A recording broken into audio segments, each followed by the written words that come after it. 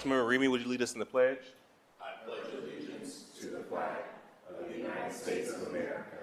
And to the republic for which it stands, one nation, under God, indivisible, with liberty and justice for all.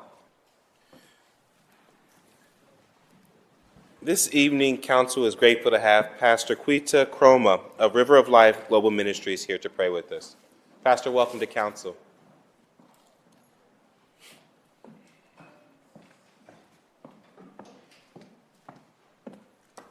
Good evening, President of the Council, member of the Council. It's an honor. I would like, before I read, to read you a quick scripture from Proverbs chapter 16, verse 3. It says, "Commit thy works unto the Lord, and thy thought shall be established."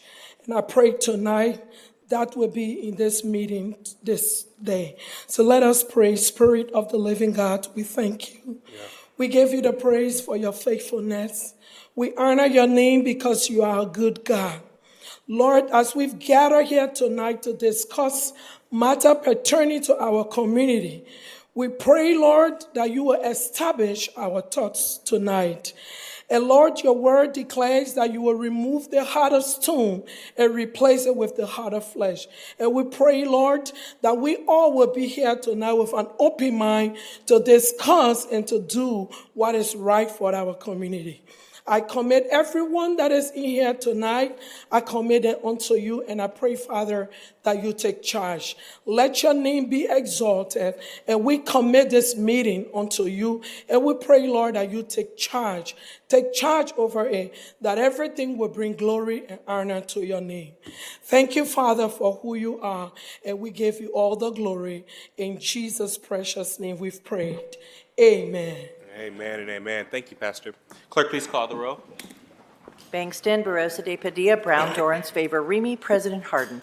Any person who takes any actions to obstruct or interfere with the conduct of tonight's meeting may be charged with disturbing a lawful meeting pursuant to Columbus City Code 2317.12. Any person who enters those areas of City Council chambers reserved for city officials or invited guests may be charged with criminal trespass pursuant to Columbus City Code 2311.21. Can I get a motion to dispense with the reading of the journal? Clerk, please call the roll. Bangston, Barosa de Padilla, Brown, Dorrance, favor Remy, President Harden.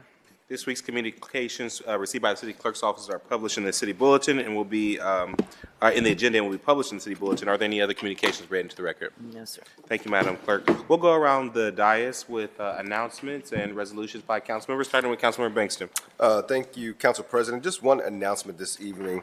I just wanted to take a chance to thank all of those in the small business community for their interest and engagement in the first phase of the Downtown Ground Floor Growth Initiative. We are really excited, and the deadline was last Thursday, and proud to say that we received 136 applications from minority and women-owned businesses. So our office is really excited about the overwhelming interest in this particular program. Over the next few weeks, my office, in partnership with our small business team in the Department of Development and also our program partners, will work through these applications to select a group of businesses that will advance to the second round of applications. Please reach out to my office via my legislative aide, J.P. Dorval, at J.P. Dorval, D-O-R-V-A-L, at columbus.gov if you have any questions regarding the Downtown Growth Initiative. But really excited to be able to start to see our ground floor of Gay and High Street populated with diverse businesses. And again, want to thank Director Stevens and all the folks in development for their hard work on this. That's all I have. Thank you, sir. Councilmember Barosa de Padilla. Thank you, Council President. I have 3 announcements. They're a little long, bear with me, but they're going to be good and fun and amazing. So first, fueled by the spirit and creativity of our residents, 614 Beautiful is an initiative that creates beautiful spaces in every corner of Columbus. Projects are granted $15,000, and the program is open to all residents and organizations of Columbus. This cycle, we funded 9 that have a projected start in 2024. So I'm very excited to announce who the awardees are. We've announced it on social media, but I wanted to take the time today to congratulate these folks. So first in North Linden, Nature's Grace Storybook Trail at Mays Manor United Methodist Church. It'll create greenways in the North Linden community, illuminated passages in the Near East Side. So it's a lighted installation to transform underutilized railway underpasses in a community connector. Salem Garland Collaborative, a new community gathering and education space led by Northland Community House. West Broad Street Unification Project. It's a proposal from the Hilltop Rise unifying 2 Hilltop neighborhoods through murals and a biking infrastructure. You can see some of the pictures up on the screen.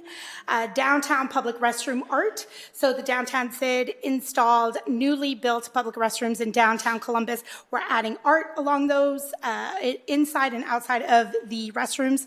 The West Broad Street mural. It's a mural proposal from the Buckeye Ranch inspiring the imagination of local youth and the Hilltop community. This is our CCS, a proposal from Columbus City Schools that celebrates the legacy and pride of academic institutions in 20 Columbus communities. So this will be banners in those areas where we have Columbus City Schools.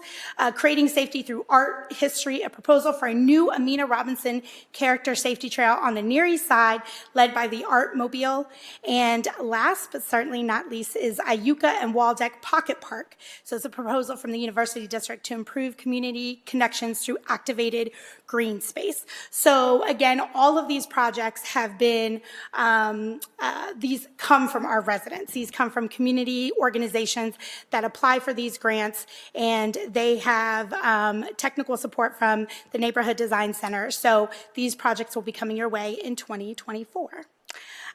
Next, as I'm speaking, we have some special guests so they can start making their way down to the podium. But this past October, I sponsored the first Girls Will Summit organized by Aaron Pink and ICE Mentors in celebration of the International Day of the Girl in partnership with the Women's Caucus here at City Council. The Girls Will Summit was hosted at the Columbus Preparatory School for Girls with the goal of empowering girls and moving them to action through policy. Throughout the day, interactive activities help the girls from grades 6 through 8 identify issues that they face in and out of school and how to address them. The summit concluded with a policy pitch where the students shared their policy ideas with a panel of community leaders. You can see some of the pictures on the screen. The policies range from the need for mental health resources for girls, the adultification of Black girls, social media safeguards for young people, and the need for cultural competency of police when dealing with sexual abuse cases. All of these ideas came from the girls themselves in conversations throughout the day. It was truly an inspirational and enlightening summit, and I was so proud of the young people who presented. And today with us, we have representatives from the winning. They're all winners. All of the proposals, it was so hard to choose. But the winning proposal we made a promise that they would come down to City Council and introduce this panel to their ideas. So the projects, remember, are both policies inside of the school and outside of the school that affect their lives. So today we have with us representatives from both Aaron Pink and the incredible principal at CPSG, Principal Tucker.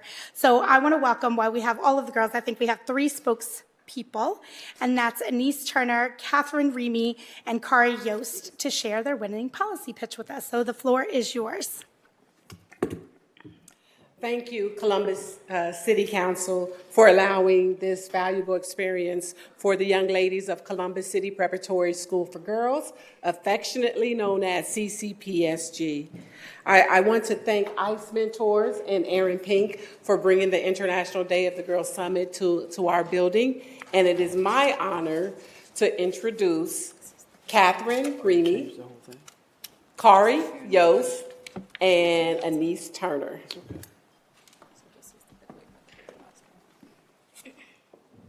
Good evening, City Council members. I am Anise Turner at the Girls Will Summit for International Day of the Girls. We engage in 3 workshops designed to empower and amplify our voices. The sessions focused on the influence of social media, explored the various impacts it has, and sparked discussions on the inequalities girls encounter. We also explore strategies for affirming ourselves and overcoming barriers to achieve our personal best. As a culmination of the summit, we practice over organizational strategic thinking and collaborative skills to develop policies. These policies are intended to raise awareness and offer solutions to the challenges that girls are currently confronting. The summit provided a platform for us to not only learn but also actively contribute to shaping a more empowering future for girls. Good evening, City Council members. My name is Kari Yost. Personally, the summit was invaluable as it not only imparted knowledge but also provided a platform for active participation and a space for us to learn and be heard. Learning how to contribute to shaping a more empowering future for girls left a lasting impact on me, reinforcing the importance of advocacy and collective efforts for positive change. My favorite part of the summit was hearing all of the girls' opinions while making the posters and working together to come up with a topic.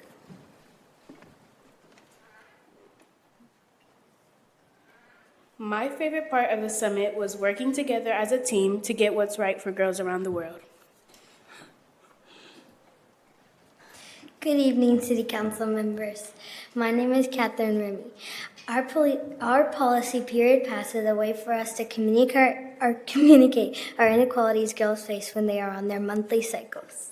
First, like the fact the dispensers in the bathrooms are not filled with the products we need. That's an easy fix by making sure the dispensers are properly stocked on a daily basis when the janitors clean the bathrooms.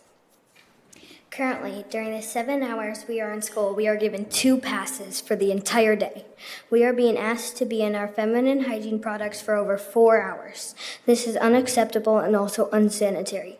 The period pass policy would allow us 4 passes per day to take care of ourselves. Taking action on the policy would be the first step to have a positive impact on girls around the world. Thank you for partnering with Columbus City Preparatory School for Girls and Aaron Pink Empowerment to provide this opportunity for us at Columbus City Preparatory School for Girls.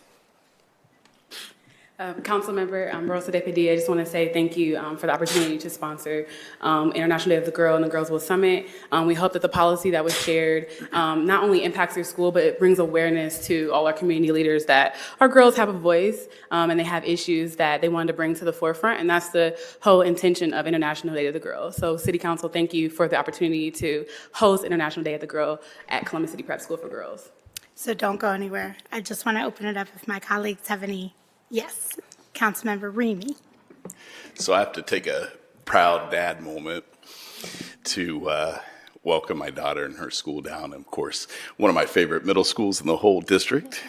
Thank you, Ms. Tucker and Aaron, for the work that you do. And we did not plan this. No. This was selected, and I just said, my daughter's on that team. But congratulations and thank you for bringing this to light. It is a worthy cause and something that needs to be fought for. So we appreciate your advocacy and doing these things, bringing this to light for the rest of the city of Columbus. So thank you so much.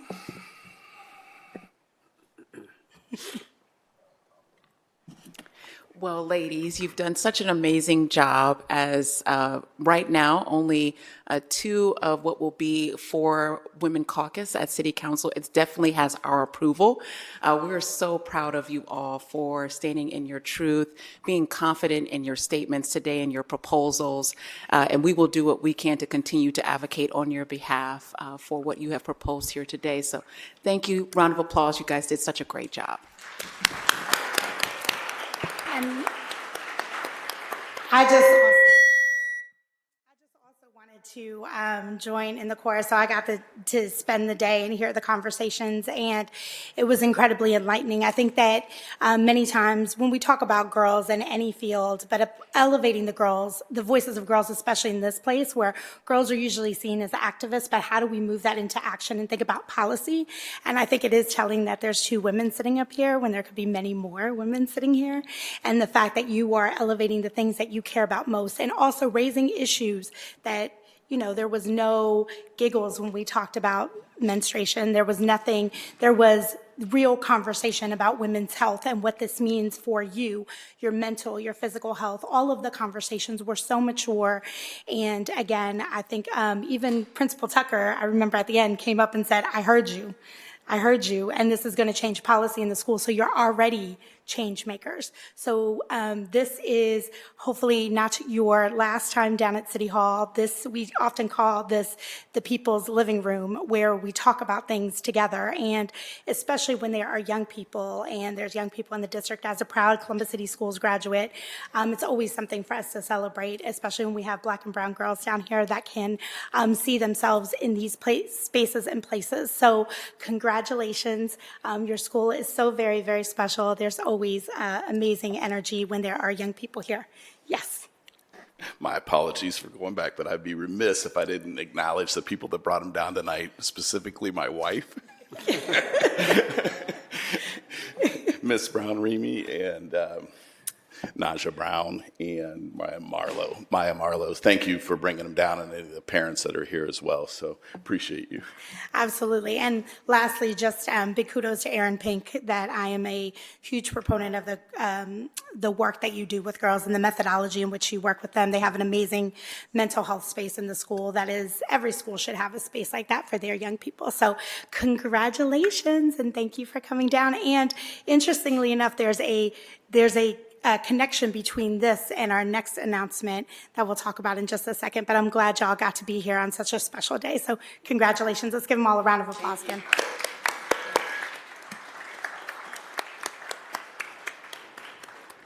So I'll do a little outfit change for this one. And I'll have my colleagues join me.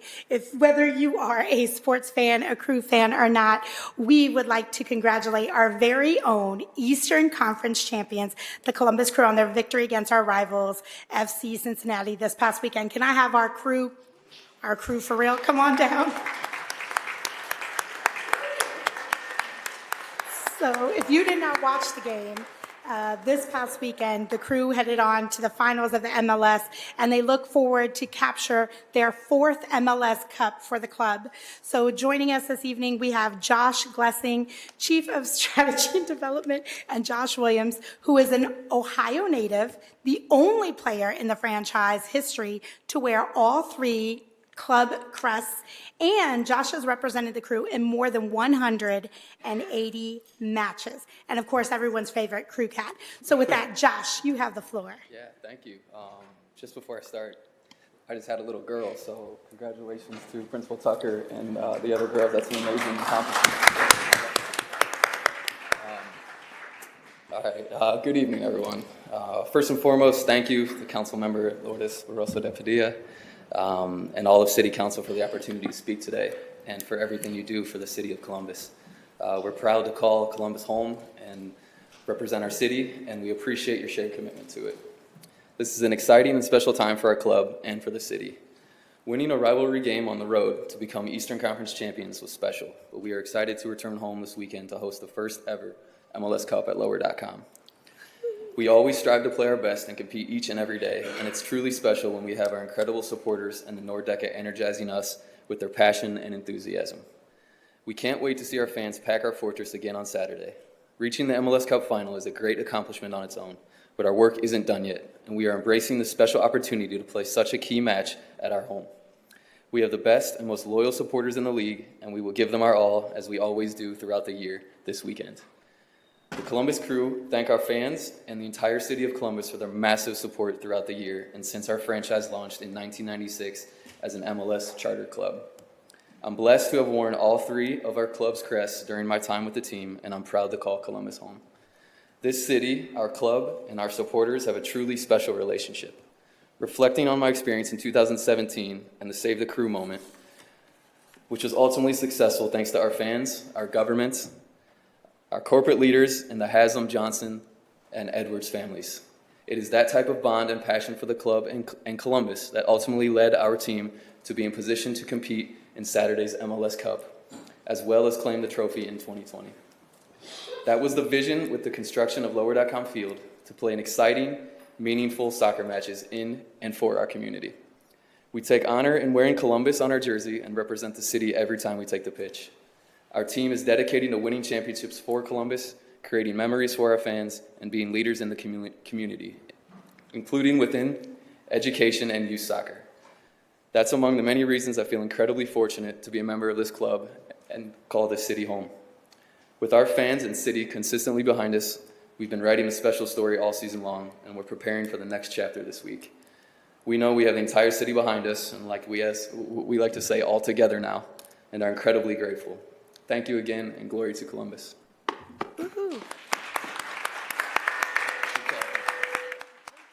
And Josh, I was saying congratulations because also the crew just built a pitch at the Columbus Preparatory School. I was there for it. Amazing. And as the mom of two soccer players, both girls, the crew also has a special place in my heart. But also, in addition to a championship game, we also have another special event coming up next year. Right. Do you want to talk about what's happening next year for those that may not know? We were selected to host the 2024 All-Star Game. So I remember big moment. We've hosted it before in the last stadium, so it'll be cool to kind of hopefully win the trophy this weekend and then kind of carry that excitement over to next year. That's awesome. And I know that you actually mentioned this, but I think this was also why this was important for me to have you all come down here, because you talked about in 2017, we made an investment in the crew, and talking about the investment that the crew is making back in the city, both what the crew does, but also because of the fans that come in for things like the MLS championship game, the All-Star game. Director Stevens, can you just talk for just a second about what that economic impact can look like for the city? Don't go anywhere, because my colleagues have anything. Thank you, Councilmember Barosa de Padilla. I think it's fair to say that the economic impact is massive. I think that's to keep with the theme. This community rallied around the crew in 2017, and the leadership of council and the mayor, working with our community leaders, saved this team. And having the ability to have bonus soccer, our football, on the pitch going this coming weekend for more people, jobs, and the economic impact will continue to have a significant contribution to the city of Columbus. And as it gets everyone ready for the All-Star game in the summer, we're going to continue to see that impact, and it's going to reach all our communities and all our residents, and they're going to benefit from that. So I'm looking forward to Saturday and talking about this next Monday when we have a championship. That's awesome. Do my colleagues have any other? Just go crew. Go crew. We're so proud of you guys. You guys are a hometown team. This story is a story of folks counting us out a few years ago and us fighting back, doing what we have to do. Even earlier in this season, I don't think that some folks thought that we would be here where we are right now. And so we're just so proud. You can feel the energy out there in the community in every side of town. That's what another thing I love about the crew, the soccer. Really, it touches everybody. Every part of our community is our fans and support it, play, and as it continues to grow in America, this sport, I really do believe, has the opportunity to unite so many different types of people. And so just really excited about Saturday. You said you'll come back when we win the cup, and just go crew. Thank you very much. Appreciate it. Thank you. That's guys. awesome. Thank you all so much. Vamos Columbus.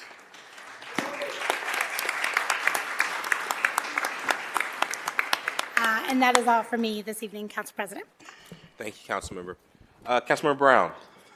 Thank you, Council President. This evening, I do have a brief announcement and one resolution. I would like to acknowledge the youth of the Recreation and Parks City Leaders Program who came down to City Hall and joined us here at Council Chambers. I don't know if they're still here, if they left, but they had an opportunity, the young leaders coming into the city of Columbus through our Recreation and Parks program. I'm very, very proud of them, Director, and appreciate you having them come down this evening. Also, if I could, I'd like to have Mr. David Weaver and Mr. David Nye come down to the podium, please, to welcome the 14th Chinese School Association in the United States National Convention to Columbus and celebrate Chinese Culture and Language Week and the Ohio Contemporary Chinese School. Columbus proudly supports one of the largest Asian American communities in the Midwest, strengthened by a strong Chinese American community. This week, from December 8th through the 10th, Columbus will host the 14th Chinese School Association in the United States National Convention at the Hilton Polaris. The first national convention was held in Columbus in 1995, and 2023 represents a proud return to Central Ohio. The National Convention will invite nearly 500 industry leaders and experts to discuss Chinese language learning, cultural exchanges, and community engagement with a diverse range of workshops, panels, and speakers. The convention is typically held during the second week of December, a time designated as Chinese Cultural and Language Week. The City of Columbus Council is proud to support our vibrant Chinese community and welcomes the 14th CSA-USA National Convention of Columbus, celebrates Chinese Culture and Language Week and the Ohio Contemporary Chinese School. Mr. Weaver and Mr. Nye, the floor is yours. Thank you very much. Thank you very much, Councilmember Brown, for sponsoring this resolution. Thank you, President Hardin and members of the council, for welcoming us today. My wife is a Chinese immigrant, came here in 1995, has been teaching at Ohio Contemporary Chinese School for many years. And as I know, I don't have to tell any of you, the Chinese American community here in Columbus is very vibrant. And one of the reasons why is because of the gentleman who's standing next to me, David Ni, who himself is an immigrant from China and has held many positions, including being the Dean of Ohio Contemporary Chinese School, and is, for this week, one of the primary organizers of the convention that is taking place this weekend at the Polaris Hilton. So without further ado, I would like to welcome my colleague and my friend, David Ni. Thank you. Thank you, Columbus City Council, and thank you, Council Member Brown, for sponsoring this resolution. I'm very excited and feel honored to receive this resolution. So my name is David Ni, and I'm the president of Chinese School Association in the United States. And our association, the purpose of our association is to serve the heritage language education of the Chinese heritage language education as well as Asia community. We about to provide support and service for 400 member schools nationwide, and including 10,000 teachers and 100,000 students all over the United States. And this year, this convention is very special for us because it marks the first return to the Columbus since 1995. We had the first national convention at Ohio State University. And this one is we call national convention, but it's more special is this year. It's more than national. It's actually become international convention, international conference, because we have people from United Kingdom, people from Portugal, people from Japan, and also from Indonesia. And they are very excited to visit this city, Columbus. It's a very dynamic city. So I'm very excited for myself, for my association, also for the place I'm living, Columbus. I think that's a very dynamic city, and all attendings, they are looking forward to visit the Columbus. So thank you again, and I wish everybody here have a joyful holiday season. If there are no comments from my colleagues, I move for adoption. Clerk, please call the roll. Bangston, Barosa de Padilla, Brown, Dorans, favor, Remy, President Hardin. Thank you. Adopted.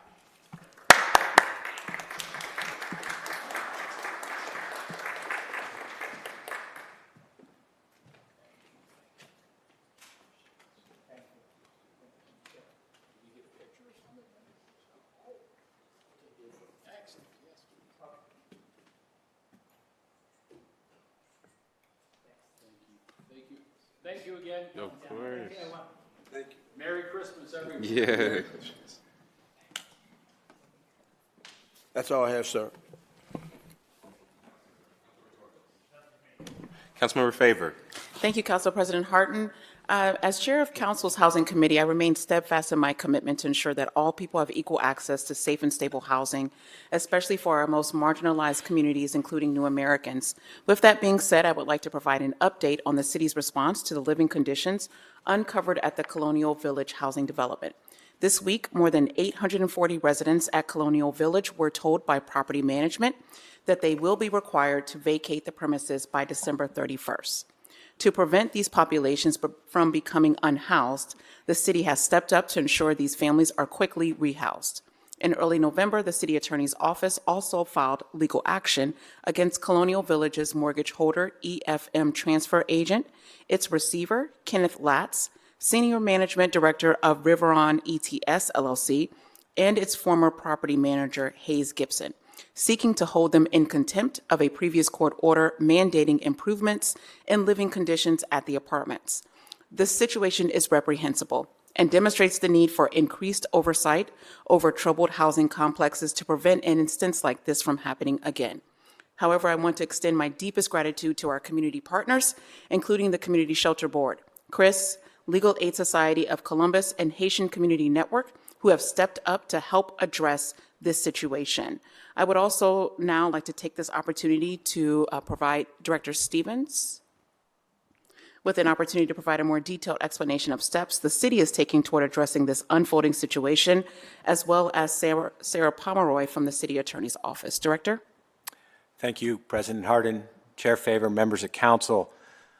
City of Columbus has been working a plan to assist these individuals who've been impacted by what's been going on at Colonial Village. Our partners in this, as Chair Favor, as you've mentioned, include Legal Aid, CHRIS, the Haitian Community Network, Franklin County Emergency Management, and Community Shelter Board. And the first part of the plan was to ensure that the families had access to much-needed services, including legal representation for housing and immigration issues, food security, health assessments, and education. We held 2 resource fairs on November 16th and 17th, providing immunizations, signing up families for WIC and SNAP benefits, enrolling children in school, and distributing car seats and cribs, as well as coats, blankets, and other material items. The second phase of the plan was to ensure that a safe temporary housing option was established for our most vulnerable families. Working with the Community Shelter Board, we secured hotel rooms for all families who had children under the age of 1 and were residing in units without heat. Once it became clear that the much-needed repairs to the property would not be made by the receiver, the decision was made, and once the receiver and lender made the decision to provide notice to all tenants to vacate by December 31st, the city and the Community Shelter Board scaled up the second phase, expanding the offer for temporary housing through March of 2024 to all households, with the priority placement for those who remain without heat. As of today, 112 households have been relocated from the property. The final step in our plan is to connect as many families as possible with long-term housing stability and empower them with the tools they need to thrive in Columbus. This is being accomplished by removing them from the environment that was unsafe and unsanitary, where they are taken advantage of, and placing them in a safe space where they can focus on getting documentation needed to access employment and housing. In addition to the work of Legal Aid and CHRIS on the legal service side, we are working with R.H. Brown and Associates to work on connecting residents with apartments that meet their needs. I'd be happy to answer any questions. Thank you, Director Stevens. Are there any questions or comments for Director Stevens by my colleagues? Sarah Pomeroy, I will turn it over to you. Thank you so much, Chair Favor. And Council President Hardin, thank you for having me. This, as you mentioned, the city filed an additional motion to add the current receiver, as well as Hayes Gibson Property Services, to our long-running environmental court case that has been dealing with the horrible conditions, frankly, at this property for the last few years. The property has been under the management of a receiver, and unfortunately, due to the lapse of actions taken by the property management, is one of the reasons we've reached here today. So in addition to the motion asking to add those folks to our environmental case, we have also filed an additional motion that then holds the receiver accountable for all of the relocation costs for these residents as part of the receivership. So we are dealing both in common pleas, asking to get those receivership costs, as well as seeking to hold these folks in contempt for letting it get to this situation. Both motions are pending before the court. Do not yet have court dates or updates on those, but we will be doing everything we can to hold these folks accountable. Thank you very much.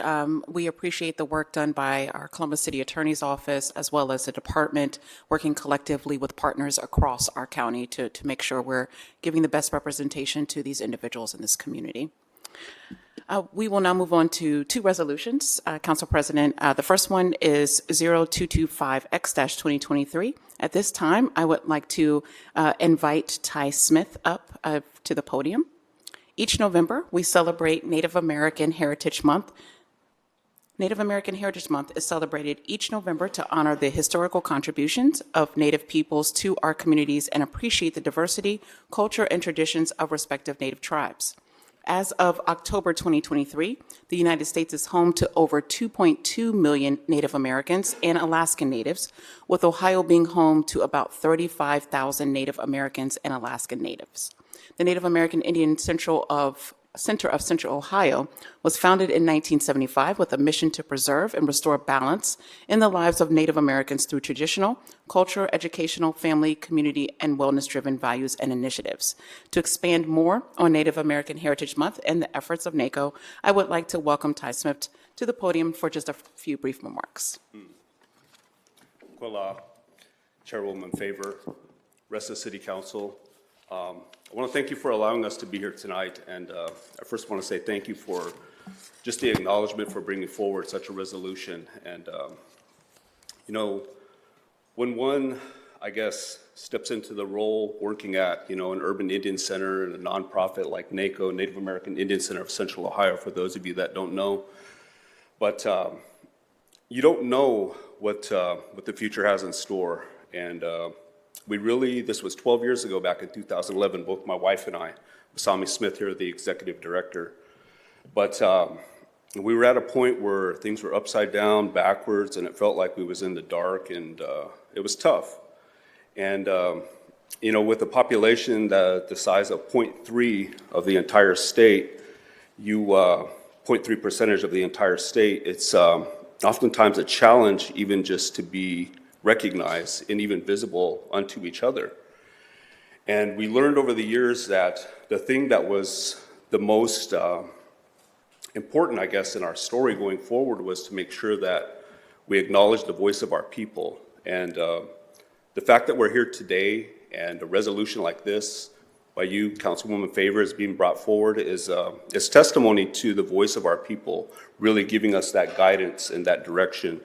And the fact that, you know, we've had accomplishments like NACO Cuisine and our initiative Land Back NACO coming forward now, you know, it's by way of their voice. So, you know, on their behalf, I certainly want to stand here with my wife as well and say thank you, Kuala, Pidamaleo, for all of you guys for, you know, just really acknowledging us. And I want to give a shout out to you, Lourdes.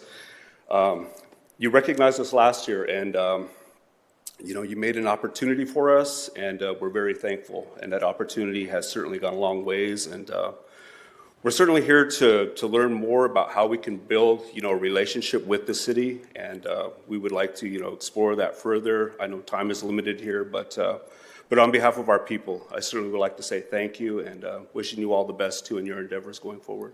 Thank you. Thank you. Are there any additional questions or comments from my colleagues at this time? Councilmember Barosa de Padilla. I would just say I felt very much a part of your community, and you welcomed us. We got to have a harvest feast together and got to see many of the traditions and helped with a program that NACO has going on. And I would just say ways that we can support is if folks go down to the Cultural Center, if folks support the food truck, it's ways that we help to pour back into a community so that you can keep traditions alive, and they are alive and well. And seeing folks coming from literally all over the country to come here to Columbus to be in community together was something very special to see. So I'm so glad that my colleague honored you and honored your people this month. And it's just a reminder for us that it doesn't matter how many numbers we have. It just matters that we see each other and that we're proximate to each other and we're in community together and celebrating one another. So thank you. Well said, Council Member. I also just want to echo those comments. And, you know, this is really about us acknowledging and seeing community. You know, I think one of the best jobs that we have is when we do have these opportunities to celebrate the diversity of our community. And so it is incredibly important that we continue to do this work and continue to create opportunities for us to build partnership beyond just celebrating moments just like these. How do we continue to do that? And so I look forward to engaging in those conversations and advancing the work that you all are doing to support your community and then the collective as a whole. So thank you for being here today. With that, I'd move for passage. Clerk, please call the row. Bangston, Barosa de Padilla, Brown, Dorans, favor, Remy, President Harden. Adopted.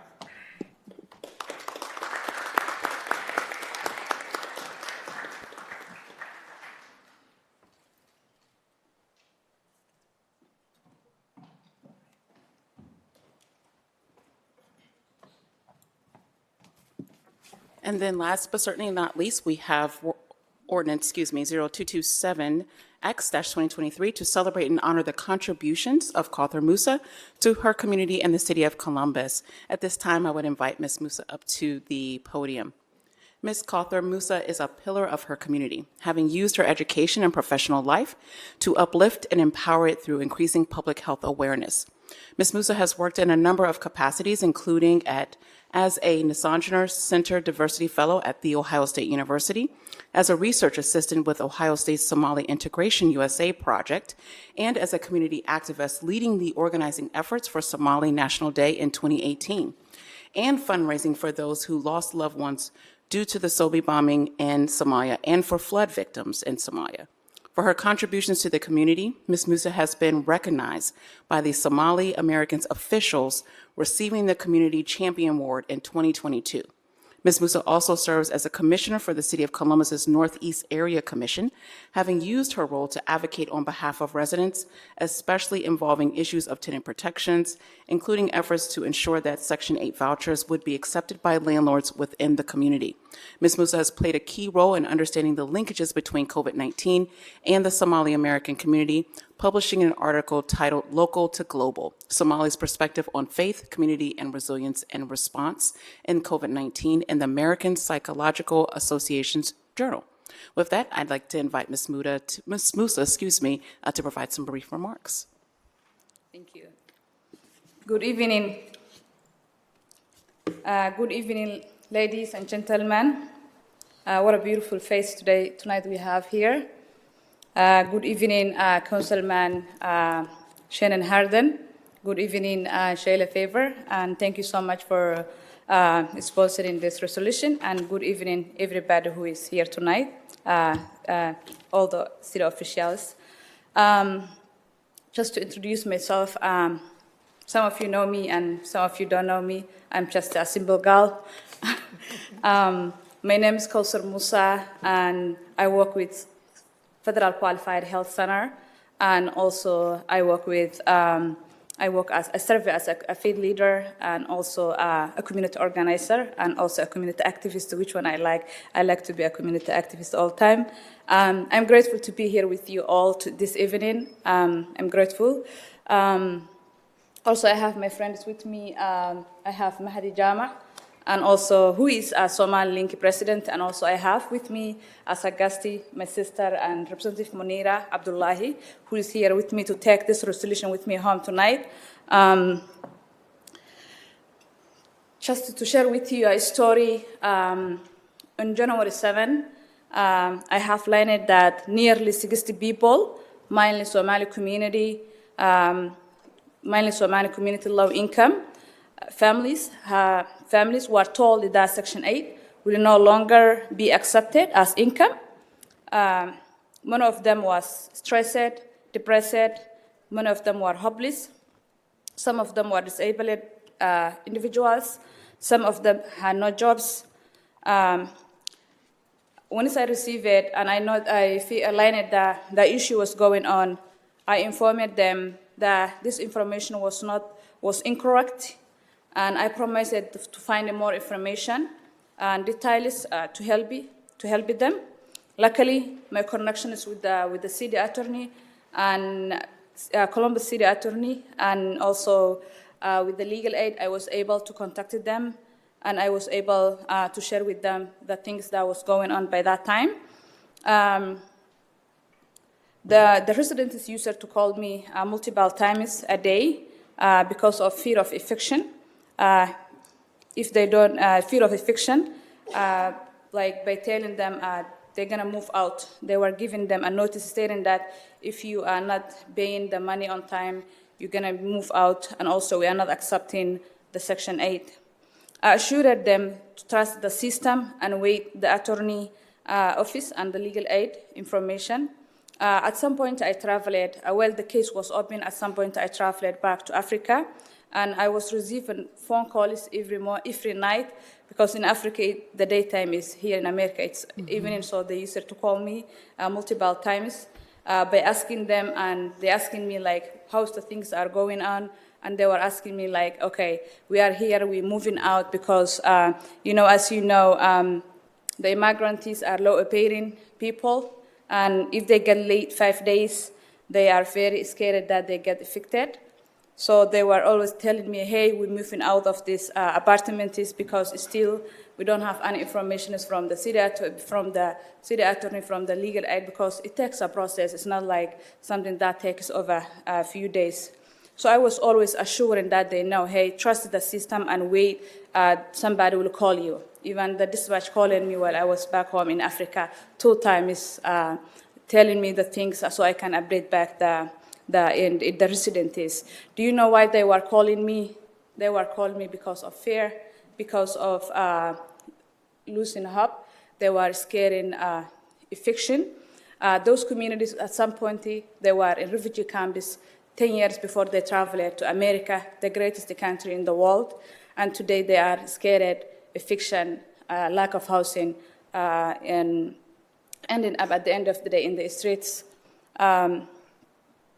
So the reason I'm here tonight is to ask you as a city officials to provide more affordable housing, more projects that provide rental assistances, and also the other things that they usually struggle, the immigrants and refugees, are transportation issues, and that's something I wanna ask you to provide those resources to the communities like refugees and immigrants. Funding for local organizations like Somalican, Somali-Link, by providing, grants to support those who cannot support themselves, like immigrants, refugees, and, those who are underserved populations. Thank you all for inviting me here, and thank you, Shayla Pfeiffer, for, giving me this resolution. Also, thank you, Munira and Mahdi, for coming with me this evening. Absolutely. Well, before we do claps, getting ahead of us there, sir. Let me open it up to my colleagues to make any remarks they have. Yes. Councilmember Thanks. Pinkston. I just want to say thank you to my commissioner, because she's on the Northeast Area Commission, and I'm a proud resident of the Northeast Area Commission. So just want to, again, thank you for all the work that you do. We were literally just together yesterday celebrating the opening of Bokaro Market, which is a Somali-owned grocery store off of 161, and that's just another symbol of how you show up in this community, show up for your community. And so I just want to thank you for everything that you're doing. And I said it yesterday, and I say it again today, that we are a strong community because of our Somali brothers and sisters, and we are a strong community because of our diversity. That is what makes Columbus strong. And so thank you for your advocacy, and thank you for continue to lend that voice, because for many of us, we don't have that lived experience. And it takes advocates, and it takes folks that have that lived experience and have the ability to advocate on behalf of their people. That is how we get change done. So thank you so much for all that you do, and thank you, Mr. President, thank you, Madam Representative, as well. Yes, thank you so much. And advocating to the very end. So we appreciate all the work that you're doing to represent your community and to continue to advocate on their behalf every single day. With that, I would move for passage. Clerk, please call the roll. Bangston, Barosa de Padilla, Brown, Dorrance, favor Remy, President Harden. Adopted. Thank you. Thank you all.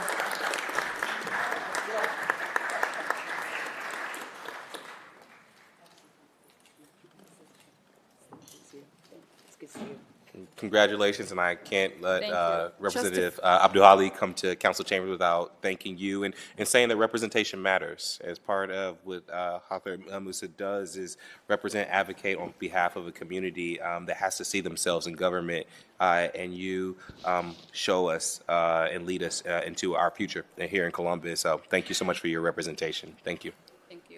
Just for the record, I stepped out the area commission just a few weeks ago, so thank you so much. Just for the record, I'm correcting that. Thank you all. Thank you, and that's all I have, Council President Harden.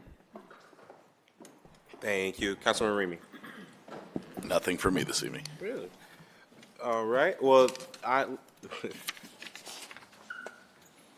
just wanted to acknowledge and again thank you to Ms. Musa for advocating just now for more affordable housing. Councilmember Favor and I, right before council meeting started, just wrapped up another hearing on our affordable housing strategy. And so we just appreciate everyone's continued engagement as we look into passing wholesaling regulation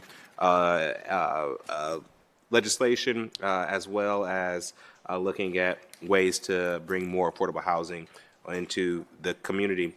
The only other thing that I would say is Happy Founders Day to the brothers of Alpha Phi Alpha Fraternity Incorporated. 117 years of serving this community. So I wish I could be with the brothers as they celebrate tonight and recognize the contributions that this amazing, the first Black fraternity has provided to this country, but even more so to this community. I'm just really grateful to be a part of this brotherhood. So it's been a good night for Black and Gold and Old Gold and Black. So I am representing my fraternity all evening. And shout out to the administration who is lighting this building, Old Gold and Black, tonight in honor of our fraternity. With that, are there any comments from City Attorney's Office? I do want to recognize that we have Councilmember-elects in the audience tonight. I see Councilmember-elect Nancy Day Alkire here and Councilmember-elect Chris Weiss, who is here as well. So welcome to Councilmember-elect. Are there any requests by members of council for the removal of an ordinance or resolution from tonight's agenda? Seeing none, may we now have a motion to waive reading of the titles of third-day legislation by the city clerk? Clerk, please call the roll. Bangston, Barosa de Padilla, Brown, Dorans, favor, Remy, President Harden. Will the clerk now read into the record the ordinance numbers of third-day legislation on tonight's agenda for first reading? Economic Development Committee, Resolution 217X-2023, ordinances 2602, 2614, 3081, 3244, 3246, 3247, 3311, 3367, 3369, 3370, 3371, 3372, 3405, 3406, 3407, 3408-2023. Technology Committee, Ordinance 3135-2023. Public Service and Transportation Committee, Resolution 223X-2023, ordinances 3146, 3167, 3169, 3175, 3181, 3211-2023. Recreation and Parks Committee, ordinances 3112, 3186, 3188, 3190, 3191, 3192, 3193-2023. Education Committee, ordinances 2876, 3090, 3389-2023. Public Utilities Committee, ordinances 2695, 3128, 3163, 3200, 3222, 3237, 3255, 3300-2023. Workforce Development Committee, Ordinance 3446-2023. Building and Zoning Policy Committee, Ordinances 3274 and 3276-2023. Housing Committee, Ordinances 3284, 3295, 3321, 3322, 3382-2023. Health and Human Services Committee, Ordinances 3179 and 3260-2023. Public Safety Committee, Ordinance 3253-2023. Finance Committee, Ordinances 3115, 3226, 3379, 3394-2023. Rules and Reference Committee, Ordinances 2700 and 3380, 2800, 3201, 3116, 3447, 3448, 3449, 1374, 3449-2023, and 1374-2022. Zoning Committee, ordinances 3373, 3393, 3423, 3426, 3436, 30, that's 2023, 3308-2022. Variances, ordinances 3350, 3390, 3398, 3401, 3410, 3416, 3429, 3435, 3437-2023, and ordinance 3309-2022. Thank you, Madam Clerk. We have one speaker on first readings, Devin Jacobs, speaking against ordinance 3435. Let the record reflect that we called for Mr. Jacobs. The following ordinances appear, and I see that they have other speakers on the first reading portion of the agenda. I understand that these folks will speak now during second reading as we'll move. Okay. The following orders appear on our agenda as consent action. Will the clerk now read those into the record? Resolutions of expression 230X-2023, Economic Development Committee, ordinances 3162, 3166, 3168, 3374, 3384, 3428-2023, Technology Committee, ordinance 3078-2023, Public Service and Transportation Committee, ordinances 2922, 3085, 3103, 3117, 3150, 3183, 3215, 3219, 3221, 3241, 3264, 3354, 3355, 3356, 3403-2023, Neighborhoods and Immigrant, Refugee, and Migrant Affairs Committee, ordinances 3445 and 3474-2023, Recreation and Parks Committee, ordinances 3034, 3036, 3091, 3094, 3185, 3187, 3189-2023. Public Utilities Committee, ordinances 2866, 2934, 2981, 2984, 2985, 2986, 2987, 3048, 3098, 3099, 3100, 3111, 3157, 3195, 3223, 3303, 3328-2023, Building and Zoning Policy Committee, Ordinance 3213-2023, Housing Committee, Ordinances 3182, 3212, 3220, 3257, 3285, 3378, 3381-2023, Criminal Justice and Judiciary Committee, ordinances 2749, 3122, 3161, 3366-2023, Health and Human Services Committee, ordinances 3031, 3065, 3154, 3293, 3301, 3360, and 3399-2023,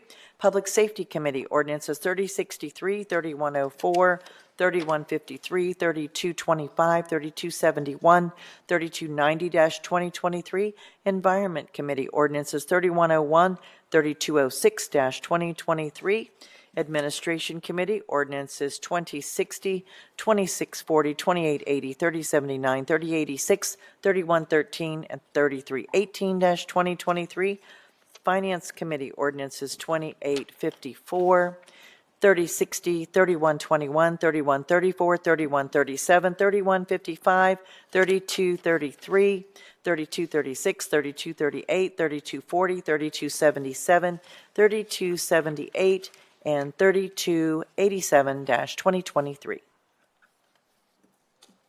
Thank you, Madam Clerk. We have one speaker on the consent portion of the agenda, Mr. Nate Wilkins.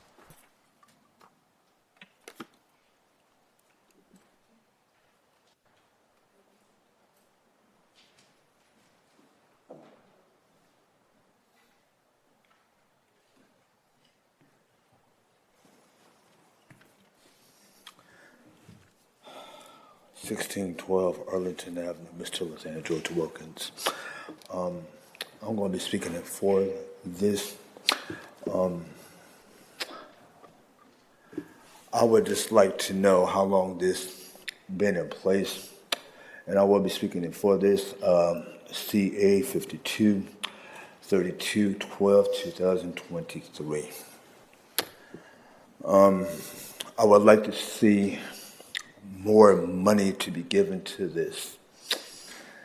I would like to see this money be idolized for 28 and a half years, $9.7 million, up to $875 million for the next 26 and a half years.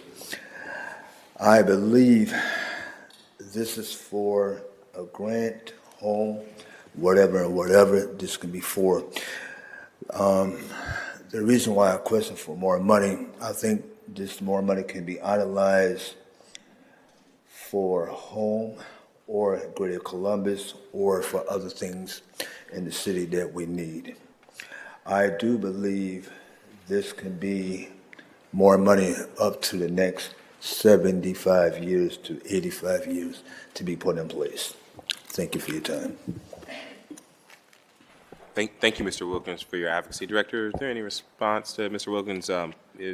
He's always advocating for more affordable housing, which we're grateful for. Thank you, President Hardin. So this funding goes to support our community development collaborative, which provides administration funds and to support our community housing development organizations, or CHODAs, who are in our neighborhoods building more affordable housing. This is an additional $30,000 to that organization for that support. Thank you, sir. Are there any questions or comments on the consent portion of the agenda? Hearing none, may I have a motion to approve?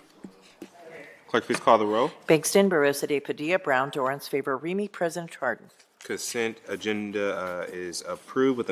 We'll now proceed with the second reading of 30-day postponed and emergency legislation. The first committee to come before council is the Technology Committee, chaired by Councilmember Bangston. Councilmember, the floor is yours. Thank you, Council President Harden. Tonight in the Technology Committee, for second reading, we have Ordinance 3089-2023 to authorize the Director of the Department of Technology to enter into a subrecipient agreement, not-for-profit service contract with the Franklin County Education Service Center, and to authorize the expenditure of up to $15,750,443 from the Recovery Fund.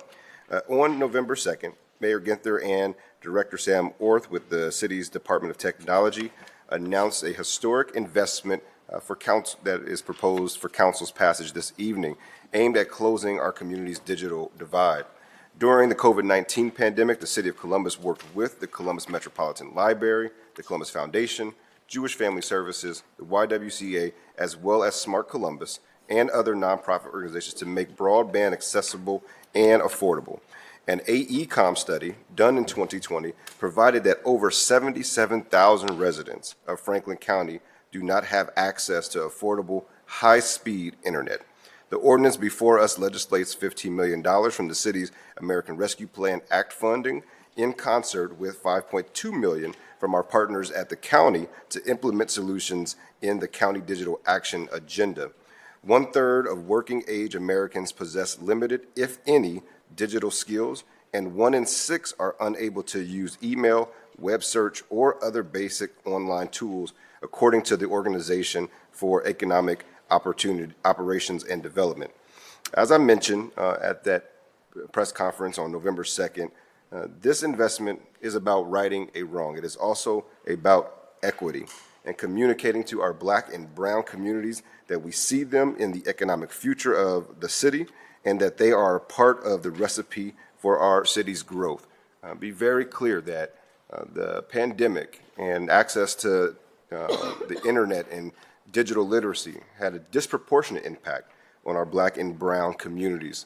And additionally, this will also ensure that our seniors, which are some of our most vulnerable residents, are not left behind in this growing digital age.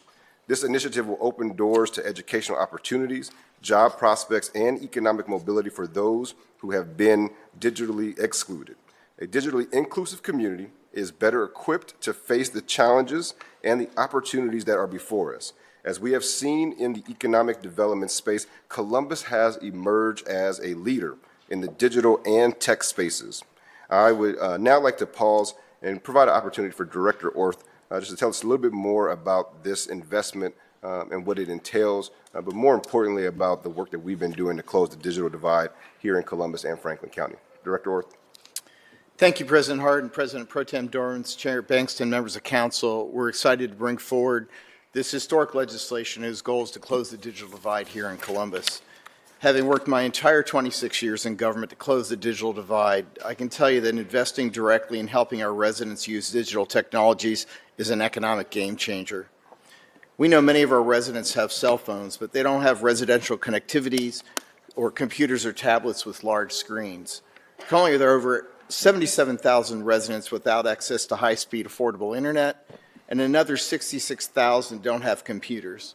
Can you imagine trying to apply for a job or write a term paper using public Wi-Fi at a fast food restaurant using one of these? Pretty difficult, right? It'd be so much easier with a large screen device and high-speed affordable internet at home like many of us have. It's pretty hard to participate in a digital economy if you don't have the tools.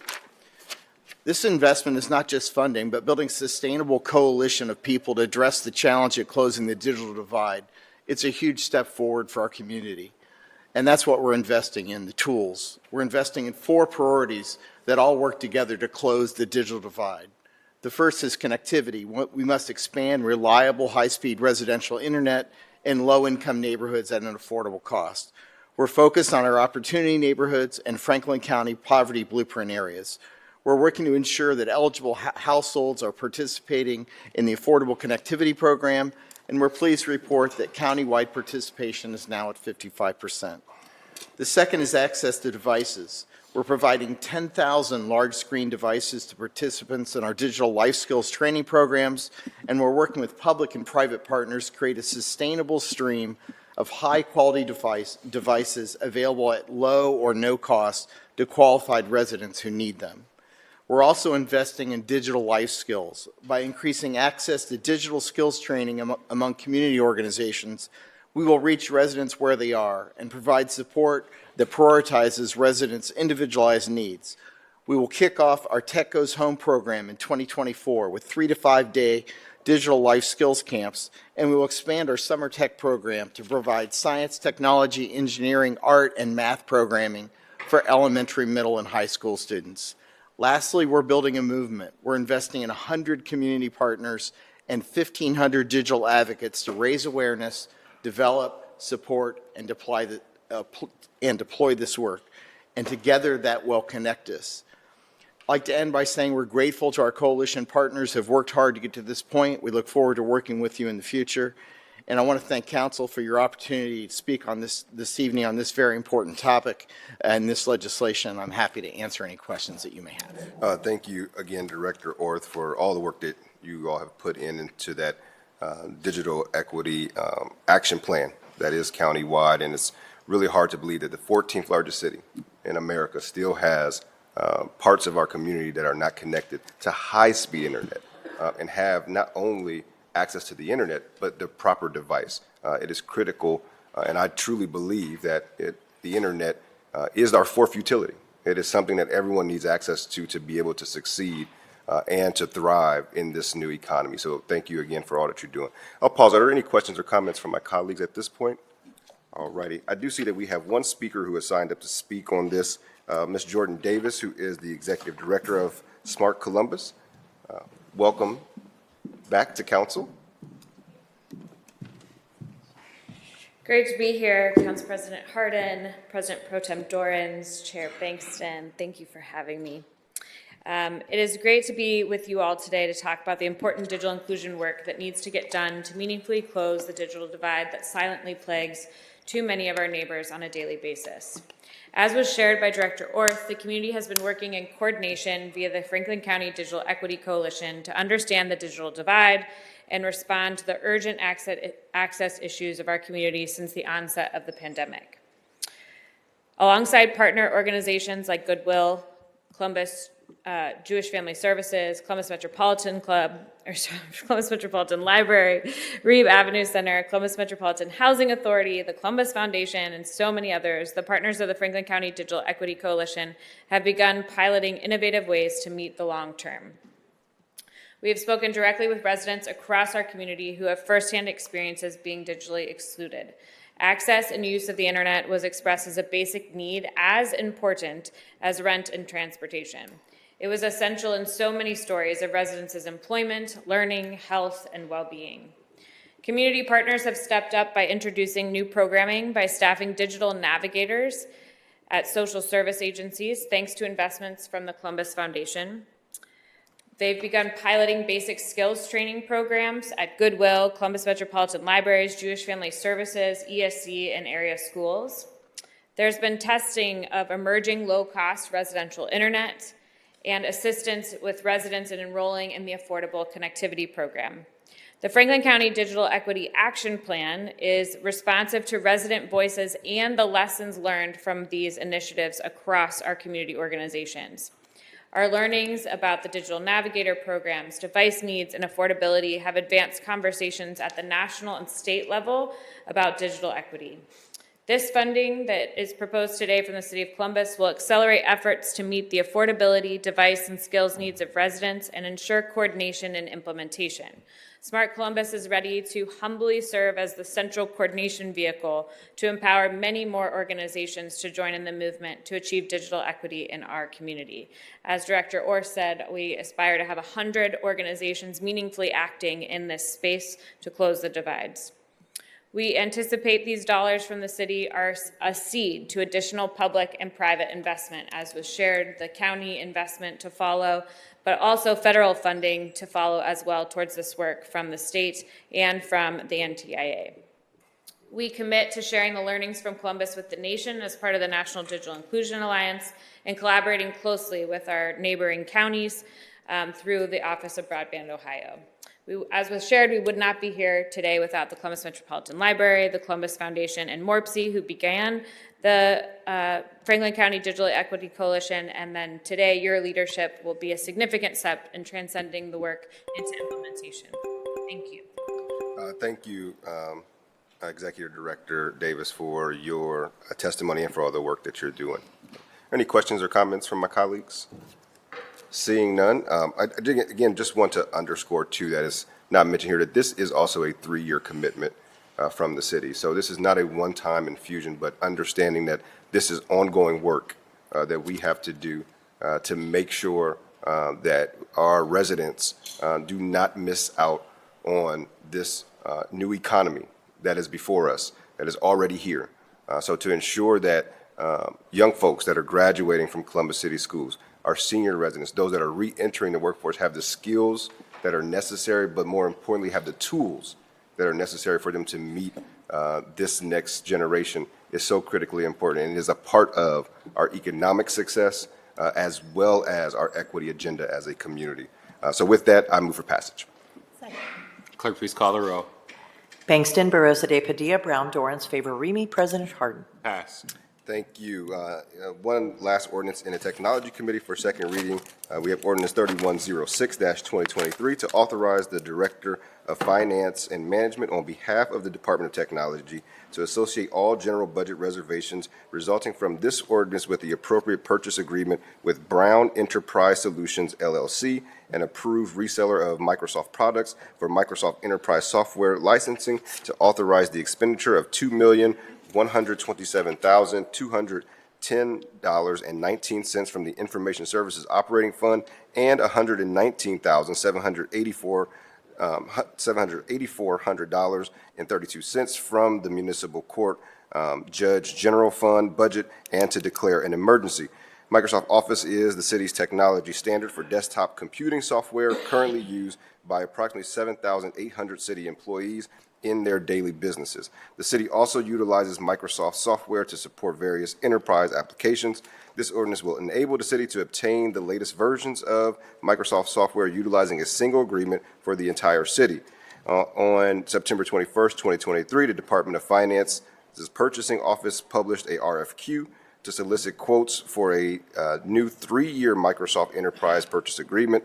3 submissions were received: Brown Enterprise Solutions, Dell Technologies, and GovConnect. The purchasing office recommended that the purchase agreement be awarded to Brown Enterprise Solutions, LLC, as the overall lowest responsible, and best bidder. Emergency action is requested to expedite authorization of the established purchase order by December 22nd, 2023, and to process payment due to the new Microsoft Enterprise License contract by January 1, 2024, from the supplier at the price afforded. It's also important to mention that this contract does have MBE participation. Any questions or comments from my colleagues? Seeing none, I move for passage. Second. Clerk, please call the roll. Bangston, Barosa de Padilla, Brown, Dorans, favor Remy, President Harden. Passed. Thank you, Council President. That's all we have in my committees this evening. Thank you, Mr. Chair. I'm going to ask for a motion to recess. We have a pretty lengthy meeting, not recess, to recess this evening. So we're going to take a break now, and then we will reconvene for zoning shortly. Is there a motion to recess? Clerk, please call the roll. Bangston, Barosa de Padilla, Brown, Dorans, favor Remy, President Harden. Recess.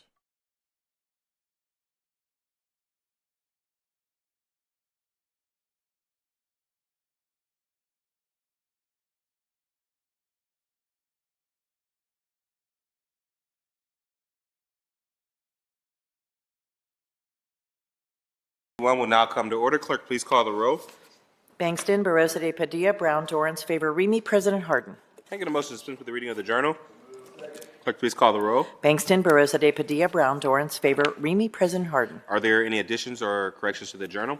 Hearing none, the journal is approved. We'll now go to the zoning committee. Council President Pro Tem Dorans chairs the committee. All members are running. Press Pro Tem, the floor is yours. Thank you, Council President. Before we begin tonight's zoning agenda, first a little bit of housekeeping. Would the clerk please read the numbers of the legislation in the zoning committee this evening that require waiver of second reading? 3329, 3331, 3332, 3336, 3342, 3273, 3275, 3326, 3327, 3333, 3337, and 3343-2023. Thank you, Clerk. I now move to waive second reading on those items read aloud.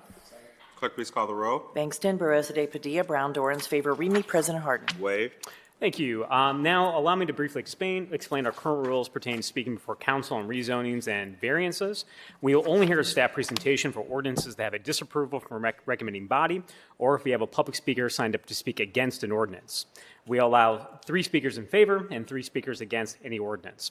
If someone who is signed up to speak on an ordinance is not present, the next person on the list will be called to fill that slot. All speakers on council variances, including city staff, area commissioners, applicants, and members of the public, will be sworn in before they give testimony.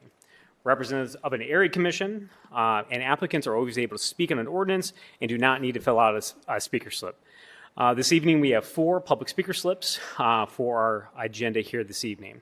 On the advice of the city attorney's office, I will now swear in city staff. Please stand and raise your right hand. And be sworn in. Do you swear or affirm the testimony you're about to give shall be the truth, nothing but the truth, as you shall answer under pains of penalty of perjury? If so, please say I do. Thank you. Please let the record reflect that Tim Dietrich from the Department of Building and Zoning Services and Dan Bleschmidt from the Department of Public Service have been sworn in. Before we move to our agenda, I do want to point out a few items for this body and the public to consider. On our agenda tonight, we'll be considering 12 total ordinances that can pave the way for building 694 new housing units across the city, many being deemed affordable. If approved, these new units would be built in different neighborhoods across the city, including Italian Village, Northland, Near East Side, Far South, Greater Southwest, Westland, Northwest, and so does Southland. Columbus City Council wanted to make it clear to everyone in our community that affordable housing is for everyone in the city, and it's truly represented here on the agenda here this evening. And while 694 units sounds like a lot, and it is for one night of legislation, that's only 3.5% of the 14,000 to 19,000 housing units we need each year simply to keep pace with the growth of Columbus. Now, with that in mind, we'll move to the legislation in tonight's committee. First, we have ordinance 3329-2023 to rezone 3200 Bryce Road, being 1.77 plus acres located in the southeast corner of Bryce Road and Refugee Road, from CPD Commercial Plan Development District to CPD Commercial Plan Development District. The site consists of one parcel developed with a vacant commercial building in the Commercial Plan Development District, which allows only retail pharmacy uses. The requested rezoning will allow existing building to be used as a child care facility or other limited C4 commercial district uses. The proposal has approval from City Staff, Development Commission, and Greater Southeast Area Commission. Do my colleagues have any questions, comments? Seeing none, I first move to amend as submitted to clerk. Clerk, please call the roll. Bangston, Barosa de Padilla, Brown, Dorans, favor Remy, President Harden. Amended. Thank you. Now I move for passage.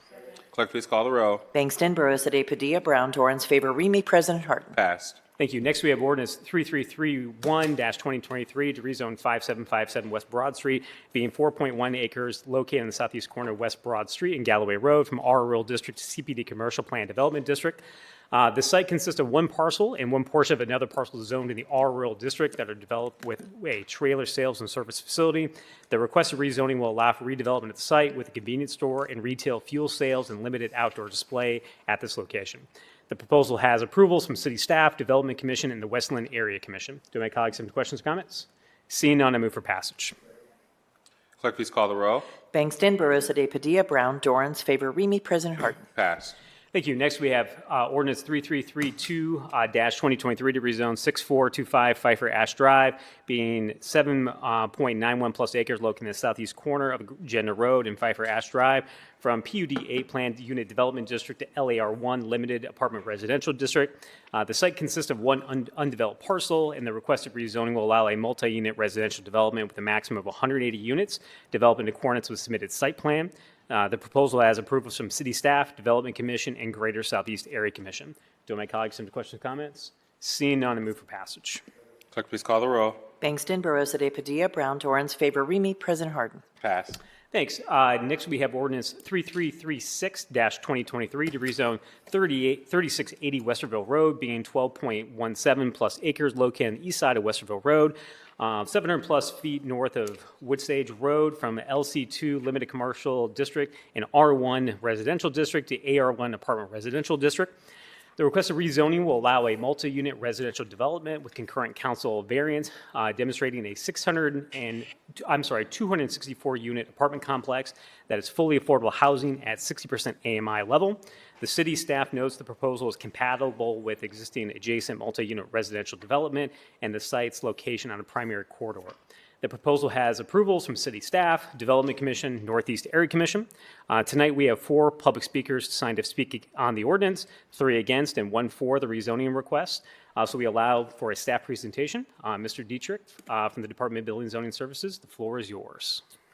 President Harden, Chair Dorans, members of council, the requested AR1 Apartment Residential District will allow multi-unit residential development with a concurrent council variance demonstrating a 264-unit apartment complex. While the proposal is not consistent with the Northeast Area Plan's land use recommendation for low-density residential, staff notes the proposal is compatible with existing adjacent multi-unit residential development. Staff also recognizes that the site's location on a primary corridor is a mitigating factor to the inconsistency with the recommended land use and supports the proposal. Concurrent CV 23-101 includes variances for reduced parking lot screening, building setback, and perimeter yard to achieve a site design that preserves natural resources, places buildings closer to the street with hidden parking, and provides open space and landscaping. And therefore, City Department's recommendation is for approval. Thank you, Mr. Dietrich. Any questions from my colleagues for the department at this time? Seeing none, I will invite Mr. David Hodge, the attorney for the applicant, to make a presentation to council.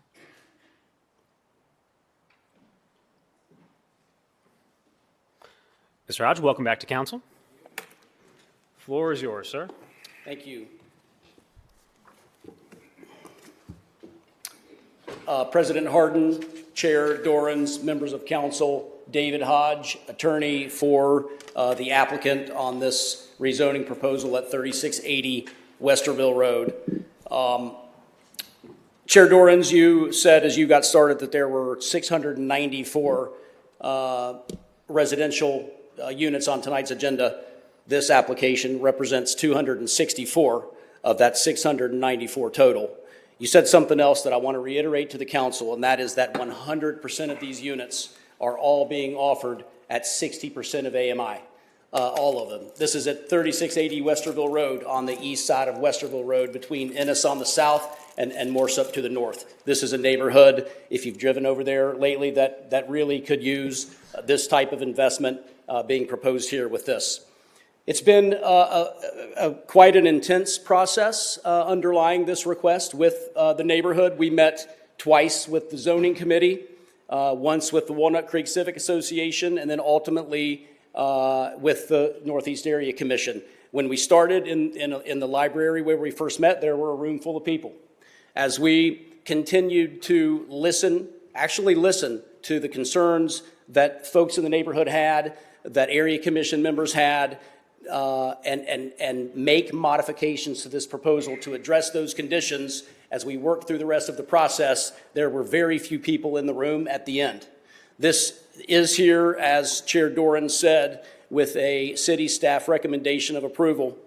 It's also here with unanimous approval from the Development Commission, but really the part of this that I'm most proud of is that it's here tonight with a 6-1 vote from the Northeast Area Commission.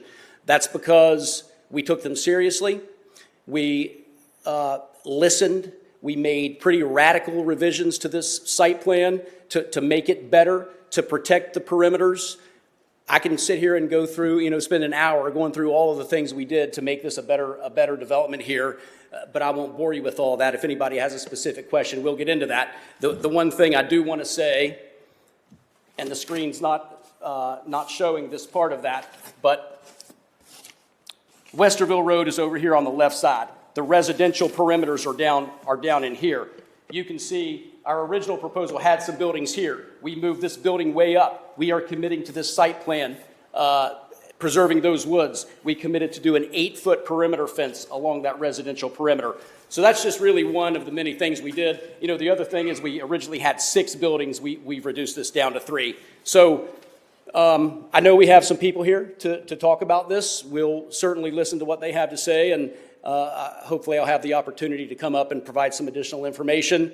But this is a great project, 264 units at 60% of AMI in a neighborhood that really could stand for this type of development.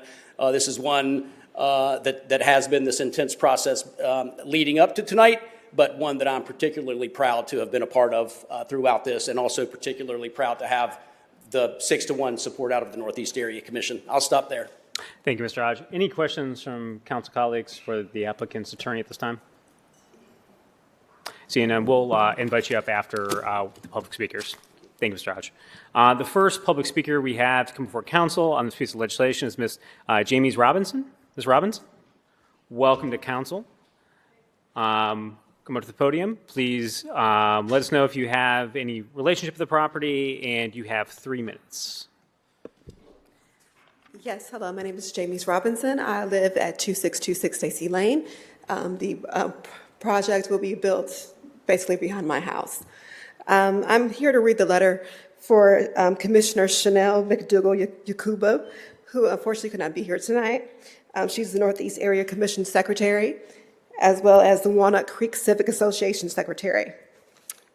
I am writing to express my strong opposition to the proposed zoning variance for the property located at 3680 Westerville Road, Columbus, Ohio, 43224. This ordinance would allow for the construction of an Elbington Capital Apartment Complex, which I believe would have a negative impact on our community.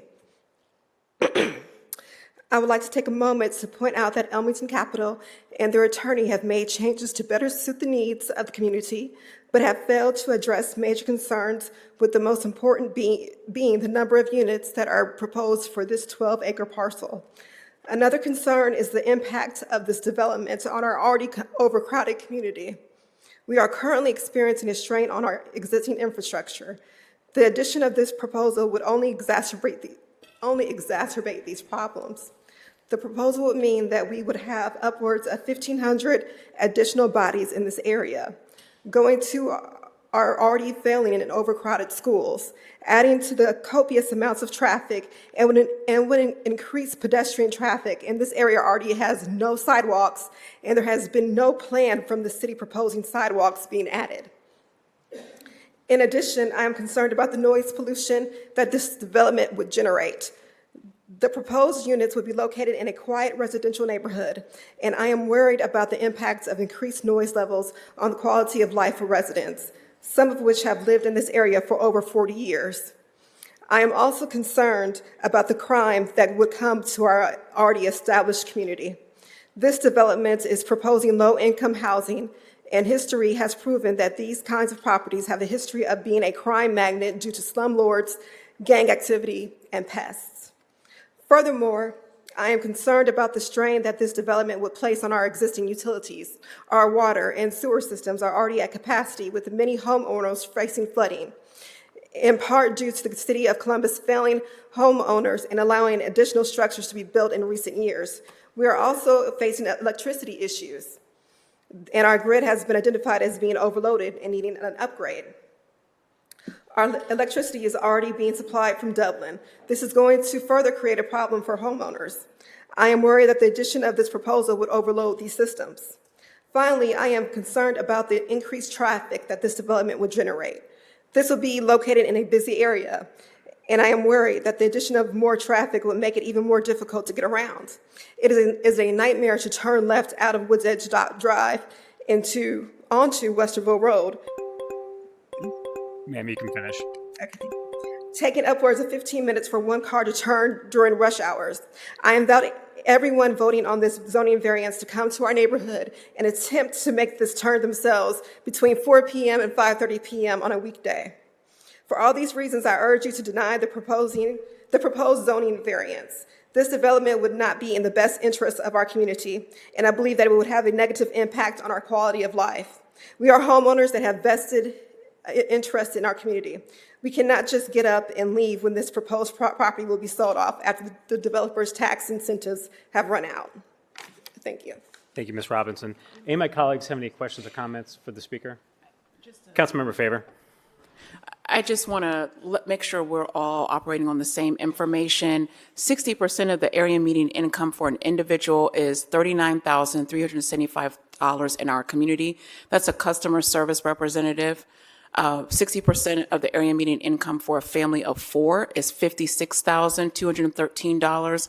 That's an electrician in Central Ohio. So I just want to make sure often when we're having conversations and we're utilizing phrases like low income and drawing connections to criminal activity, I personally like to push back on those narratives. We are talking about working class individuals that are contributing individuals in our society, and I want to make sure that we are not painting that type of picture in our community. Thank you, Councilmember. The next speaker to come before council on this piece of legislation is Ms. Mary Logan. Ms. Logan, welcome to council.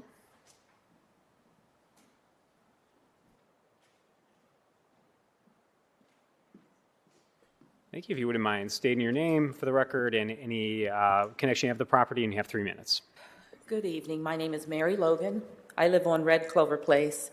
I don't really have a long, drawn-out speech. I just realized I was speaking when I got here.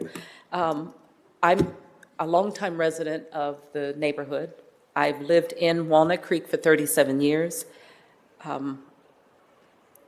I've lived on Red Clover, which actually runs adjacent right up to this property, this development.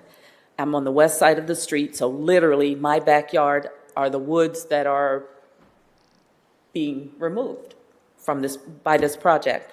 So again, my backyard runs to the woods. It has been, over the past 37 years, a very tranquil and pleasant area. I've enjoyed it. I've never taken it for granted. Certainly, I have to realize that at some point in time, the area would be developed, and I have no issue with that. But my prayer would have been that it was maybe perhaps single-family homes would have been much nicer and would have been conducive to the neighborhood that already exists. My concern is not just for myself, but for the residents of Walnut Creek and for the residents of the immediate area. Another apartment development is just not suitable for this area. I have concerns, and I would, in essence, say no to the Elmington development and no to the city approving such a massive development. That's all I have to say. Thank you. Thank you, Ms. Logan. Any questions, council members? Seeing none, I'll invite the next speaker to come before council, Mr. Dan Pearson. Mr. Pearson, welcome to council, sir. Again, if you can just state your name for the record and any relationship you have with the property, and you have 3 minutes. Thank you. I'm Daniel Pearson. I live at and own 3777 Walnut Creek Drive. This letter is from my next door neighbor who was not able to be here, Mr. Donald Cantrell. He writes, thank you for the opportunity to express my concerns in opposition to the proposed zoning variance for the property located at 3680 Westerville Road, Elmington Capital Apartment Complex in Columbus, Ohio. This variance would allow 264-unit construction on a small parcel of land to accommodate approximately 1,500 people or more in a densely populated community. We're currently experiencing traffic congestion north and south on Westerville Road between Ennis and Morris Road. This overflow results in cars using the second entrance into Woods Edge Road to access Walnut Creek.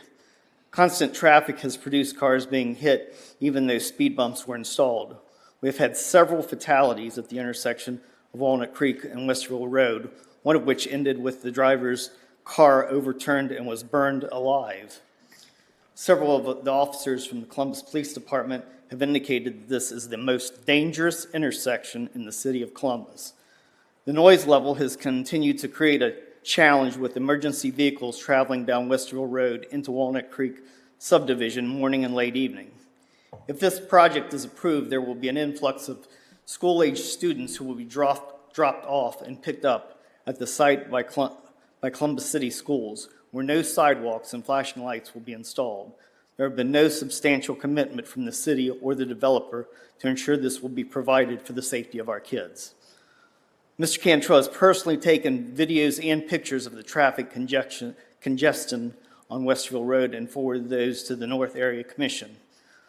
Moreover, he has made several requests for the traffic study that was mentioned by the representative of the project to be shared with the Walnut Creek Civic Association without success. His wife and he have lived and owned their home on Walnut Creek Drive for 47 years and are members of the Walnut Creek Civic Association. They have witnessed the oversaturation of apartments, halfway units, and investors purchasing single-family homes for rental. We understand the City of Columbus' mission for providing low-income housing, however, not in a community where it will negatively impact an existing, well-established neighborhood. The representative of this project has assured us that he has already secured commitments from the city to approve this project. It is our hope that you will take a pause and address the concerns of our Walnut Creek Civic Association and some of the allegations regarding management of current properties owned by Elmington Capital. Please vote no. Respectfully, Donald F. Cantrell, Sr. of 3773 Walnut Creek Drive. Thank you very much. Thank you, Mr. Pearson. Any questions, council members? Seeing none, I will call the last public speaker on this ordinance, Ms. Karen Shuri. Welcome to council.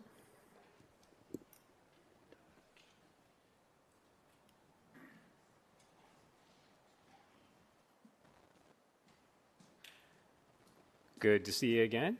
Thank you, Councilman Dorrance. Thank you, City Council, for allowing us to speak today. My name is Karen Shari. My home is at 3548 Red Clover Place, which is contingent right next door to the property. I also own with my daughter on Stacy Lane, whose backyard is adjacent to the development. Surprisingly, this letter is in support of the Westerville Commons with the following contingencies. The 264 unit should be reduced by at least 15%, with a total of 240 units maximum. No more than 103 bedrooms, no more than 15 four-bedroom units. This will reduce the maximum capacity of 1,500 tenants based on Ohio's occupancy rate of 2 persons per room. Zoning plan should be contingent on making this modest reduction. And we speak of 1,500 people, we're speaking of 1,500 trash dumpsters because they had said that they would not do the trash compactors. Thank you very much. Okay. There will be a need for increased public transportation, walkability, pedestrian safety, school bus pickup and drop-off safety, and increased street lighting along Westerville Road. It's very dark. The zoning plan must explain in detail the safety measures that will apply to pedestrians and school children that will utilize public transportation and school buses along Westerville Road. If you've got 3 and 4 bedroom apartments, you're going to have plenty of kids. Currently, Westerville Road, Ennis Road, and a block of Ferris Road towards Cleveland Avenue, they have no safe walkability and very poor street lighting at this time. Westerville Road has no public bus stops between Ennis Road and north to Walnut Creek Drive. With the new planned Westerville Commons housing complex targeted at moderate and affordable housing population, public transportation and pedestrian walkability and school bus stops will be critical resources needed for the community and must be planned accordingly. Mr. Daniel Moorhead in Transportation under the Public Safety Department had a statement in a response letter to the rezoning application that the plan should accommodate pedestrians and school bus stops, and it must be in the development plan. So I have yet to see these two things appear in the plan. This would be contingent towards moving forward, as he said. Safety is a primary concern for constituents. Finally, we are concerned about the increased traffic that Westerville Commons development would generate. Aside from the traffic study, there is a direct observation by daily commuters that are affected by the peak hour traffic. Accidents, disorderly drivers, and minor misses. There is a semi-trailer truck lot just south of the planned housing complex, which adds to the traffic congestion. The studies do not always pick up the anomalies that are seen and witnessed directly by the citizens. This project would be located in a busy area on Westerville Road. We are worried that the addition of more traffic would make it even worse and difficult to navigate. It is a nightmare to turn left out of Woods Edge Drive onto Westerville Road, taking up to 15 minutes of time trying to do that. Traffic is not just simply annoying, it's a health risk. In urban surveys, traffic concerns exceed those pertaining to personal safety, financing, and housing costs. The total cost of traffic associated with lost time and wasted fuel exceeds $100 billion per year. As time slips away, idling vehicles add pollution, which has an environmental and health consequence, including contributing to climate change. Long-term exposure to vehicle exhaust is associated with respiratory problems, especially in children. Another thing is the toll on psychological well-being stemming from the sense of helplessness we experience in traffic. It's unpredictable, you have road rage, you have increased accidents, and you have driver distraction. And this toll can be quantifiable. The mayor has said that his focus is on housing, transit, safety, and part of that is for pedestrians. And so all three must be in sync. At this time, Westerville Commons development plan should be contingent on meeting the safety criteria of the traffic and the pedestrians. And the only final thing I wanted to say is Elmington Capital did submit to us a written suggestion of signing a good faith neighbor agreement with Walnut Creek. They mentioned Northeast Area Commission, but I think it needs to be with the Walnut Creek Civic Association so that we can work together in the future to make sure tabs are taken care of and it's being managed properly throughout the site. Thank you so much for your time. Thank you. Thank you. Any questions from council members?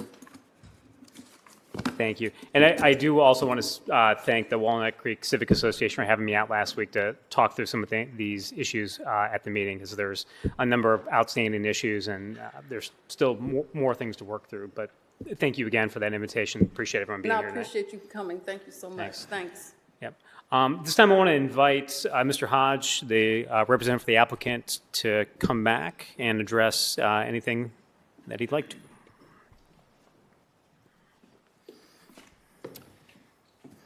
Well, I got to admit, I got a little excited when I heard that there were 3 speakers in opposition and 1 in support.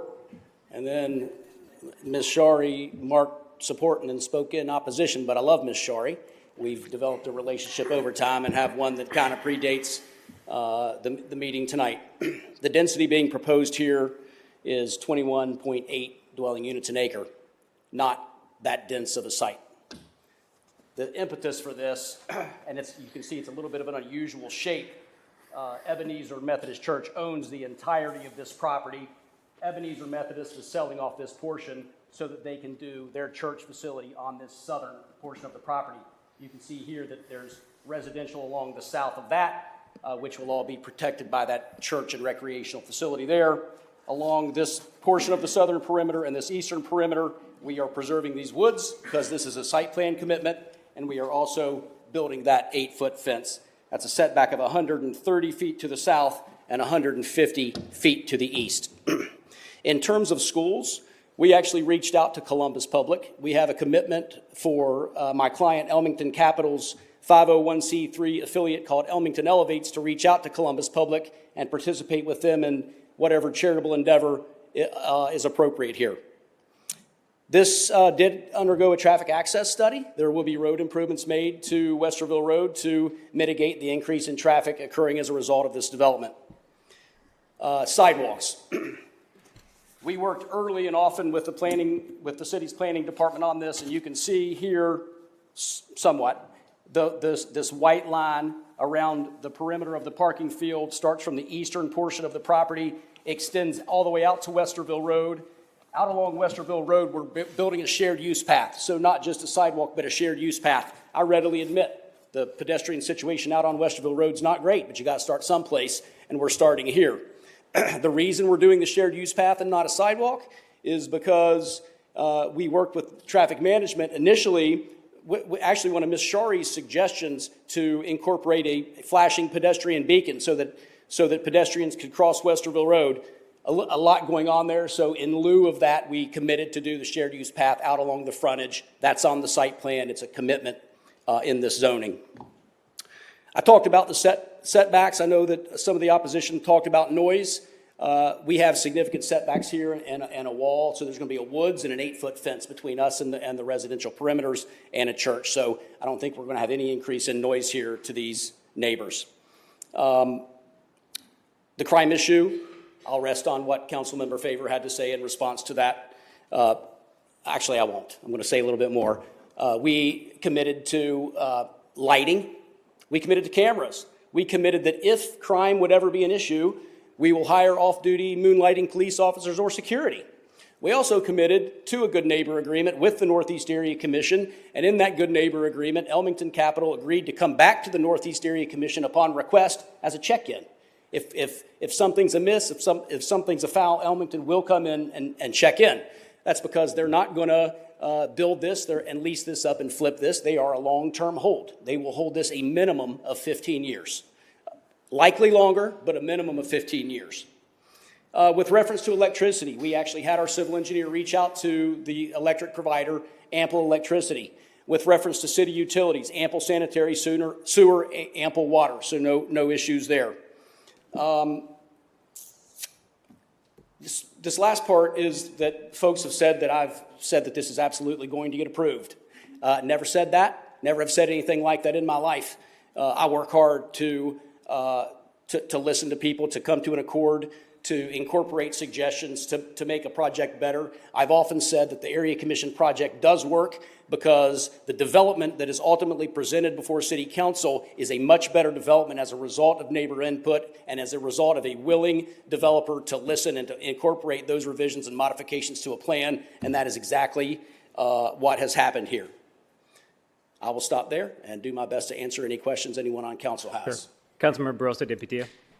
Mr. Hodge, when was the traffic study completed? Do you know? When? Yeah. About what time? It was at least a couple of months ago, okay. Councilmember Barosa de Padilla. It was a traffic access study. I'm sure Mr. Bleckschmidt has a better grasp of that, but it was studied, per their memorandum of understanding and fully approved between our traffic engineer and the city's traffic engineers. And how long, if this would pass, what would be the timeline from the time you start the project to the time the project would be? Mr. Blechschmidt's going to have a better answer to that question than I am, but I believe the way that works is that the road improvements have to be made before a certificate of occupancy is issued for habitability in one of the residential units. Great, thank you. Councilmember Bankston? I think you answered some of my questions, but there were a couple other ones. So the sidewalks, which being a shared use path, in your talks with the planning division or public service, is there any plans for long-term extension of that multi-use path to connect to, say, our bikeways that are really prevalent in this area? So what we were able to do is really only what's on our property. So we are extending the shared use path here from the southern limits to the northern limits. It won't be extended off-site. You know, we worked somewhat closely with Recreation and Parks on this, and a lot of back and forth, primarily because originally there was some confusion thinking that this was a portion of the property because that's a stream corridor through there, and some thought that a trail could come down through there. But all we are able to do is what's on the site, and that's the sidewalk from the eastern perimeter to the western perimeter and the shared use path. Yeah, and that's pretty standard now in development practices across the city. When a new development goes up, we're at least putting in sidewalks in front of that development. But I think the larger plan and why I asked that is because in many cases, we're looking at those critical corridors to be able to finish out that infrastructure.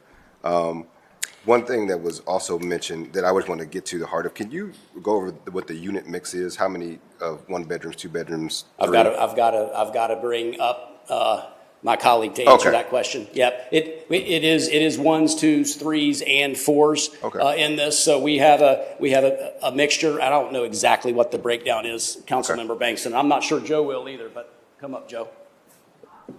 And then as he's coming up, I would imagine, you know, Columbus City Schools pickup spot would be on this new multi-use path, or somewhere probably even in the complex, not necessarily on Westerville Road. So let me answer that before we go over to Joe. So we talked both with CODA. Right now, there's not CODA service up Westerville Road, but that's a chicken or egg situation, right? I mean, they've got to have the rooftops to serve before they're going to go increase their service, and Columbus Public. And you know, if it could be accommodated, if a pickup zone could be accommodated somewhere out here along the frontage, Elmington Capital has indicated a willingness to dedicate that right of way and work with folks to increase that infrastructure. Great, thank you for that.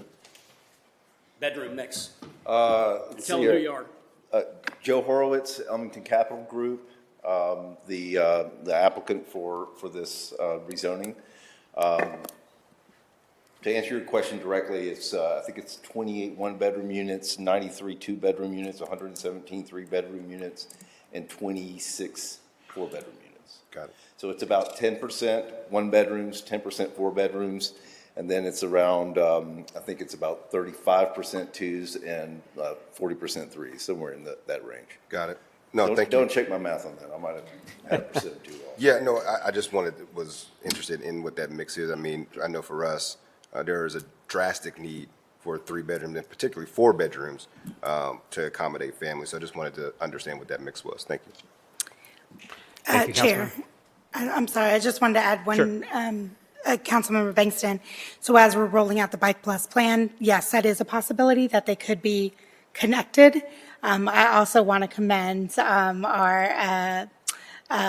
our resident who came up to talk about a shared use path, because we've been having more conversations about that to ensure that as we are building sidewalks, it often seems like we're building sidewalks to nowhere, and that helps us with because we're woefully under sidewalked as a city. And so as part of the development plan, we're putting in sidewalks with the idea that at some point, as the area continues to develop, we would backfill some of those sidewalks, add in ADA ramps, et cetera.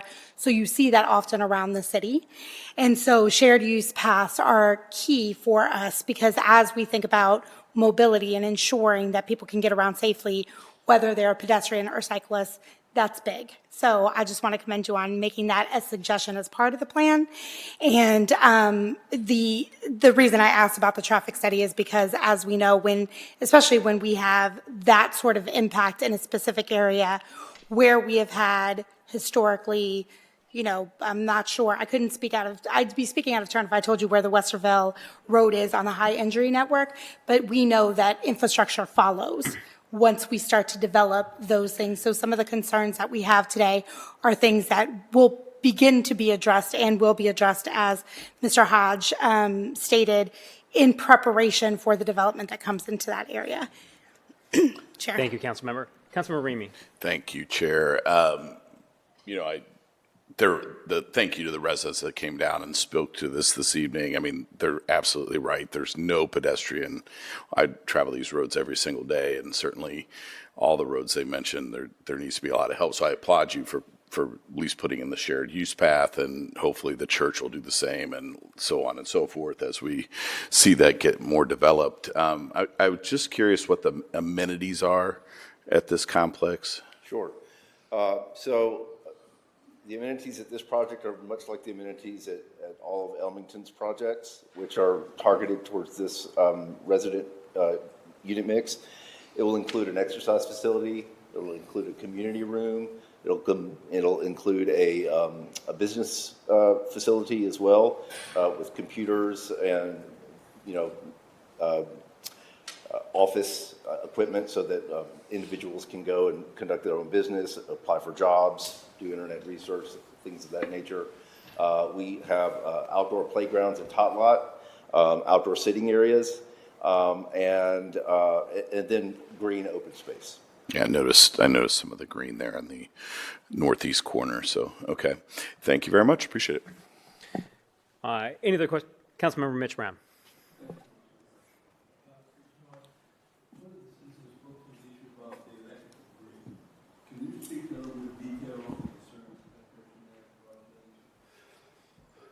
The only thing that I'm able to say about that, Councilmember Brown, is that we took that comment in when it came up at a neighborhood level. We tasked our civil engineer with reaching out to the electric provider, and the electric provider assured the civil engineer that the grid to serve this property is more than adequate. So no issue with that facility here.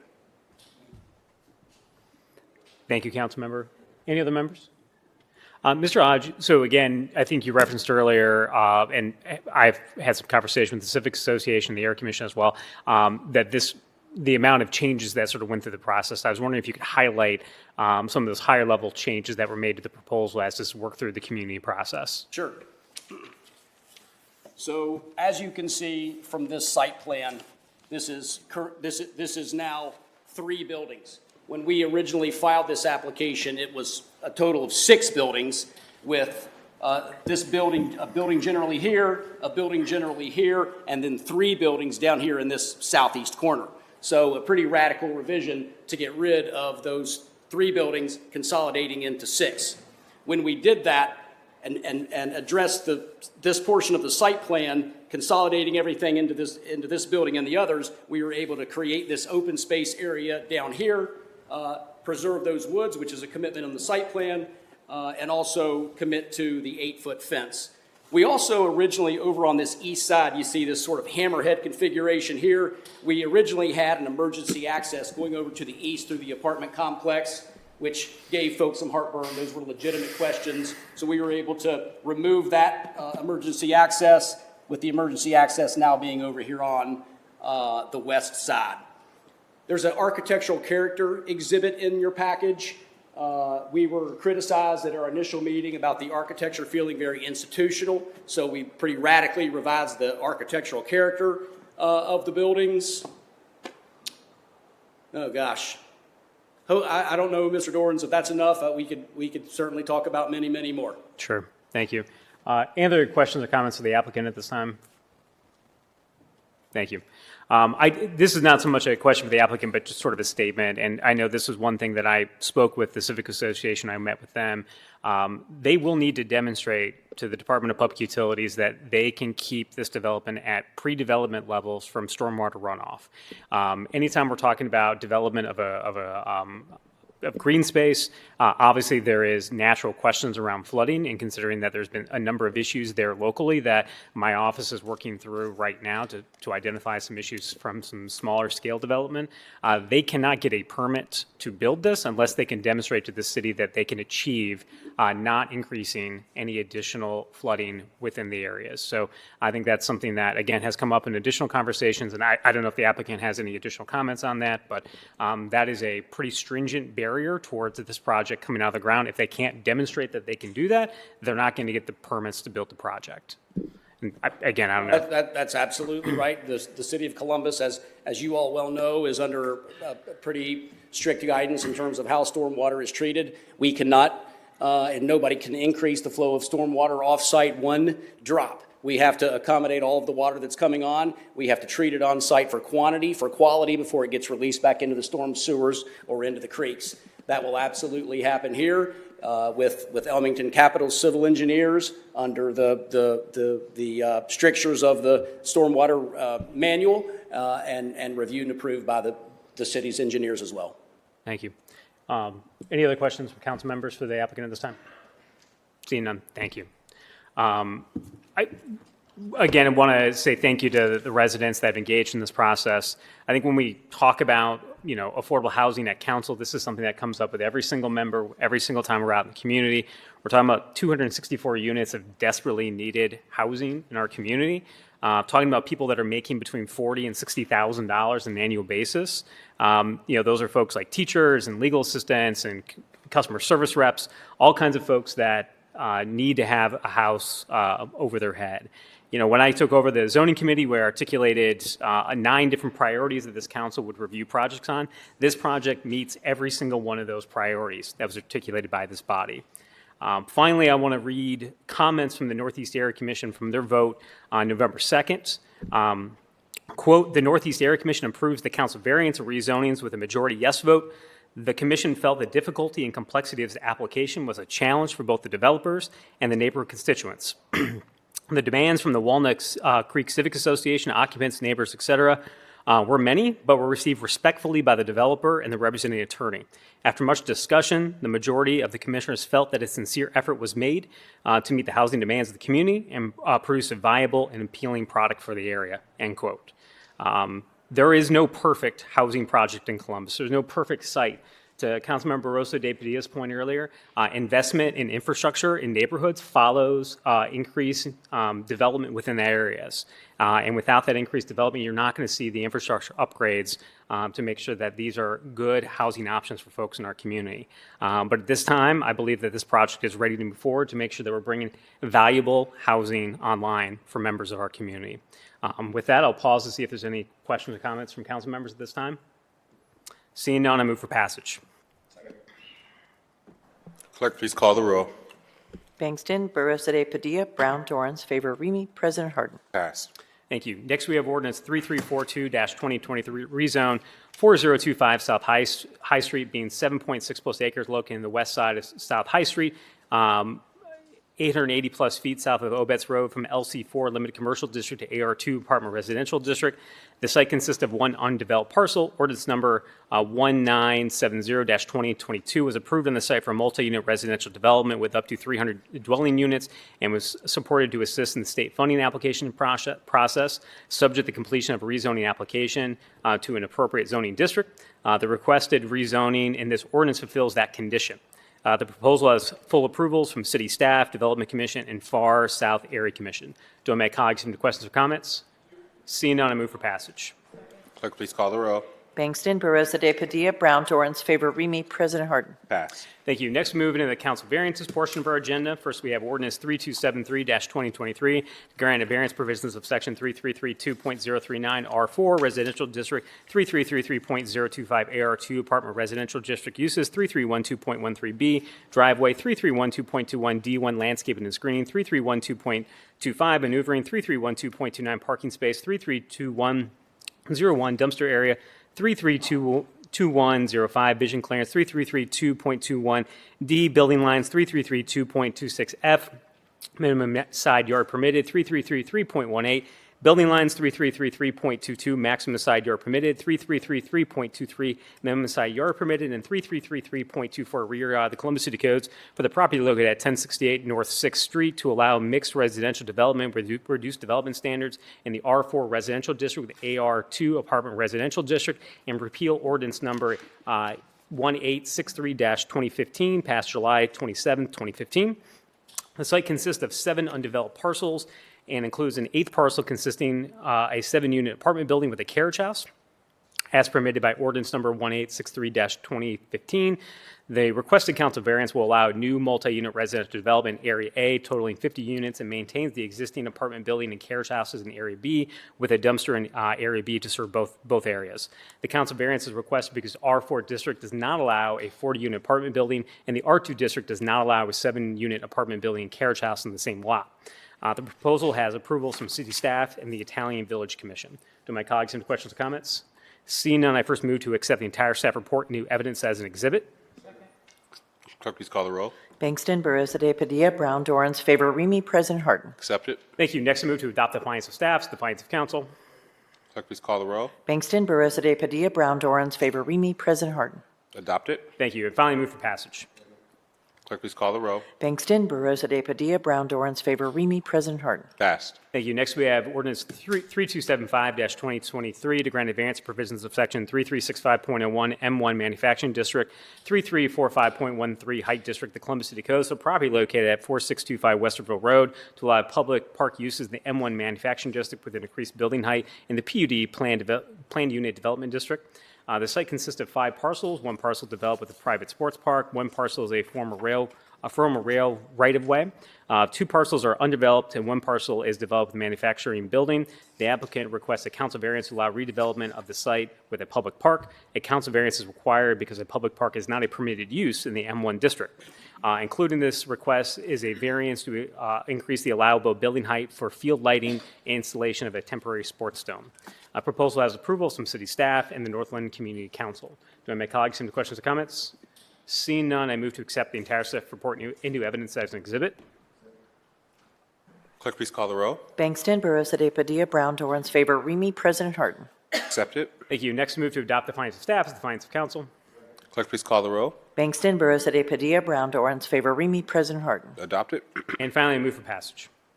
Clerk, please call the roll. Bangston, Barosa de Padilla, Brown, Dorans, favor, Remy, President Harden. Passed. Thank you. Next, we have ordinance 3326-2023 to grant variance provisions of section 3332.035 R3 Residential District, 3312.21B Landscaping and Screening, 3312.27 Parking Setback Line, 3321.03 Lighting the Columbus City Codes, so property located at 586 Seymour Avenue to legitimize a non-accessory parking lot with reduced development standards in the R3 Residential District. The requested council variance will legitimize the existing parking lot, which was established without a certificate of zoning clearance. The proposal has approval from city staff and the Near East Area Commission. Do my colleagues have any questions or comments? Seeing none, I first move to accept the entire staff report into evidence as an exhibit.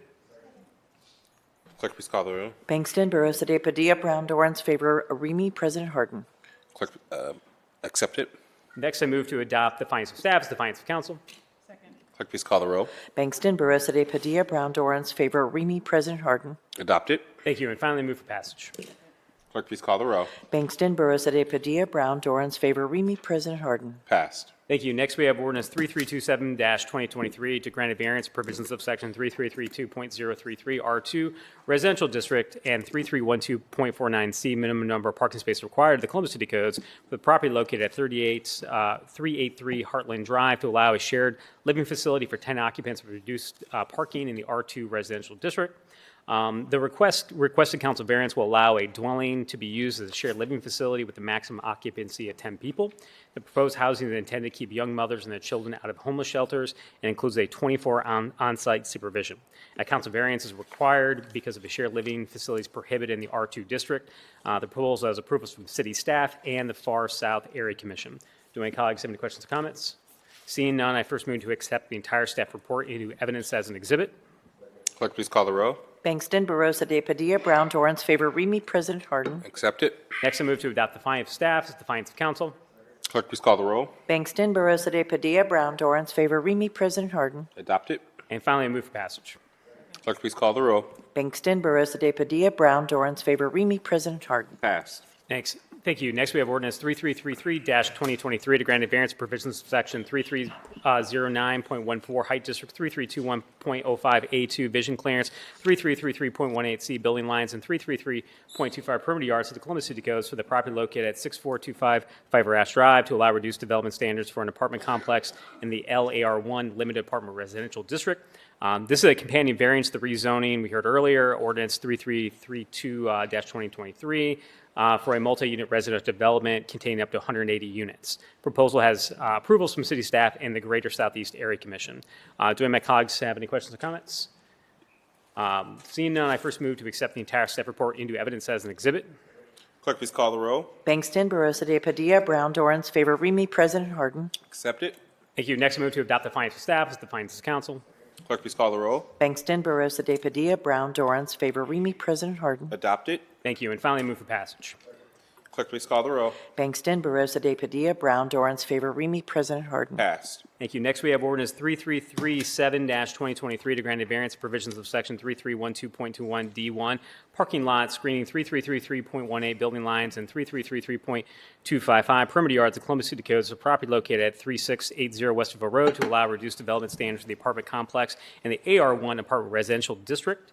This is the companion variance we heard to the rezoning 3336-2023. We passed a little while ago for a multi-unit residential development containing up to 264 units, all affordable housing. The proposal has approvals again from city staff and the Northeast Area Commission. Do any of my colleagues have questions or comments? Seeing none, I first move to accept the entire staff report into evidence as an exhibit. Clerk, please call the roll. Bangston, Barosa de Padilla, Brown, Dorans, favor, Remy, President Harden. Accept it. Thank you. I next move to adopt the findings of staff as the findings of council. Clerk, please call the roll. Bangston, Barosa de Padilla, Brown, Dorans, favor, Remy, President Harden. Adopt it. Thank you. I next move to amend as submitted to clerk. Clerk, please call the roll. Bangston, Barosa de Padilla, Brown, Dorans, favor, Remy, President Harden. Passed. Or amended. Yep. And now I move for passage as amended. Clerk, please call the roll. Bangston, Barosa de Padilla, Brown, Dorans, favor, Remy, President Harden. Passed. And finally, we have ordinance 3343-2023 to grant a variance provisions of sections 3333.25 AR2 apartment residential district uses, 3312.21A landscaping and screening, 3312.49 minimum number of parking spaces required, and 3333.18 building lines, and 3333.255 perimeter yards of Columbus City Codes for property located at 4025 South High Street to allow commercial vehicular access and parking to reduce development standards to apartment complex in the AR2 apartment residential district. Again, this is a council companion variance to the rezoning we heard earlier, 3342.23, for a multi-unit residential development with up to 300 dwelling units. Proposal has, again, approvals from city staff and Far South Area Commission. I first move to accept the entire staff report into evidence as an exhibit. Clerk, please call the roll. Bangston, Barosa de Padilla, Brown, Dorans, favor, Remy, President Harden. Accept it. I next move to adopt the findings of staff as the findings of council. Clerk, please call the roll. Bangston, Barosa de Padilla, Brown, Dorans, favor, Remy, President Harden. Adopt it. And I finally move for passage. Clerk, please call the roll. Bangston, Barosa de Padilla, Brown, Dorans, favor, Remy, President Harden. Passed. Thank you, Council President. That's all we have in the zoning agenda tonight. See no further business come for the zoning committee. Is there a motion to adjourn?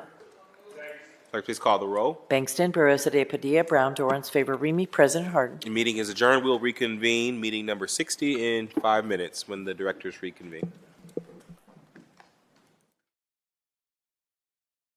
Call the roll. Bangston, Barosa de Padilla, Brown, Dorans, favor, Remy, President Harden. Meeting is reconvened. The next committee coming before council is the Public Service and Transportation Committee, chaired by Councilmember Barosa de Padilla. Councilmember, the floor is yours. Thank you, Council President. I have two ordinances today in public service and transportation.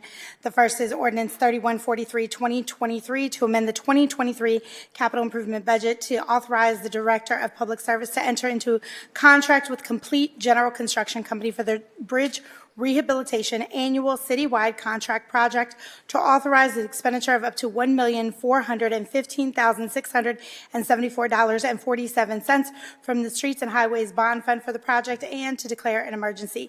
This is an annual project that Public Service takes on for the bridges that we help to maintain. The contract includes the maintenance and major repairs of several bridges over the city of Columbus at the following locations: High Street over the Convention Center Drive, Groves Road over Mason Run, Leonard Avenue over Norfolk Southern, and Columbus and Ohio River Railroad. The types of work may include, but are not limited to, concrete patching, expansion joint repairs, waterproofing, light repairs, asphalt repairs, bearing rehab, bridge painting, site prep, and other work as may be necessary. Do my colleagues have any questions or comments? Seeing none, I move for passage. Clerk, please call the roll. Bangston, Barosa de Padilla, Brown, Dorans, favor Remy, President Harden. Passed. Thank you. Next ordinance is 3178-2023 to amend the 2023 capital improvements budget to authorize the transfer of funds and appropriation within the Streets and Highways Bond Fund with the Polaris Interchange Fund to appropriate funds within the Polaris Interchange Fund to authorize the transfer of funds between projects within the Polaris Interchange Fund to authorize the Director of Public Service to enter into a contract modification with Kimley Horn and Associates Incorporated for the roadway improvements Sanctus Boulevard widening project to authorize the expenditure of up to $1,498,509.06 from the Polaris Interchange Fund and the Streets and Highways Bond Fund to pay for this contract and to declare an emergency. This project consists of the design of complete streets improvements to Sanctus Boulevard from Worthington Woods Boulevard to Lozelle Road. Improvements include pavement widening to add a center turn lane where necessary, pavement rehabilitation, shared use paths, sidewalk, traffic signals replacements, and street lighting. Do my colleagues have any questions or comments? Seeing none, I move for passage. Second. Thank you. Clerk, please call the roll. Bangston, Barosa de Padilla, Brown, Dorans, favor Remy, President Harden. Passed. Thank you, Council President. May I move to rules and reference? Please. Thank you.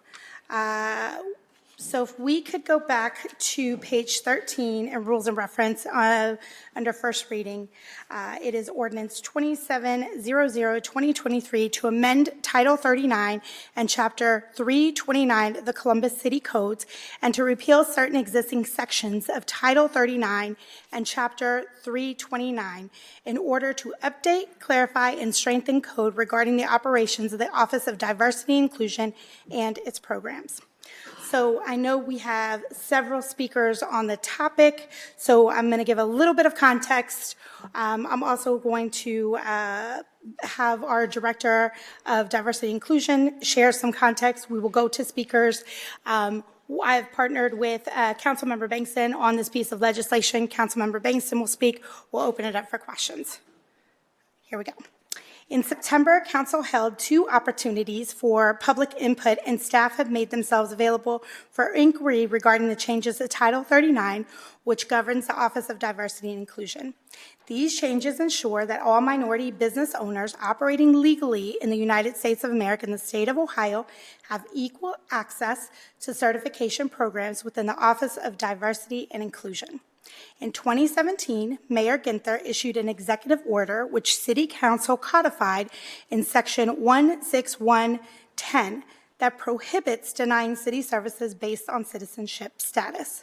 This code was put into place to ensure that there is equity and safety in our community. 16110 channels the city's spirit of inclusivity, community, and aims to combat discrimination in the city of Columbus. Title 39 is in direct policy conflict, and these changes are necessary to comply with the policy mandates of City Code 16110.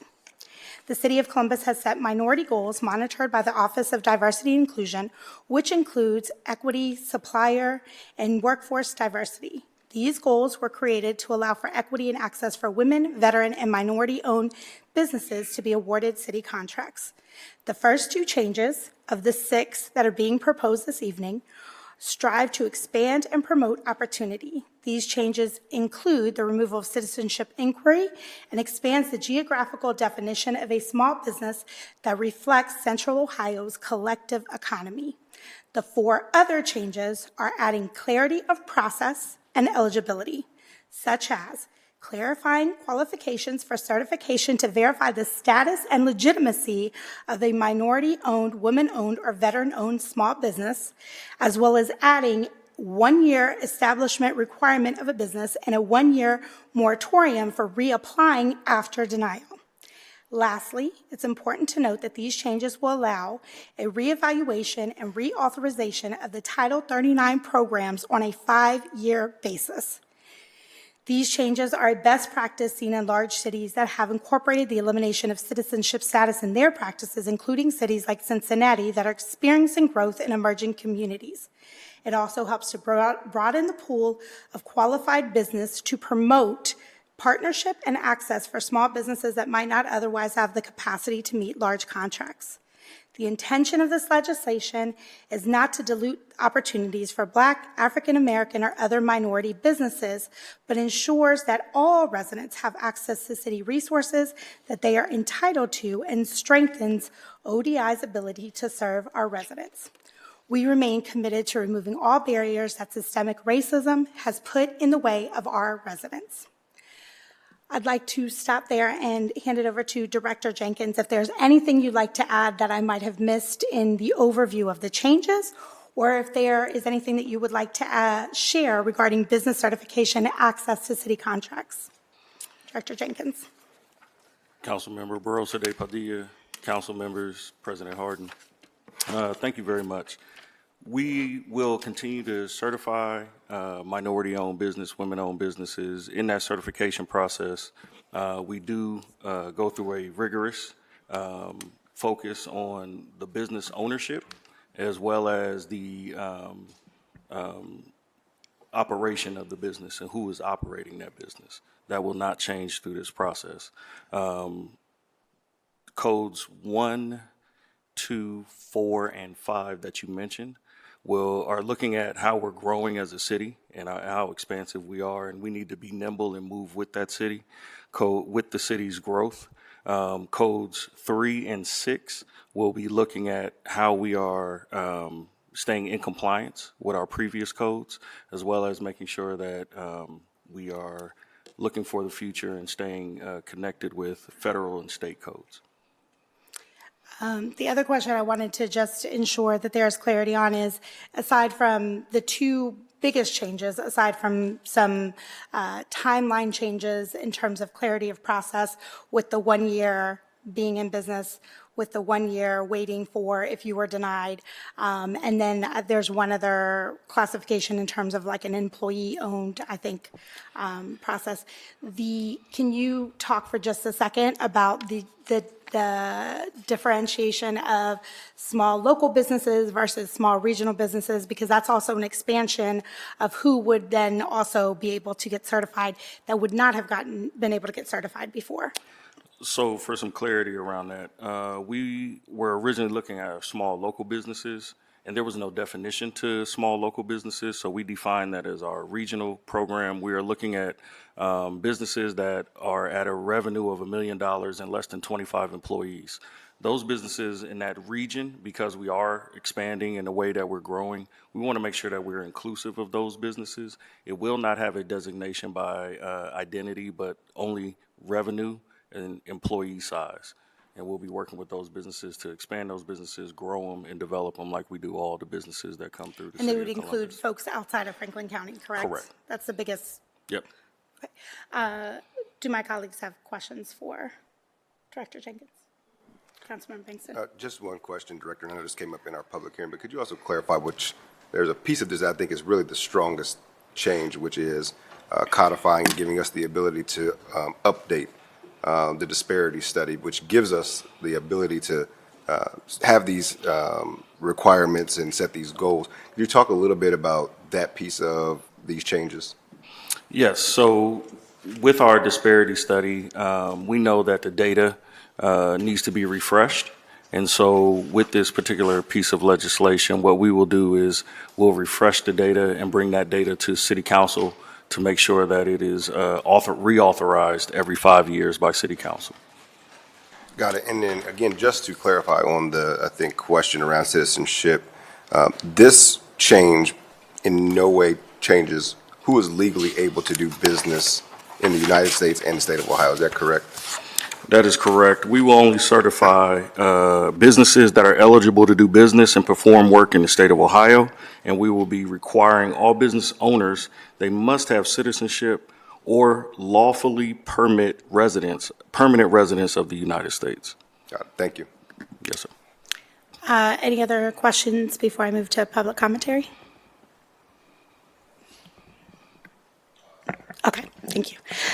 Okay, so we will, just a reminder to all of our speakers, I think many of you have been to council before, so welcome back to council. So just as a reminder, when you come up to the podium, please state your name, any affiliations that you are representing this evening, and then if you are for or against the ordinance, and then just as a reminder, you have 3 minutes to speak. So first up, we have Lawrence Alls, and then following Lawrence, we have Judith Cockrell.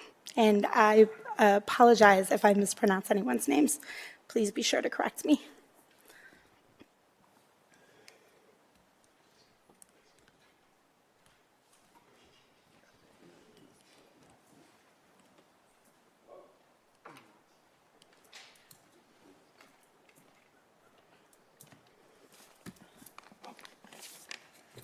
Good evening, council persons. I'm trying to be politically correct. There are men and women.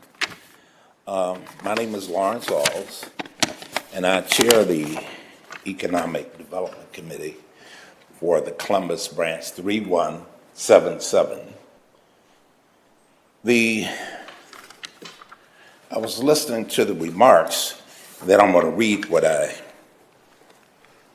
came to say.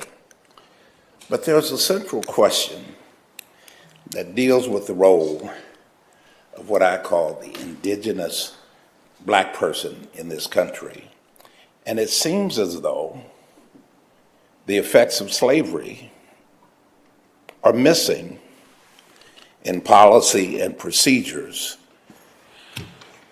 So, it says, after considerable thought and review of the attacks on legislation to address the effects of slavery and general systemic injustice, this proposed legislation not only dilutes the opportunities for the descendants of American slaves and citizens and legal residents of the city of Columbus in particular, but also does not focus on the development of the capacity to fulfill the opportunities the city of Columbus has within its purview. As importantly, the dilution by the inclusion of groups that have not proven historic or current discrimination, by legislation or programs to right wrongs and to create a level playing field, this process loses moral, legal authority and public support. That's why we're here. It is a very historic and sensitive change to geographically say that the city of Columbus needs to include businesses from Westerville, Hilliard, and all the rest, and further dilute the opportunities for a struggling, and if we look at any statistics, we will see how small the pool of African American businesses are. That's where I would like to conclude. The legislation is flawed, not by its intent to correct some legal definitions or to be inclusive, but it ignores the historical reality that the African American business person experiences. And it is different than any other group, except perhaps Native Americans, in this society, I would hope that you are sensitive to and aware of that difference, and let's repair this legislation by tabling it, except for those two parts that must be dealt with, as I understand it, by the city attorney. Thank you. Any questions? Any questions? I don't think there's any questions, but Director Jenkins, is there a point that you want to clarify? And I think around this regional business certification, Mr. Alls, you do bring up a good point. Right. But those regional businesses don't necessarily count towards minority goals. It is only a way for us to recognize them, but I'll let Director Jenkins share more. And that is correct, Councilmember Bankston. We will only certify those businesses not by identity, but only by the revenue and by employee size. Well, if I may, that's the point that I'm making. By revenue size, the whole point of the civil rights movement was to acknowledge that it is not just an issue of size and revenue, because in the business world, there are other dynamics at play, and race does still matter. Thank you. Thank you, Mr. Alls. I do want to thank you. I was, Judith, you can make your way, Ms. Cockrell, you can make your way up. I think, did you have another question? I'm sorry. No? No, I just want to, again, clarify that we recognize that. But for us, we want to ensure that minorities in the city of Columbus count towards those goals. So when we set an MBE goal, the business has to be in the city still. When we're recognizing these businesses that are outside of the city, it's just a regional distinction. So they wouldn't count towards those minority goals. So therefore, still creating opportunity. Sincerely, I understood, but therefore, why would they need to be designated if they're already able to compete? Okay. You know, if they already have that right, then all they have to do it. But there is some implication in their designation. So as I said, there's nothing inherently wrong with elements of the proposed legislation. It is a serious dilution of a pool of businesses that are already struggling to have any substantial role in the economic development activity of the city, and I would like for the council to table it so that a better understanding of those elements are addressed. Thank you, Mr. Alls. Director Jenkins, I just want to ensure that we just put a fine point on this. What was the impetus, the strategy behind broadening it outside of Franklin County? So prior to the disparity study being enacted, we were already working with regional businesses in all 5 contiguous counties. Also all minority businesses as well as any business. With the disparity study, it excluded about 77 small minority and women-owned businesses that were no longer within Franklin County. What the small business, regional business program will do is identify those programs and make sure that we can make sure to provide resources and services as they grow and develop, hopefully to expand them back into the city of Columbus. Thank you. Thank you. And last point, if I may. That was the Last point, Mr. Alls, because I just want to make sure we still have 5 other speakers. Thank you. I appreciate you. I want to go back to the city attorney for just a second, because while we talked about this, can you just point to the legality, just so we are all on the same page, of the two pieces of code that are in opposition of each other right now? Okay. Thank you, Chair Barosa de Padilla. I believe you're asking a question regarding the provisions of Columbus City Code 161.10 versus what's in Title 39, is that correct? That's correct. Okay.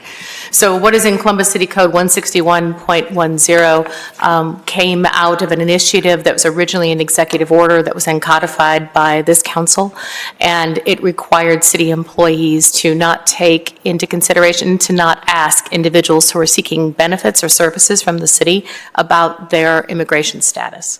So that's what's currently in City Code in 161.10. What's currently in Title 39 is that there is an obligation for the employees of the Office of Diversity and Inclusion to make inquiries of individual entities that are seeking to be certified as either a minority or women-owned business for purposes of minority and business certification as to whether or not the owners are in fact U.S. citizens. And so there's a certain level of conflict there between the obligations and requirements that are in one provision of City Code and the obligations and requirements upon the employees of the Office of Diversity and Inclusion, and indeed upon the individuals seeking certification in Title 39. Thank you. So it does not change the definition of who would be considered a minority by the definition of how they define it within the code in Title 39. All it is removing the citizenship status. That's correct. The definition of minority has not changed. The only thing that has changed is whether or not that individual is required to be a U.S. citizen. Meaning that you could have a green card or be a permanent resident and lawfully be able to own a business, still have a minority status, and be able to participate in the benefits of Title 39 as a resident of Columbus. That's correct. You would have to be able to be lawfully own and operate a business in the state of Ohio, which would require you to be a legal citizen, or legal resident, I'm sorry. Thank you. The floor is yours. Council President Harden, Ski-Fi, Council, and all council members. Thank you for your commitment to strengthening the City of Columbus Code and creating an environment that is inclusive for all minorities. Hello, I'm Judith Cockrell, Executive Director of Elevate Northland, a community development corporation. I'm a proud graduate of Columbus Public Schools and The Ohio State University. I've lived and worked abroad in the Far East and Middle East. Prior to Elevate Northland, I was the Director of Operations for the National Minority Supply Development Council. I received my MBA from Halt International in Dubai, and I am certified in teaching English to speakers of other language with a specialization in business. Uplift people and create opportunities is the mission of Elevate Northland. Our vision is for Northland to be seen as a cultural destination within a connected community. We embrace and support neighbors who enrich our community. We support diverse people meeting and working together. We help residents and small businesses achieve success. We cultivate space for celebration, connections, and cultural traditions. We connect residents and businesses with the resources they need to be successful. Build, educate, grow, invest, and nurture. Begin is our training program targeted to support the learning curve of doing business in the United States. This program assists participants in developing a business acumen that includes planning, marketing, financial management, and business certification. Next year, in partnership with Ethiopian Tawahedo Social Services, an organization created to improving the quality of life of immigrants and refugee families in Central Ohio, we will begin with CLASS. CLASS is Culturally and Linguistically Appropriate Services. Elevate Northland serves a diverse and culturally inclusive community of businesses and families in the Northland area and beyond. Elevate Northland believes that supporting entrepreneurs and residents creates a stable foundation that leads to greater economic prosperity. Elevate Northland has offered a business academy in Northland since 2019. Our leadership has strong background in minority business development, both personally and professionally, through my experience with the National Minority Supply Development Council, the National Association with Business Owners, which is my board chair, who is a member, and she is also the president of the Northland Area Business Association. Elevate Northland is converting a 46,000 square foot warehouse into a dynamic space that promotes growth, connectivity, and access. Among Columbus's neighborhoods, Northland has the highest concentration of immigrants and refugee residents. Immigrant and refugee businesses employ 23,000 people and contribute $1.6 billion to the Columbus economy. In the last 10 years, the number of minority residents grew from 30%, with approximately 65,000 of the 102,000 people in Northland belonging to a minority group. Nearly 75% of the people who we serve are part of this community and are low-income qualified. My sources for these numbers come from the New American Economy Study from Metro Columbus, Ohio, as well as the Ninsky Center, which studies refugee resettlement data in the United States. So again, thank you so much for your support in ensuring that our city is a welcoming city and remains that. That's all I have. Thank you. Are there any questions? I do have a question, but not for our our guest speaker. Thank you. Do other colleagues have questions?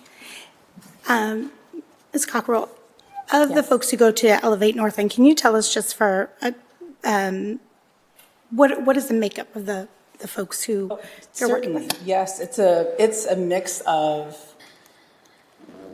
individuals from all over. Some are native English speakers, some are non-native English speakers, and that non-native English speakers span from a number of different continents, mostly from Africa, as well as the Middle East, which is not really a continent, and then from South America.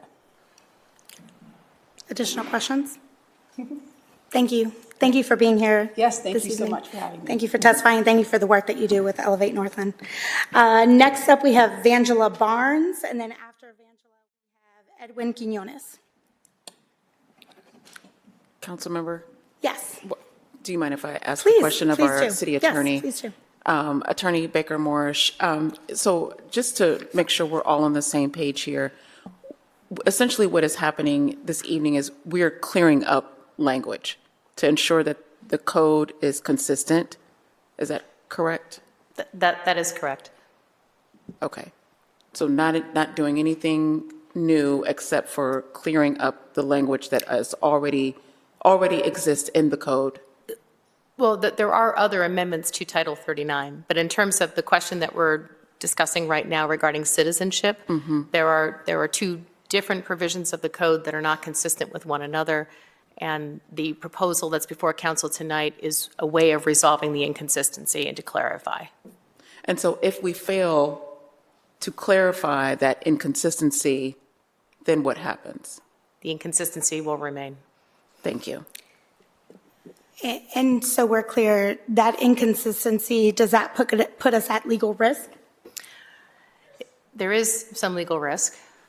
There is, again, without divulging too much of an attorney-client conversation that we might want to have, there is some risk in terms of individuals wanting to make a claim that they ought to be certified or not certified, depending on the inconsistencies in our code.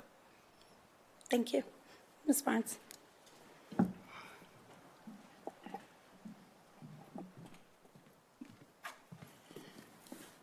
Hi, my name is Vangela Barnes, and I came to speak about Ordinance 2700-2023, also known as Title 39. Thank you, Councilman Hardin, and the rest of the councilmen and women here for allowing me to speak. I'm the president and CEO of Wireman Electric. I'm a minority-owned business. I have MBE and WBE certified. I have yet to use either one of those certifications to get any of my business. I came here to talk about the fact that it's already difficult enough for us. I came here on September 20, I believe it was 23rd the last time, and I had a hat on and everything. I just wasn't really expecting to speak, but I was able to speak then. But I came here to talk about the fact that I am a U.S. citizen. I'm an American, and I sort of feel a little offended when we clump everything under new Americans are not citizens yet, they're immigrants. And I know that's what they want to be, and I don't have any issue with that. I look forward to whenever they become immigrants. I had a foster son who was not an American when he came to my home, and I helped him become a U.S. citizen. I believe that some things are just reserved for U.S. citizens. MBE and WBE certification, I thought from a federal and a state level, required you to be a U.S. citizen. So one of the things that I have an issue with is I thought those two set-asides were to help minorities, U.S. minority citizens of the U.S. Get more of a share or equal share to compete in construction, in business, in whatever they may be doing as business owners. I find it difficult to be able to compete with non-citizens who don't have the overhead that I have in being a business in the United States. I hire people that work for me, and each one of the persons that work for me, I can attest that they are U.S. citizens. I am paying them a living wage to be able to do the jobs that they're doing. And when I go on a construction site, and sometimes I can't determine if people are citizens or not, or if they're, how they're getting to be able to work there, and those types of statuses. So what I'm saying is, I would like for you to really consider making this change to allow non-citizens to be part of MBEWB certification, which has been set aside for U.S. citizens, African Americans, Asian Americans, Hispanic Americans. So that word American means that you're a U.S. citizen, and I would like that you reconsider changing it to dilute the number of people that are able to get this certification by bringing in more people that we're already competing with. Thank you. Thank you, Ms. Barnes. Do folks have any questions? Great. Oh, you're good. Mr. Quinones?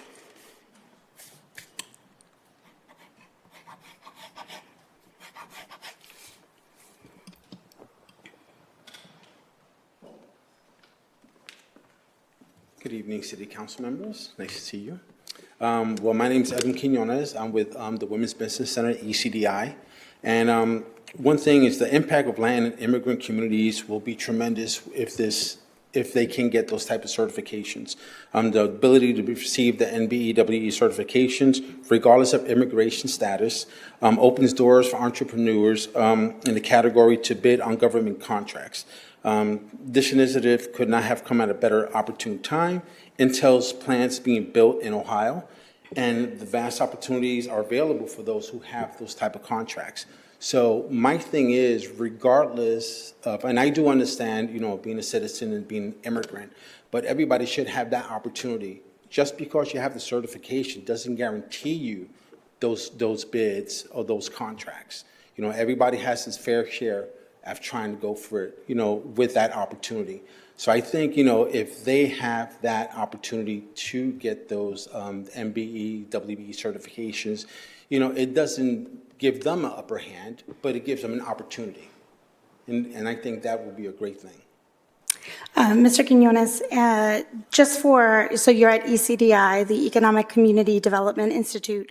I just want to have a clarification because we've been talking about citizens versus non-citizens versus legally having. We are not talking about people who are undocumented in this particular situation. We are talking about people who have some sort of status to be in this country legally, and therefore they can legally own a business in the United States of America. Okay. No, I'm asking that correct for your work at ECDI. It goes for both, because I work with clients that have their citizenship and some that don't. And unfortunately, those that don't, we cannot do anything with, but at least if they have the ability to get a certification for their business, it at least helps them to get the funding to help their business. Because unfortunately, if you're not a citizen, you can't get the funds somebody who is a citizen can get. So if anything, they don't have that opportunity, but at least if they're given the opportunity to get certification, that will help them out a little bit. Great. Any other questions? I just want to be clear on the distinction that there are folks who may not have legal U.S. citizenship, but can legally have a business in the United States of America, even if they are on their path to citizenship or they're a longtime permanent resident, you can legally have a business. Thank you. Next up, we have President Watson. And then to round out our speakers, we have Sherry Moreno. I should have known how to pronounce that. Yeah, it's your turn, President Watson.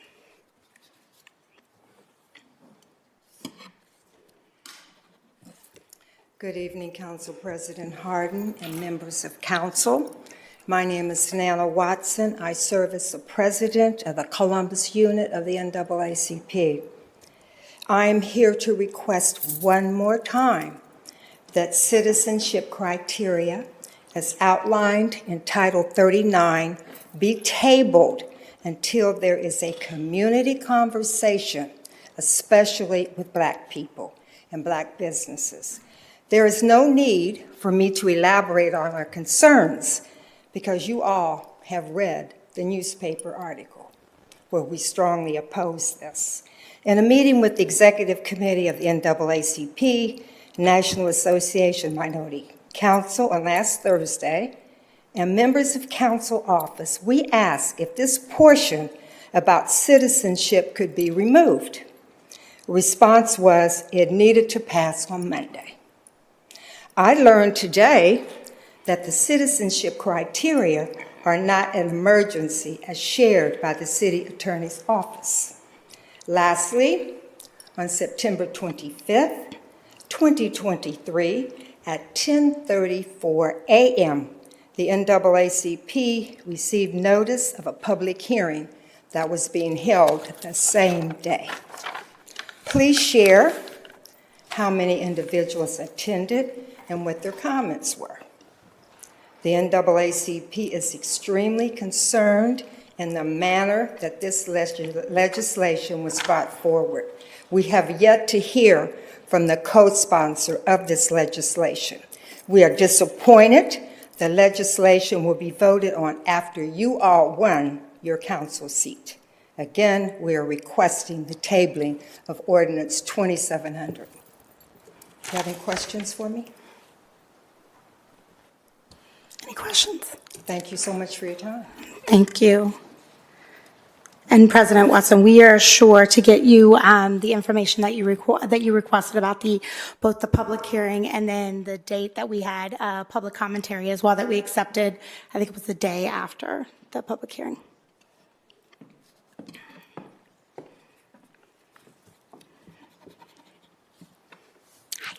Hello, thank you, Council Harden and the rest of the council team. My name is Cheryl Marrero, and I own Savcon Construction. I am here to share my personal experiences after being notified of Title 39 in hopes that everyone in the room can join together and we all move forward together as a team to make positive changes. So when I first heard about Title 39, I was also angry. Some of my first thoughts were, how can the set-asides be shared and are broken down even more? Why is it that minority business owners were not even invited for discussion prior to it making to the council for vote? I was very frustrated, and I expressed my frustrations with my husband. My husband is Latino, and he shared with me some things from his perspective. He explained to me how his culture is a loyal group of people who put family first and just want to work and provide for their family. He also mentioned that when an opportunity comes, they all form together and help each other to complete the project. He also mentioned to me that he felt like every community should be this way. So I started to dig deeper and tried to figure out why I was so angry in the beginning. My anger was coming from the fear of watching what my ancestors fought so hard for to become extinct. So then I had to ask myself different questions. Would my ancestors have wanted freedom for all minorities or just the Black community? Is it right for other minorities to go through what the Black community went through before they too can take advantage of some of the positive changes that have occurred? I truly believe that I'm a product of my ancestors' prayers, and I desire to do what is right by continuing their mission to demand equality for all. Some of our ancestors never got the opportunity to experience or witness some of the freedoms and changes that are in place for minorities today. So in order to do this, We all must join together and join forces from residents, business owners, and policymakers to ensure that minority business owners have an equal playing field. And some of the problems that I identified that I think that would be helpful to make sure we all join forces together and work as a team. And I'm going to run out of time. I need another minute. Again, these are my opinions. So problem one, I feel that sometimes our voices aren't being heard. So for an example, a disparity study was done just to solidify things that we already knew, experienced, or complained about. We are still facing some of those same issues from when the disparity study was completed in 2019. In my opinion, this is still unacceptable. So a possible solution to the council team, I would ask that you all commit to expediting those recommendations that were clearly laid out in the disparity study and provide updates with the progress. There is also a need to build trust amongst everyone in this room. And I would ask that the council team commit to collaborating with minority business owners and implementing policy that will include us for change. Problem three, there's a lack of programs that are designed to help minority businesses grow and flourish. I also would ask for the council team to commit to funding programs that will prepare local minority business for growth by successfully winning any type of contracts, to include the city word. And to my fellow minority business owners, I ask that you all be open and welcome all minorities who are in business. Let's commit to joining forces because we all know that we are stronger together than divided. I also ask to my minority business owners, feel free to also continue to voice your opinions and business needs and participate in any type of programs that will get you ready to win contracts. And never give up on the fight for positive change. And there is no other group that I would rather join forces with than a large group of minority business owners. Let's continue to build on what my ancestors started. And as I close with everyone and hope everyone can join together, I will close with a quote from Socrates. The secret of change is to focus all of your energy, not on fighting the old, but on building the new. Thank you. Thank you. Are there questions from our speaker? Thank you. No, thank you very much. I know this was your first time down at council and you were nervous. You did a great job. Thank you so much for coming down here today. I am going to hand it over to Councilmember Bankston because I know you have a few remarks and possibly some questions. Thank you, Councilmember Rosa de Padilla, one, for your efforts on leading this and co-sponsoring this legislation. I think the changes to Title 39 that we are discussing tonight are not ones that we take lightly. At a time when diversity, when inclusion are under attack, we must do everything we can to ensure that the programs and policies of our Office of Diversity and Inclusion are protected so that we can continue to chip away at the systems that have placed our marginalized communities, especially our Black community, behind. We are taking up multiple changes here today, multiple changes that strengthen Title 39, that put in more efforts for us to hold ourselves accountable as a city, and this includes the decision to remove the citizenship question from our certification process. Now, there are those that have spoken against this and opposed this, folks that I consider to be mentors and elders in this community. And it is my hope that, although we may disagree on this one piece, that they understand that my commitment to moving the Black community forward is one that I still stand behind. And I want to be very clear, though. If you are a non-citizen of African, Latino, or Asian descent, you are, in fact, a minority. Nothing has changed about that definition in our code today. Furthermore, if you legally own and operate a business within our city, you are entitled to the city resources and services that your taxpayer dollars pay for. Now, this is not controversial. Yes, hard and difficult conversation to have, but it's not controversial. And we are not expanding our services to a new group of people with this citizenship question change, but rather we are simply clarifying that all tax-paying residents, all business owners who pay taxes to the City of Columbus should be able to access the resources our city code affords them. These changes are not only the right ones to make from a policy perspective, they are not only necessary ones to make from a legal perspective, but they are the right thing to do, period. Systems of oppression succeed when the marginalized fight with one another over their perceived slice of the pie. True economic justice for the Black community is not built by tearing down or denying other minority groups. Economic justice for the Black community is built by joining forces with other marginalized groups to fight for equitable access to opportunity and prosperity. I want to really pinpoint that we are talking about set-asides. And as we argue about who gets that small pie, 1% of folks are continue to get the lion's share. So we haven't done enough. This isn't going to change. We have Ms. Vangela Barnes here who just admitted and said she has a WBE certification, an MBE certification. She has not used that to obtain a contract. That means that we have work to do.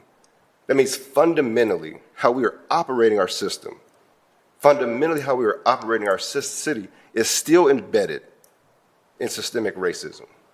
And until we look ourselves in the face as directors, as legislators, as elected officials on how we do business, no matter what we put in, no matter what set aside there may be, we will never get to true economic justice for Black folks, for brown folks, for our emerging immigrant, migrant, and refugee community. So, now with all that being said, we by no means believe, as I stated, our city has done enough to address the disparities that exist within the trades, construction, and city procurement. And I stand ready to work with NAACP and any other organization that wants to dismantle those systems. We are committed to working with our community leaders and partners to identify where the gaps are, what our mistakes have been, and what potential solutions we can implement to address these issues. This is how we move forward. This is how we move the needle. So I do want to thank Director Jenkins for all your work that he has put in and his team has put in on this. And we did have conversations on this, and I will make sure that next time that we put out better notices, that we make sure that we get more voices at the table. But at the end of the day, what I want to reiterate, particularly to the Black community, because I sit here in this seat every single day, unapologetically Black, that the agenda that I have moved forward from this seat has been unapologetically Black. That this by no way, in no way, takes away from that community. And this is an opportunity for us to work together to achieve true economic justice for everyone in the city of Columbus. So with that, I will be voting yes, and I'm proud to sponsor this piece of legislation with Councilmember Barosa de Padilla, because this is who we are. We get to choose who we want to be in Columbus. We have the opportunity to do that here with this piece of legislation. Councilmember, I'll turn it back over to you. Thank you, Councilmember Bankston. Are there additional questions or comments from our colleagues? Chair, just and thank you to both co-sponsors on this piece of legislation. And I agree a lot with what Councilmember Bankston or Chair Bankston just spoke about. And I also chaired this committee, the Small Minority Business Committee, for several years, and worked to lead the implementation of the disparity study, the first that we've had in many years. My thinking was really similar in line to Councilmember Bankston's around the intent of the work of the Office of Diversity and Inclusion in general, to uplift and make sure there is opportunity for all of our residents, and that we don't shy away from making sure that all of our residents and residents that look like Councilmember Bankston and I have opportunity. But I think we get into a dangerous game when we put the fight against the other part of the 1% of the small piece of the pie, as Councilman Bankston. I think that we missed the point of the work. And so I wanted to ask Director Jenkins to talk from his vantage point about how this change can be is not just it's positive for African American business owners as well, in terms of this is a legal document, and the way the disparity study works is that you have to prove a disparity amongst a pool of people or a type of individual, and then you're allowed to create the set aside based off of that percentage of disparity. By growing the pool of folks who are disparaged or have disparity in this with this legislation, can you speak to how this actually how this is good for everybody that we're talking about, and kind of just your how the department sees its work specifically to uplift and support Black business, but all business, how this piece of legislation does not fly in opposition of those goals? If I understand you correctly, President Harden, what this does, it provides an opportunity for the minority goals that we set on projects to be met. It allows for collaboration, like Cheryl mentioned during her talking points. The truth of the matter, if I can be completely honest here, is that there are processes in place internally to the City of Columbus that are counterproductive to the work that we are doing in the Office of Diversity and Inclusion. I think it's just inherently in our system. And so as we work to weed those things out, very similar to Councilman Bankster had mentioned, we are looking to identify ways to grow and develop our minority businesses, not just to be subs on projects, to become primes.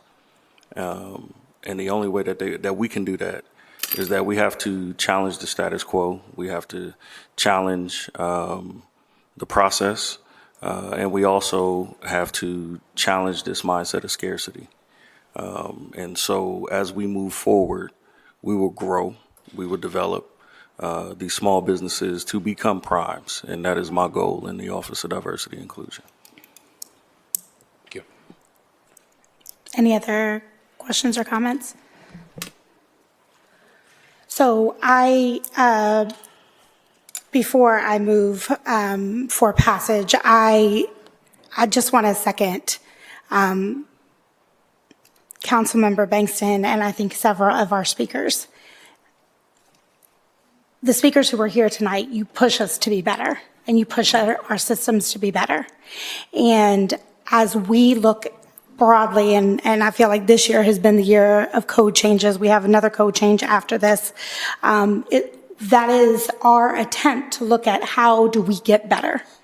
And we are not always going to agree, and there is going to be tension in the conversations that we have. And I think in this particular instance, I think this is why language is so important. I think a long time ago, we made a false choice in calling people new Americans when in fact they aren't always Americans, or who is an American, or who owns a business, and what does opportunity look like for folks in the city of Columbus. And I think there's a lot of understanding that we need and a lot of conversation that we need to continue to have so that we can come together. Because I think that percentage is significant for us to understand who is really getting the bulk of the contracts and who is really getting the bulk of opportunities. And so when we can really come together, that's when we can ensure prosperity for every part of the community, especially those that are furthest away from justice. And when we plan for those communities, that's how all boats rise. And that's really also part of the intention of ensuring that we can meet this, to ensure that we can pour into our small businesses. And you do have a commitment from this council to work with our Department of Diversity and Inclusion to look at the practices that we have as a city and to have honest conversations about how we need to change those practices to work for the people and not against them. And I don't think there's anyone here on this dais who would deny that there are systems in place that work against our people. And it is our job to change that. And so I want to thank everyone who's here. I will hope that we can continue to have conversations together. I hope that at these points in time when we do disagree, that we can come together to understand each other better so that we can really get to the root of the problem and ensure, again, that we are removing those practices and that we are giving more opportunities to our folks. So with that, do my colleagues have any last questions or comments? Yes. Attorney, elaborate again on the clarity that is being proposed with regards to this legislation. Councilmember Brown, I assume you're referring to the clarity regarding the citizenship question, right? Because there are other changes, and I just want to make it clear. We have two different provisions of the city code, one that requires the Office of Diversity and Inclusion to determine that an individual seeking certification is in fact a U.S. citizen. And we have another provision of the city code that was passed by council that forbids employees of the city from asking a question about an individual's immigration status in determining whether or not to provide them benefits or services. So the objective is to take away the question about status. That would be the council's determination in terms of how to resolve the conflict. And that is the proposal, is to take out the question. I feel compelled to be able to respond from one perspective. We have the oldest organization that we know of in the form of the NAACP expressing concerns. As a youngster, I was a part of the NAACP many, many, many years ago. If we have the organization asking questions, Council President, I think those questions ought to be answered. I think there ought to be appropriate clarity to those questions. I apologize for not being more knowledgeable about this particular subject matter. I've been a little busy with some other issues, so I apologize to this council, and I apologize to the individuals who are present. But I do have a healthy respect for the NAACP as an organization. And getting the clarity from the city attorney's office, as long as it is not going to impede the ability to address the concerns with regards to diversity and minority participation, then I can vote in favor of this legislation. But I think it is really important as a council that when you have an organization like the NAACP come down and speak, that they be given the appropriate deference for clarity. And if they ask to table a piece of legislation, not to eliminate, but to table, to answer all the questions so that we are perfectly clear, I would be sensitive to that. So that's my comments. So I move. I move for, hold on one second. I know I am. I move to waive second reading. Second. Clerk, please call the row. Bangston, Barosa de Padilla, Brown, Dorans, favor, Remy, President Harden. Waived. And next, I move for passage. Second. Council President, can we do it by a voice vote? Sure. Clerk, is there a second? Second. Clerk, please call the row by voice. Mr. Bangston? Yes. Ms. Barosa de Padilla? Yes. Mr. Brown? No. Mr. Dorans? Ms. Favor?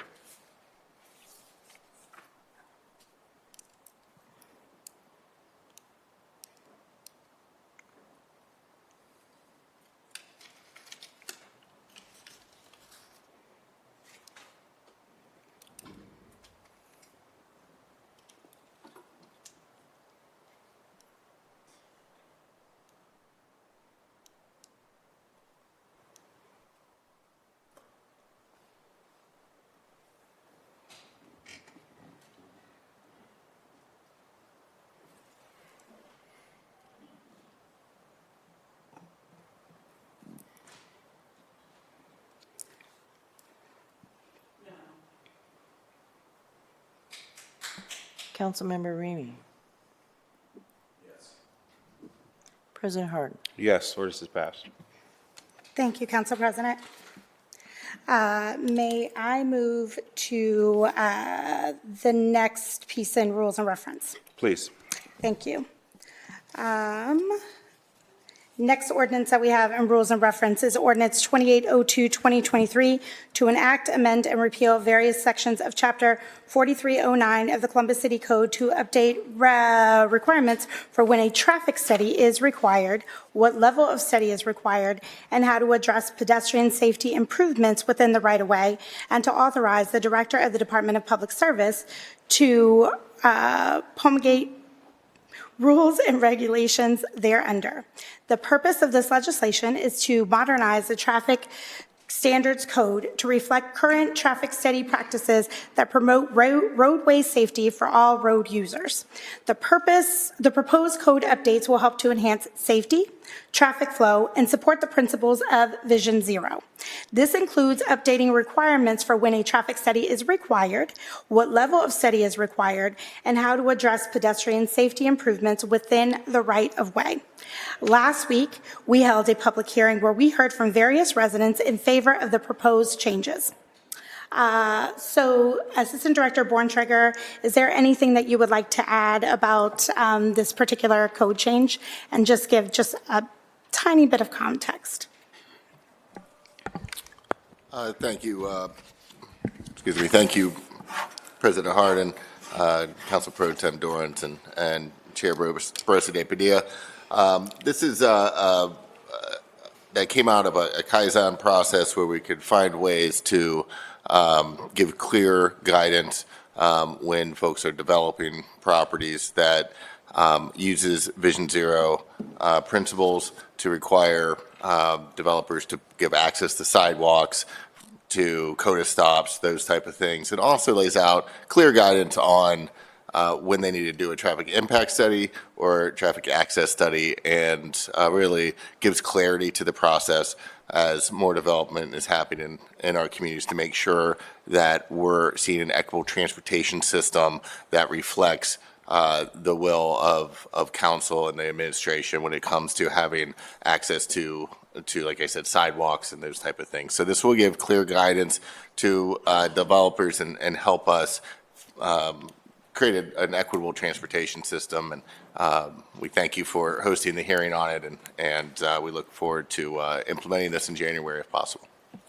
And one piece of this code change that I think that is particularly exciting, and I think for my colleagues, just given the zoning conversation that we just had a little while ago about essentially the same topic and what would come and what pieces of infrastructure, this also gives us a little bit of, this is actually written into code when developers need to then implement specific infrastructure pieces that we are asking them to do as a result of whichever, whether it was a traffic study or a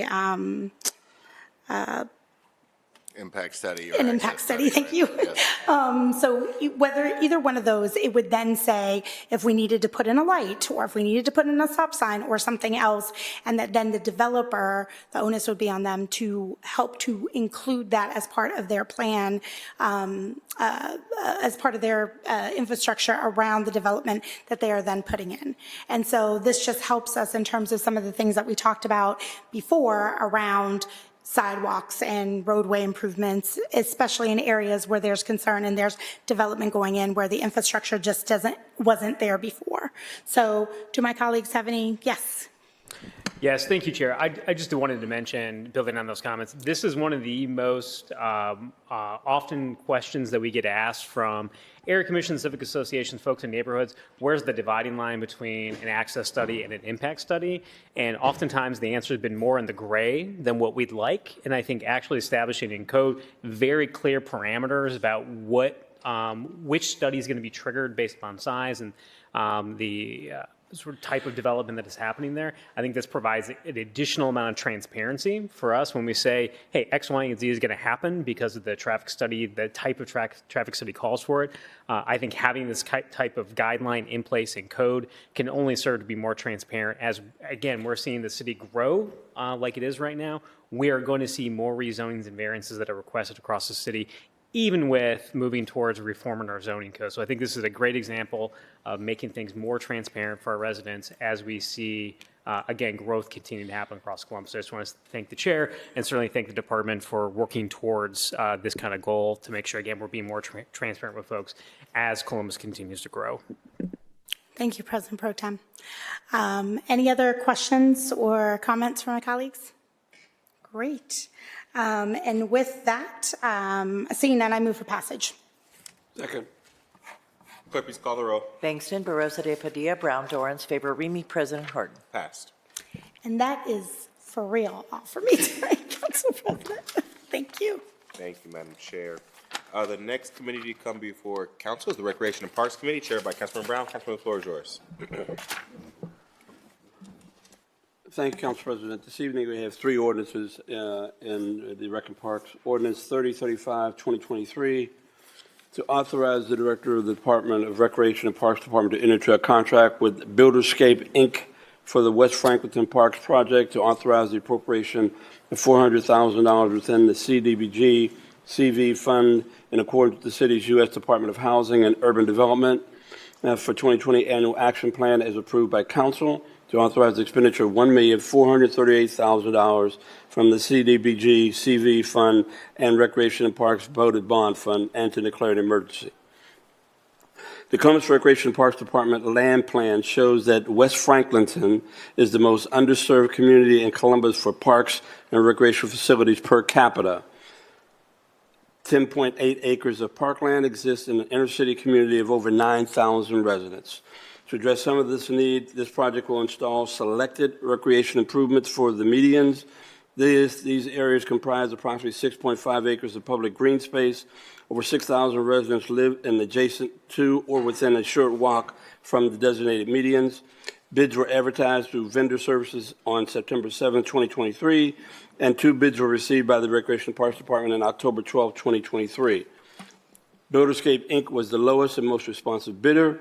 In addition, as part of their bid, Builderscape, Inc. has proposed the following vendors to fulfill Office of Diversity and Inclusion Project Goal: Capstone and Associates, Inc., a WBE. Construction is anticipated to be complete in fall of 2024. Do any of my colleagues have any questions? If not, I move for passage. Clerk, please call the row. Bangston, Barosa de Padilla, Brown, Dorans, favor Remy, President Harden. Passed. Also, I have ordinance 3061-2023 to authorize the Director of Recreation and Parks Department to modify the existing contract with CK Construction Group, Inc. for the Kilbourne Run Sports Park Improvements Project, to authorize the transfer of $5,660,635.46 between the special income tax and the Recreation Parks bond funds, to authorize the transfer of $70,276.54 within the Recreation Parks voted bond fund, to authorize the amendment of the 2023 capital improvements budget, to authorize the expenditure of $5,730,912 from the Recreation Parks voted bond fund, and to declare an emergency. This is a construction manager at risk contract. This delivery method will save the project money and time compared to a traditional design bid delivery system.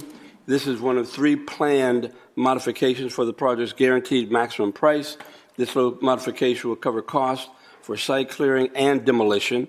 It will also cover procurement of long lead time items such as HVAC equipment, a traffic signal, and electrical equipment. This modification was foreseen due to the nature of the CMAR contracts. The modification fee was determined by CMAR's lowest and best bid results from the subcontract work. Director Reese, do you have any comments with regard to this legislation?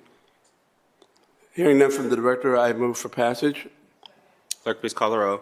Bangston, Barosa de Padilla, Brown, Dorans, favor Remy, President Harden. And Passed. finally, sir, I have ordinance 3194, 2023, to authorize the Director of Recreation and Parks Department to enter into a contract with Harold's LLC for the purchase of golf course pesticides, to authorize the expenditure of $237,124.50 for the purchase of golf turf pesticides from the Recreation and Parks Operating Fund, to waive the competitive bidding provisions of the Columbus City Code, and to declare an emergency. It is my understanding that the change to the golf turf pesticide application program were implemented in 2017 and have resulted in a significant reduction in the number of pesticide applications and a variety of products, while producing noticeable results with improved playing conditions as well as a cost savings to the department. This ordinance involves a bid waiver, so Director Reese, do you have any comments? Thank you, Chair Brown, President Harden, other council members. This is a local vendor that not only gives us a discount during our fall season, but charges a very high rate during high season, peak season. And so they also provide educational training. They look at other opportunities, and that is water testing, soil testing at all of our golf courses. And so we are asking you to approve this vendor. And Director Reeves, you may or may not notice, we used to have a citizen who would come down to council periodically. Her name was Pam Unger, and she would always say she's a citizen of the planet and make reference to the fact of whether or not we did or did not use Roundup, which as carcinogens.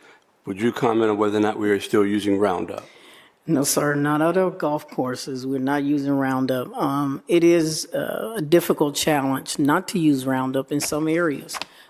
Simply because we have to look at tight areas of fencing and other lawn care that are up against fence areas, especially on our sports fields and some of our playground areas, which we are now looking at going to more of a rubberized surface to do away with some of the pesticides and chemicals that are used on playgrounds.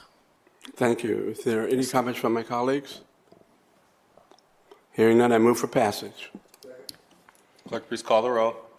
Bangston, Barosa de Padilla, Brown, Dorans, favor, Remy, President Harden. Passed. That's all I have this evening, sir.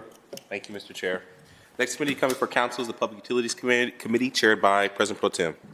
Thank you, Council President. First, in Public Utilities Committee, we have Ordinance 2936-2023 to authorize the Director of Public Utilities to enter a construction contract with the Raider Company, Inc. for the Southerly Wastewater Treatment Plant Chemically Enhanced Primary Treatment Flow Splitter Bridge and Raw Sewage Pump Building Cooling Upgrade Project, to authorize amendment to the 2023 capital improvement budget, to authorize the appropriation of funds in the Sanitary Freshwater Market Rate Fund, to authorize the expenditure of up to $1,379,160 from the Sanitary Freshwater Market Rate Fund for the contract, and to authorize expenditure of up to $2,000 from the Sanitary Bond Fund to pay for prevailing wage services for the project. The current state of the building reveals deficiencies in the accessibility and operational maintenance at the plant. The project funded through this ordinance will help improve maintenance operation at the Southerly Wastewater Treatment Plant. Do my colleagues have any questions or comments? Seeing none, I move for passage. Clerk, please call the roll. Bangston, Barosa de Padilla, Brown, Dorans, favor, Remy, President Harden. Passed. Thank you. Next, we have ordinance 2960-2023 to authorize the Director of Public Utilities to enter a construction contract with Sterling Building Company for the Hap Cremine Water Plant Door and Lock Improvement Project, to authorize amendment to the 2023 capital improvement budget, to authorize transfer of cash and appropriation of the Water Bond Fund, to authorize expenditure of up to $1,503,968.40 for the project. The Hap Cremine Water Plant facility is considered a secure piece of city infrastructure. The door and lock improvement projects will deter unauthorized personnel from entering buildings at the facility. Do my colleagues have any questions or comments? Seeing none, I move for passage. Clerk, please call the roll. Bangston, Barosa de Padilla, Brown, Dorans, favor, Remy, President Harden. Passed. Thank you. Next, we have ordinance 2961-2023 to authorize the Director of Public Utilities to modify and increase the contract to purchase of wholesale electric power with American Municipal Power, Inc. for the Division of Power, and to authorize expenditure of $1,150,000 from the Electricity Operating Fund. This ordinance will provide additional funding for the purchase of wholesale electricity in 2023 and early 2024 for the Division of Power. The funds by this ordinance will cover the costs of power supply provided by AMP, Inc. Do my colleagues have any questions or comments? Seeing none, I move for passage. Clerk, please call the roll. Bangston, Barosa de Padilla, Brown, Dorans, favor, Remy, President Harden. Passed. Thank you. Next, we have ordinance 3020-2023 to authorize the Director of the Department of Public Utilities to enter a construction contract with 2K General Code, doing business as 2K General Code, for the Department of Public Utilities Archive Record Storage and Sewer Maintenance Operations Center Locker Room Renovation Project, and authorize the expenditure of up to $5,630,000 of sanitary bond fund for this project. This project will consolidate all of the Department of Public Utilities archives and records from all sections into a centralized location. This will help when trying to locate records and archive documents for the city managers, as well as provide centralized staff who are experts in locating these types of documents. Do my colleagues have any questions or comments? Seeing none, I move for passage. Clerk, please call the row. Bangston, Barosa de Padilla, Brown, Dorans, favor, Remy, President Harden. Passed. Thank you. Next, we have ordinance 3032-2023 to authorize the Director of Finance and Management to enter construction contract with Kevin Lair Associates, the purchase of wooden utility poles to the Division of Power, to authorize a waiver of competitive bidding requirements for Chapter 329 of the Columbus City Codes, to authorize the expenditure of $407,690 from the Division of Electricity Operating Fund, and declare an emergency. The wooden utility poles will be used for new installations and for maintenance, repair, replacement, and construction projects to maintain street lighting in Columbus. The Department of Public Utilities respectfully requests the legislation be considered for immediate use to avoid interruption of city services due to the current inventory stock and long lead times to procure these types of utility poles. Do my colleagues have questions or comments? Seeing none, I move for passage. Clerk, please call the roll. Bangston, Barosa de Padilla, Brown, Dorans, favor, Remy, President Harden. Passed. Thank you. Next, we have ordinance 3039-2023 to authorize the Director of Public Utilities to enter a construction contract, Complete General Construction Company, for the 2021 general construction contract with Storm Sanitary Project, to authorize amendment to the 2023 capital improvement budget, to authorize a transfer of cash and appropriation between projects within the Sanitary Bond Fund, within the Storm Bond Fund, and to authorize expenditure of up to $5,237,635.50 from the Sanitary Bond Fund and the Storm Bond Fund for the project. This project was initiated to respond to emergency needs and miscellaneous structural repairs and installations as directed by the Division of Sewers and Drainage.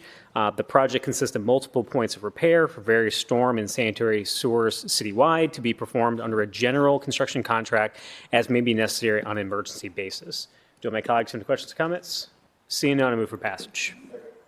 Clerk, please call the roll. Bangston, Barosa de Padilla, Brown, Dorans, favor, Remy, President Harden. Passed. Thank you. Next, we have ordinance 3042-2023 to authorize the Director of Public Utilities to enter a construction modification with Santec Consulting Services, Inc. for the inflow, redirection, and Markinson hydraulic modification to the combined sewer overflow regulator in Wilson Avenue area waterline improvement project, to authorize amendment to the 2023 capital improvement budget, to authorize transfer of funds from the Sanitary Reserve Fund and the Water Reserve Fund to the Sanitary Fresh Water Market Rate Fund and to the Water Fresh Market Rate Fund, to authorize an appropriation of funds and expend up to $1,607,074.22 from the Sanitary Fresh Water Market Rate Fund and the Water Fresh Water Market Rate Fund for the contract modification. This work will ensure the department's construction projects perform correctly and will last the anticipated service life of the projects. Do any of my colleagues have any questions or comments? Seeing none, I move for passage. Clerk, please call the row. Bangston, Barosa de Padilla, Brown, Dorans, favor, Remy, President Harden. Passed. Thank you. Next, we have ordinance 3072-2023 to authorize the Director of Public Utilities to enter a construction contract with Danbury, Inc. for the Miller Avenue Area Waterline Improvement Project, to authorize the appropriation and transfer of funds within the Water Sewer Reserve Fund to the Water Supply Revolving Loan Account Fund, to authorize the appropriation of expenditure of $3,503,865.48 in the Water Supply Revolving Loan Account Fund for the contract, and to authorize an expenditure of up to $2,000 from the Water Bond Fund to pay for construction administration and inspection expenses for the project. The goal of this project is to replace or rehabilitate the existing water lines that have a high break frequency in the Near East, Livingston Avenue area and South Side. Replacement of these water lines will improve water service, decrease burden on water maintenance operations, and reduce overall water loss. Do my colleagues have any questions or comments? Seeing none, I move for passage. Bangston, Barosa de Padilla, Brown, Dorans, favor, Remy, President Harden. Thank you. Next, we have ordinance 3077-2023 to authorize the Director of Public Utilities to enter a construction contract with Underground Utilities, Inc. for the Lee Ellen Place Area Water Line Improvement Project, to authorize the appropriation and transfer of funds from the Water System Reserve Fund to the Water Supply Revolving Loan Account Fund, to authorize the appropriation of expenditure of $3,740,000 $42,886.35 from the Water Supply Revolving Loan Account Fund for the contract and authorize expenditure of up to $2,000 from the Water Bond Fund to pay for construction administration and inspection expenses for the project. The purpose of the project is to construct necessary improvements to the water distribution system in the Lee Allen Place area in the south side and far south planning areas. Do my colleagues have any questions or comments? Seeing none, I move for passage. Bangston, Barosa de Padilla, Brown, Dorans, favor, Remy. President Harden. Thank you. Next, we have ordinance 3204-2023 to authorize the Director of the Department of Public Utilities to enter a professional services contract for overall engineering services related to city water distribution system and related infrastructure with MS Consultants, Inc., to authorize amendment to the 2023 capital improvement budget, to authorize the transfer of cash and appropriation between projects within the Water Bond Fund, to authorize expenditure of $1 million from the Water Bond Fund for the contract, and declare an emergency. This work is part of the city's continuing program to improve its water distribution system and all related infrastructure to provide efficient, reliable, cost-effective operations and enhance personnel safety. Do my colleagues have any questions or comments? Seeing none, I move for passage. Bangston, Barosa de Padilla, Brown, Dorans, favor, Remy. President Harden. Passed. Thank you. Next, we have ordinance 3214-2023 to authorize the City of Columbus Finance and Management Director to enter an amended and restated government aggregation master retail electric supply agreement and declare an emergency.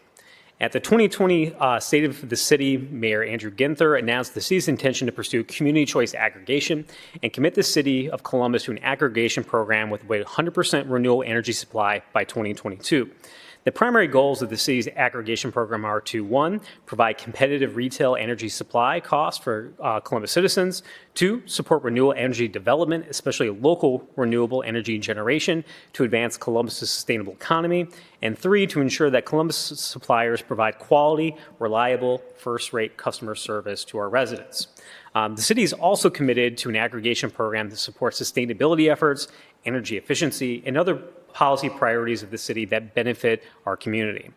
This ordinance authorizes the City of Columbus Finance Management Director to execute an amended and restated government aggregation master retail supply agreement, which will replace the MSA entered into on March 18th, 2021, pursuant to authority granted by ordinance number 1642-2020, which authorized the Finance Management Director to perform all necessary actions to affect a government aggregation electricity program for the city with opt-out provisions pursuant to Section 4928.02 of the Ohio Revised Code for residents and small businesses in the incorporated areas of the City of Columbus. On June 1st, 2021, the government electricity aggregation program, Clean Energy Columbus, began to provide 100% renewable energy supply to participating Columbus residents and small businesses. Clean energy for the program has initially been sourced through renewable energy certificates, or RECs, while a profile of utility-scale clean energy projects are constructed. The Clean Energy Columbus is now in its third year providing 100% renewable energy supply through RECs. Already this year, 190,000 participants have saved $19 million, or about $25 a month for their energy bills. To address clean energy and renewable development challenges, the city is amending the existing agreement with American Electric Power Energy, AEP Energy, to balance the cost of energy for our residents while still meeting the demand and commitment to the clean energy and carbon reductions. Here to address the need for the city to amend the original agreement is AEP Energy Vice President of Retail Mass Markets, Frank Wilson. Mr. Wilson, thank you for being very patient with us this evening. It's a long meeting, but I appreciate you being here and speaking to this piece of legislation and why we're sort of here tonight talking about amending the master service agreement between AEP Energy and the City of Columbus for our aggregation program. If you wouldn't mind speaking to that, sir. Thank you. Happy to do it. President Harden, Chair Dorans, and members of the council, as Chair Dorans said, my name is Frank Wilson, Vice President of Retail Mass Markets at AEP Energy. We are the competitive retail supply business of American Electric Power, affiliated with the utility AEP Ohio, but operating independently. AEP Energy is not an agent or speaking on behalf of AEP Ohio. Since 2021, AEP Energy has proudly served the Clean Energy Columbus Municipal Aggregation. Together, we have created jobs, powered nearly 200,000 residents with clean energy, and delivered over $19 million in savings this program year alone. Clean Energy Columbus was envisioned to utilize new Ohio-based renewable energy projects to serve Columbus residents and small businesses. We leveraged AEP Energy's existing integrated renewable energy program, which negotiated with third-party developers to procure wind and solar power purchase agreements across PJM with a priority for Ohio projects. These negotiated PPAs from 2019 and 2020 included project timelines with low fixed prices for clean energy. Since then, however, the landscape has shifted dramatically. The COVID-19 pandemic, the war in Ukraine, new requirements on renewable energy development in Ohio, as well as changes to the power siting board process, supply chain disruptions, runaway inflation, and a delay in the PJM interconnect queue have severely challenged renewable energy project development. Collectively, these factors caused significant project delays and cost increases. Renewable energy PPAs have more than doubled in price from approximately 3.5 cents per kilowatt hour to, in some cases, over 8 cents per kilowatt hour. In addition to price increases, project completion dates have slipped from the early 2020s to estimates of 2025 and beyond. All of AEP Energy's signed PPAs have been directly impacted by one or more of these factors, jeopardizing their viability for completion, let alone their utilization for the program. At this point, PPAs representing over 70% of the clean energy needed to serve the aggregation have been terminated or materially delayed. These developments necessitated revising the Master Supply Agreement, or MSA, between Columbus and AEP Energy to address timing and price changes. Without revising the original 2021 agreement, AEP Energy has no viable path to sustain the development of many of these existing renewable energy projects, potentially halting their development and jeopardizing job creation and renewable energy benefits. Through collaborative but tough negotiations with developers, AEP Energy is securing below current market renewable energy costs. Although an increase from the original rate, the new rate is less than the increase in conventional energy prices, and it's below the projected standard service rates for conventional power for next year, and significantly below current market prices for PPAs in PJM. We regret the necessity of this change to the MSA, but are grateful for the support of Council and the collaboration with Sustainable Columbus. We are committed to continued success of this program and the residents and small businesses it serves. AEP Energy is proud to partner with the City of Columbus to achieve this crucial climate action plan component. I'd be happy to take any questions. Thank you, Vice President Wilson. Do any of my colleagues have any questions at this time? Council President Harden? Thank you, Press Pro Tem, and thank you, Mr. Wilson, for being with us this evening. You spoke on this a bit, but I would like you to elaborate a little bit more on some of the issues with our abilities are really outside of our control. There have been some impediments put in the way by the State House. Could you talk about some of those issues a little bit more clearly for us, and how we still look to meet our initial goals going forward? Sure. Thank you for the question. There have been two significant developments at the state level. One was legislation that was passed, SB 52, that gave more control to local counties to have a say in the renewable development. The other major was the change to the power siting process, and that too has created some headwinds for the developers. So those are the two main ones.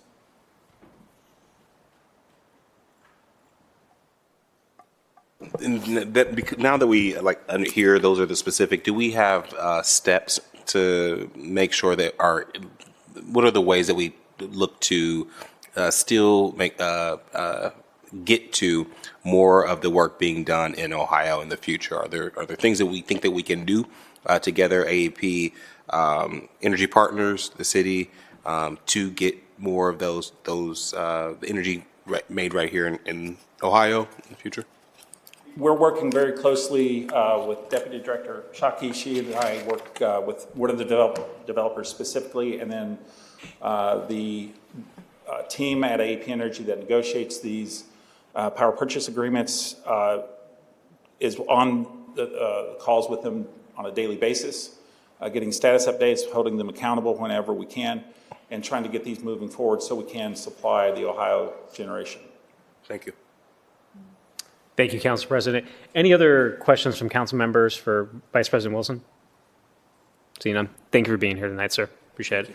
I did want to give an opportunity to Assistant Director Lena Shockey from the Department of Public Utilities and the Office of Sustainable Columbus to speak for sort of the department's approach to renegotiating this MSA, sort of what's here, and certainly the value that we can see moving forward with continuing to pursue the aggregation program. Assistant Director? The buttons are hard sometimes. You can also borrow one from a neighbor if that one's not working. Isn't that just my luck, right? Yeah. Floor is yours. Council President Hardin, Chair Dorrance, members of council, because of the challenges that Mr. Wilson mentioned, the bridge phase of the aggregation program transitioning from renewable energy credits to local project generation has been delayed. To address clean energy and renewable energy development challenges, the city is seeking authority to amend the existing agreement with American Electric Power Energy, AEP Energy. What this practically means is that 3 changes will be made to the agreement. Specific local clean energy projects will be identified in the amendment and committed exclusively to the aggregation. 2, a table allowing for gradual energy rate increases based on the percentage of local energy projects providing to the program will be added. And then 3rd, the 100% Ohio-based clean energy programs goal will be retained with a minimum requirement of 60% Ohio-based clean energy projects. Additionally, all of the good things that were included in the master service agreement at the beginning related to community grants and supporting local clean energy jobs will be retained. Thank you for your consideration of this request, and I can take any questions at this time. Thank you, Assistant Director. Do any council colleagues have questions this time? Councilmember Bankston. Yeah, my question is around, since we're renegotiating, did we also look at their profits? Did we renegotiate what their profit margins are? So, that's a great question, Councilmember Bankston. So this project, it's a little bit funny. As Mr. Wilson identified,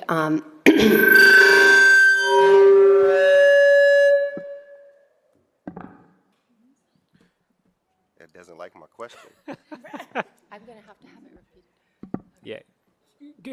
Do we just have one mic on? Yeah. Okay, cool. Yeah. Nice. I promise. It's red. My mic is red.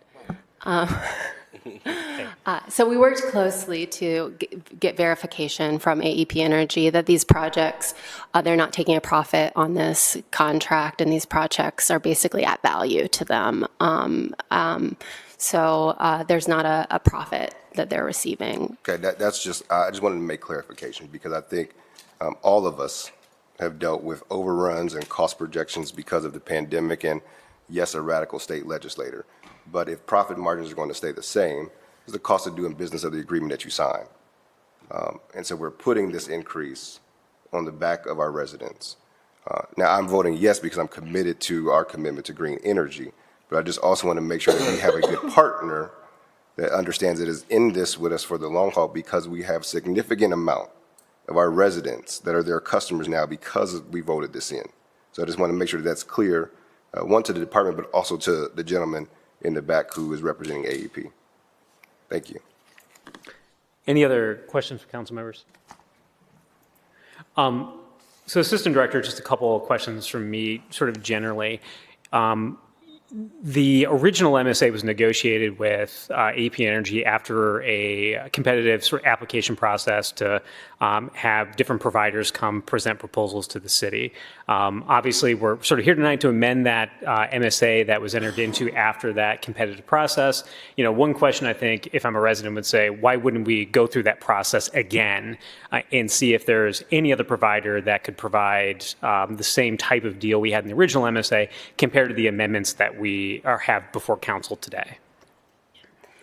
Thank you. In a very advantageous market, when we went out to bid in 2020, we received 4 bids back. AEP Energy was the only supplier willing to commit to 100% hard renewable assets serving the aggregation in state or out of state. The market is much less advantageous now.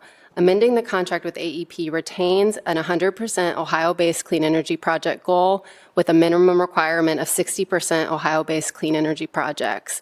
None of the other suppliers who previously bid on the project offered this value while maintaining a cost-competitive rate. Thank you. And speaking to that cost aspect of this, I think one of the great things, as I think a number of folks have mentioned, including myself, and sort of the preamble to this program has not only provided clean energy to customers here in Columbus, but it's also saved residents money as compared to the default rate provided by other individuals. And I think that's, one of the really incredible things when we talk about bundling 190,000 plus customers buying power together. That's one of the great benefits of the program overall. And I was curious, speaking directly to that point, how will the amendments before council tonight affect or not affect the rates paid by individuals that are in the aggregation program today and into the future? Customers in the program should see a slight increase as early as next summer when new rates are established, or could see a slight increase. Any potential rate increase would likely be $5 to $8 on an average monthly bill, but overall customers should still expect to see a $20 per month savings from the time we started the program.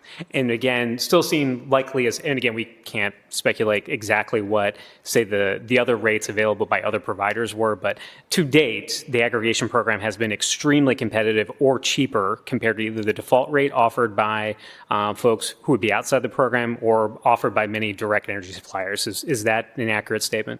Yes, that's correct. Currently, customers are receiving a $25 savings per month compared to the standard service offer.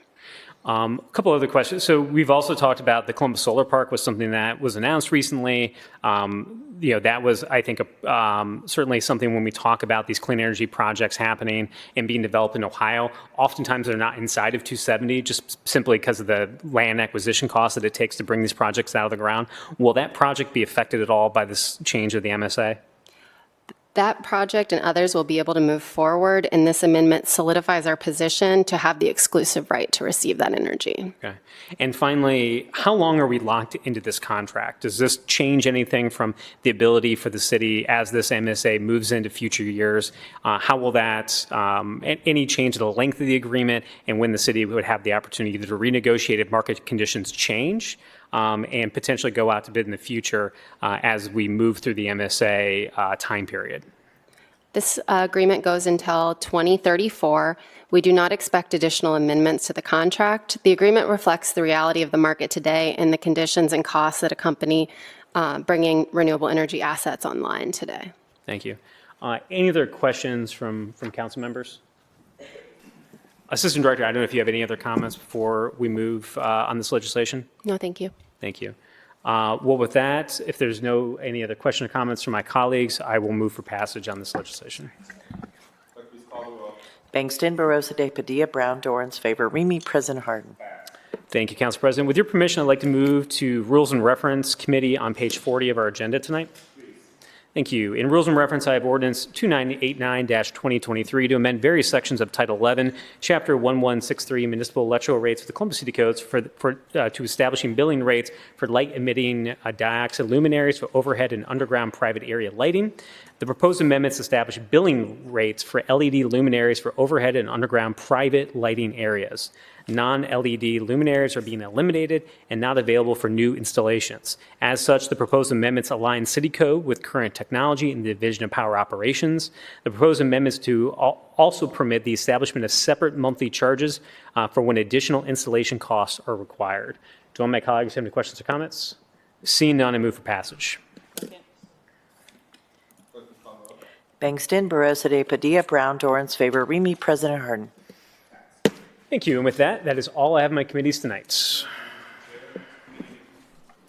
Come before council is the Criminal Housing Committee, chaired by Councilmember Favor. Councilmember, the floor is yours.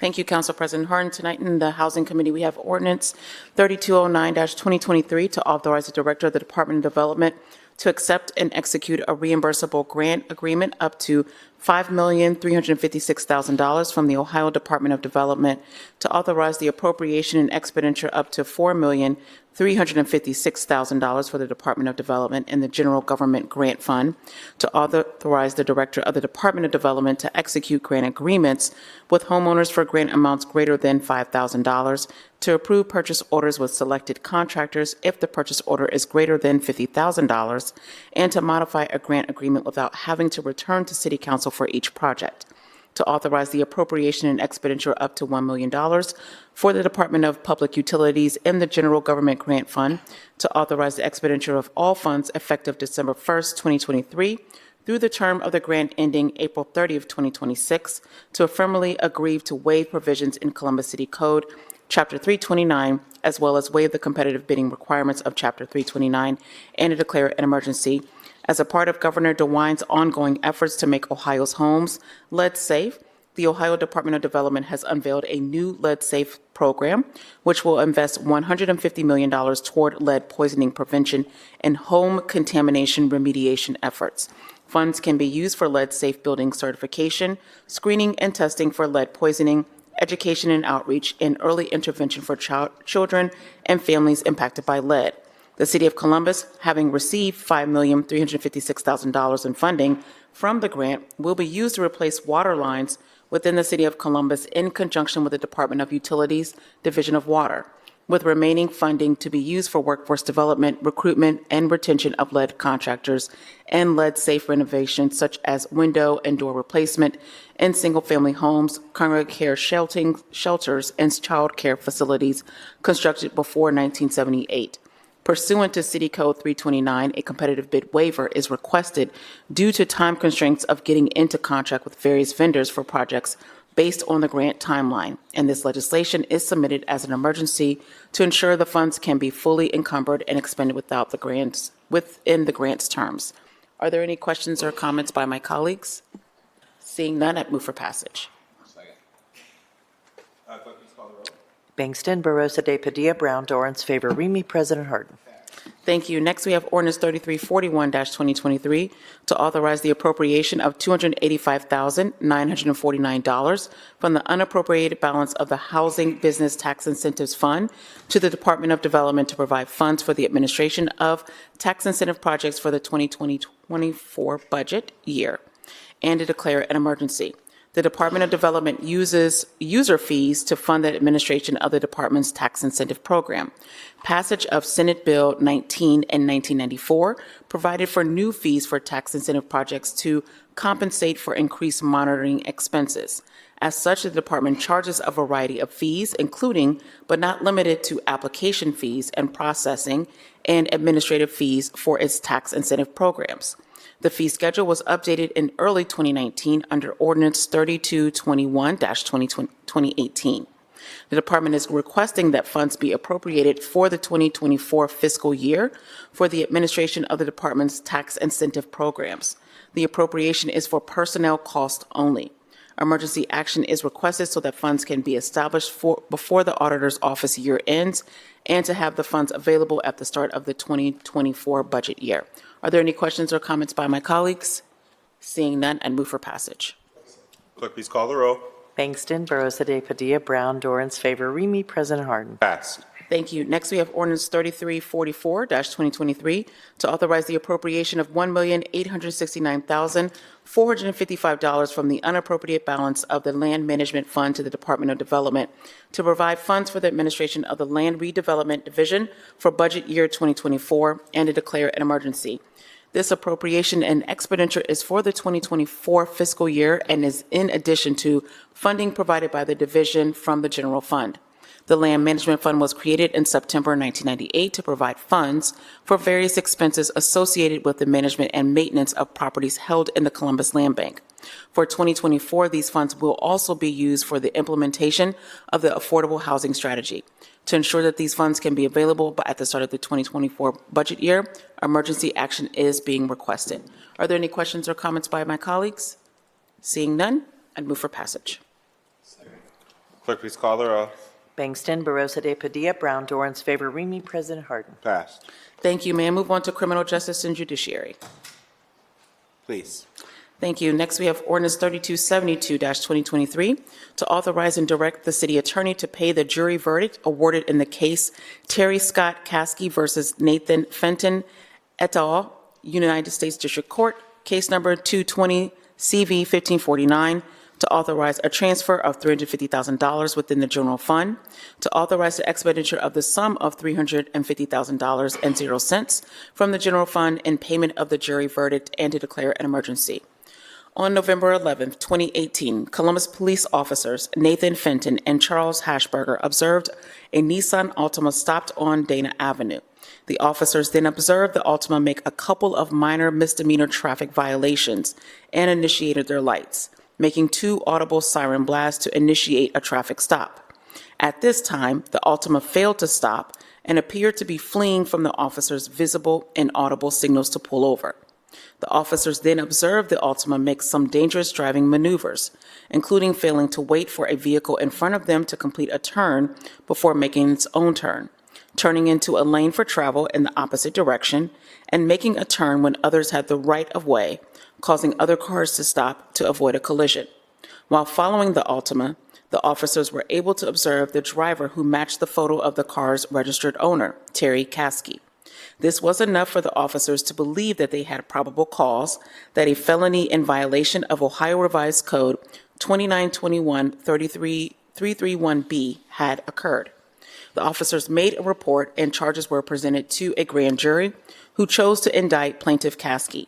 A warrant was then issued and plaintiff was subsequently arrested for a third-degree felony failure to comply with an order or signal of police arising from that November 11, 2018 incident. Plaintiff Terry Caskey spent 5 nights in jail following this arrest, and his criminal case was eventually dismissed. The civil case went to trial against officers Fenton and Harshberger and presented 2 causes of action against each.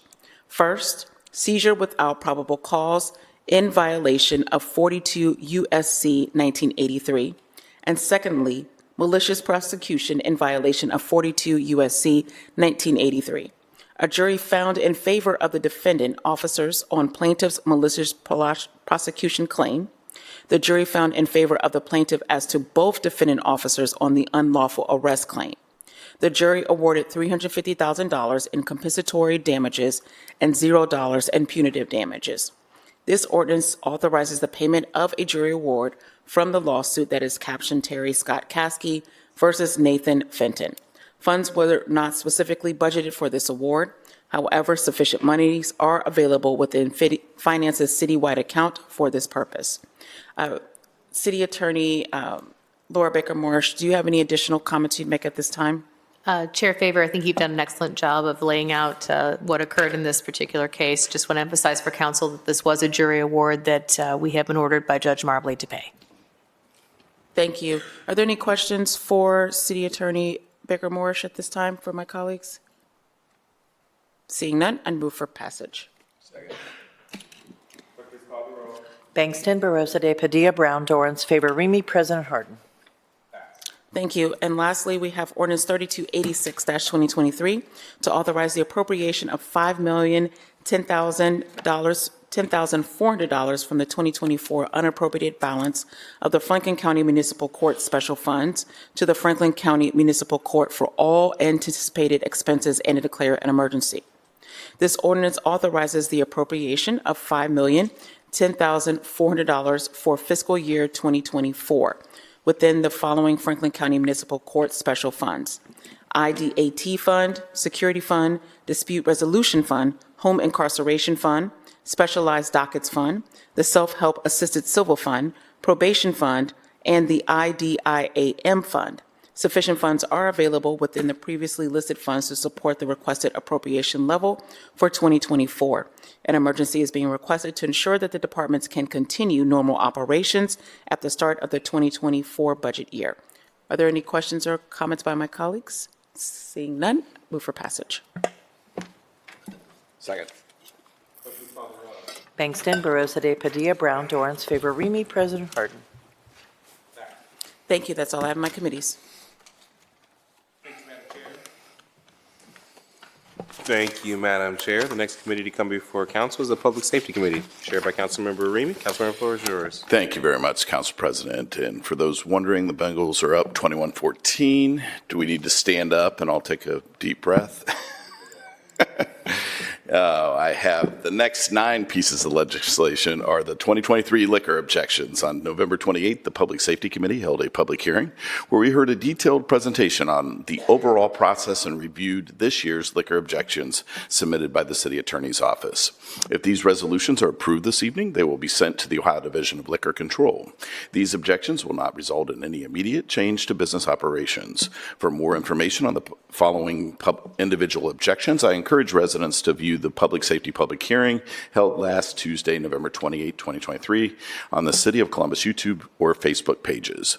Tonight, for these establishments, this is another invitation to have a conversation with the City Attorney's Office to establish safety protocol, invest in technology, hire security, and special duty officers to ensure that our residents are safe and you are an upstanding business in our community.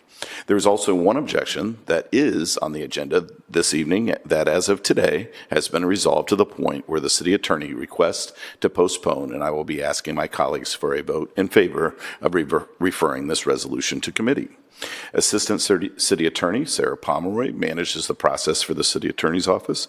I have asked her to provide a brief overview of our public hearing last week before we move on to reading through the resolutions. Assistant City Attorney Pomeroy, the floor is yours. Thank you. Thank you so much, Chair Remy, Council President Hardin. It's good to see everybody again.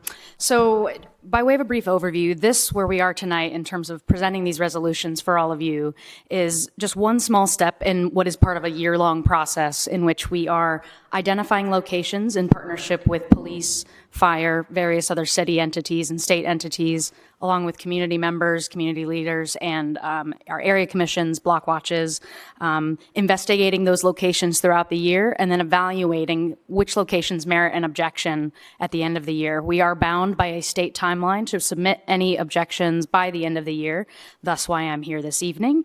But we don't consider each of these places in a vacuum. This is not simply about numbers. This is about a handful of key indicators for whether or not something might merit an objection. The big things that we always look for are violent crime and overdoses, as well as liquor violations or crimes related to liquor violations. A couple highlights just from our hearing. Wanted to bring to everyone's attention that I think we've only enhanced our ownership outreach throughout this year.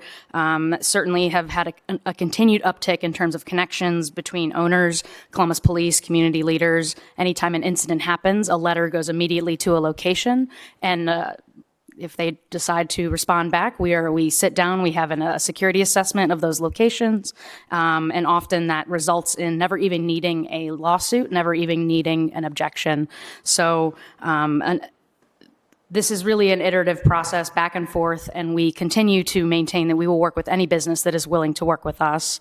There's a handful of objections. I won't go into specific details on the list tonight unless folks have specific questions. We got a mix of bars and gas stations / corner stores. The one that we are recommending be postponed is Double D's, which is a bar on South High.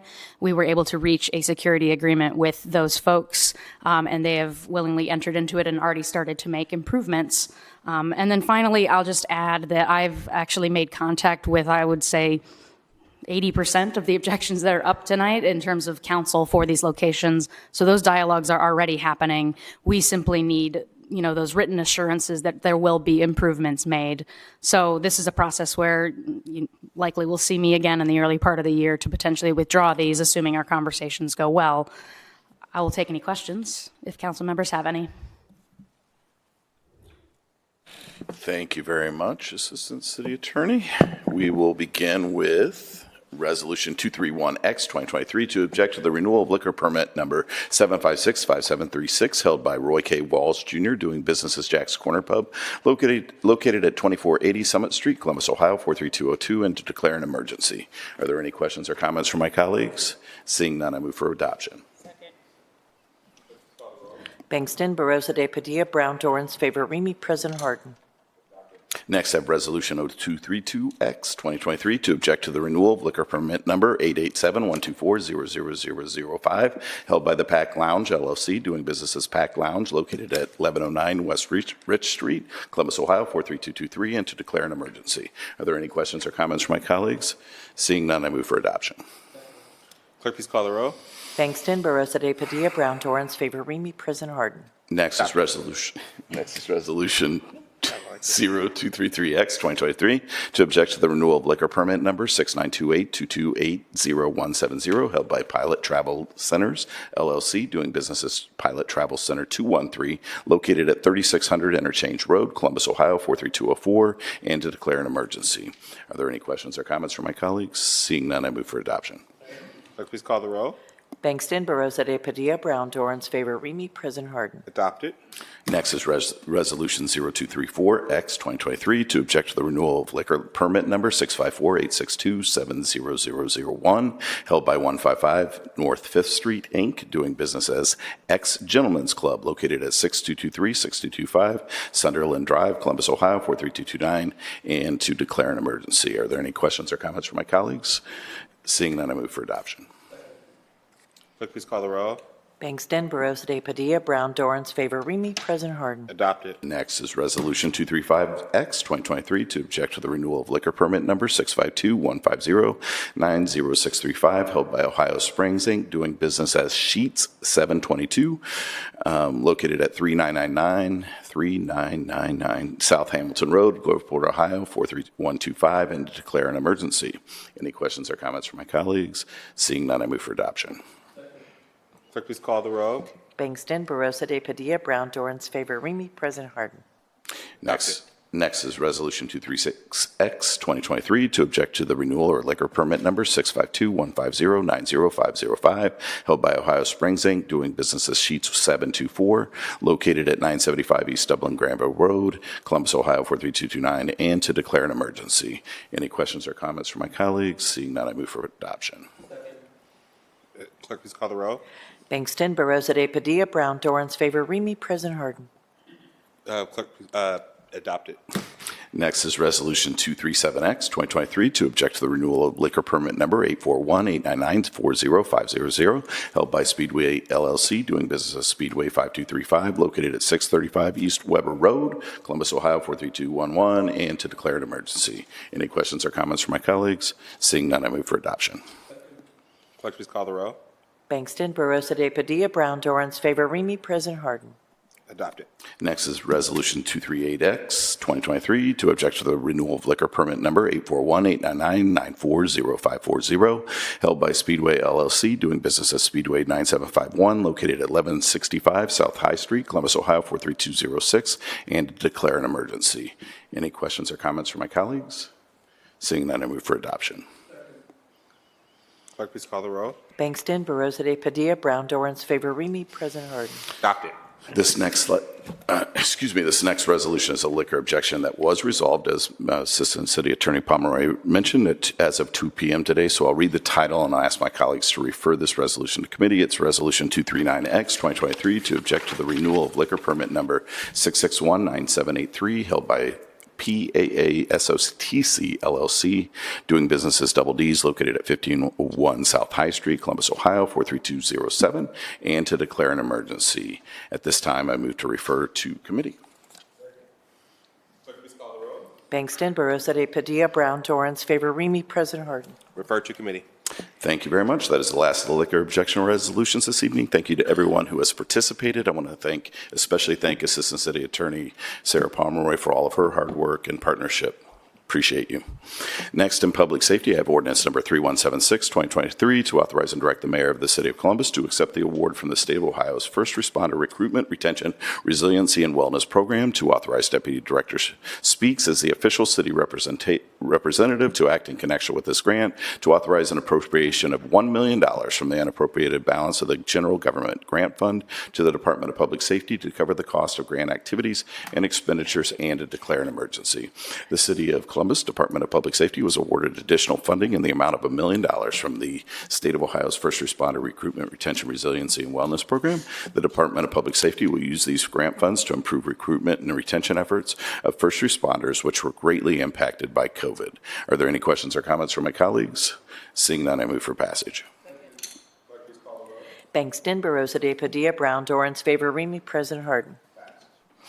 Next is ordinance 3288, 2023, to authorize the Director of Department of Public Safety to enter into contract with the Research Foundation of the City University of New York on behalf of the National Network for Safe Communities at John Jay College to work with the Columbus Violence Reduction Team and other Columbus officials and community leaders to advance the group violence intervention implementation and strengthen police legitimacy, to authorize the expenditure of $59,700 from the general fund, to waive the competitive bidding provisions of Columbus City Codes, and to declare an emergency. This legislation authorizes the Director of the Department of Public Safety to enter into contract with the Research Foundation of the City University of New York on behalf of the National Network for Safe Communities at John Jay College. Through regular strategic advising, NNSC will support Columbus's efforts to increase numbers and regularity of custom notifications to get GVI messages out and effectively decrease group violence. Deputy Director Michael Halloran, could you speak to the waiver of competitive bidding, please?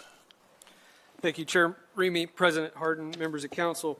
The National Network for Safe Communities is the only entity that can offer access to numerous jurisdictions across the country that are implementing its violence intervention strategies, which provides Columbus a unique opportunity to directly collaborate and learn from its peers.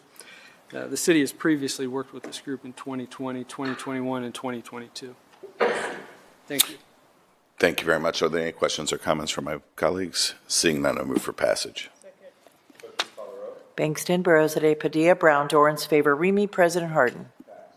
Next, I have ordinance 3349, 2023, to authorize the Director of the Office of Violence Prevention to enter into a grant agreement with Lutheran Social Services of Central Ohio in support of choices for victims of domestic violence, to authorize the transfer of $500,000 within the general fund, to authorize the expenditure of $500,000 from the general fund, and to declare an emergency. Choices is the only domestic violence-focused shelter in Franklin County, providing a safe haven and a 24-hour crisis and information line. Choices offers crisis counseling services and case management, community advocacy, and court accompaniment, transitional housing, and domestic violence awareness and prevention and education. Target constituencies include victims of domestic and dating violence and their families who must flee their home for safety.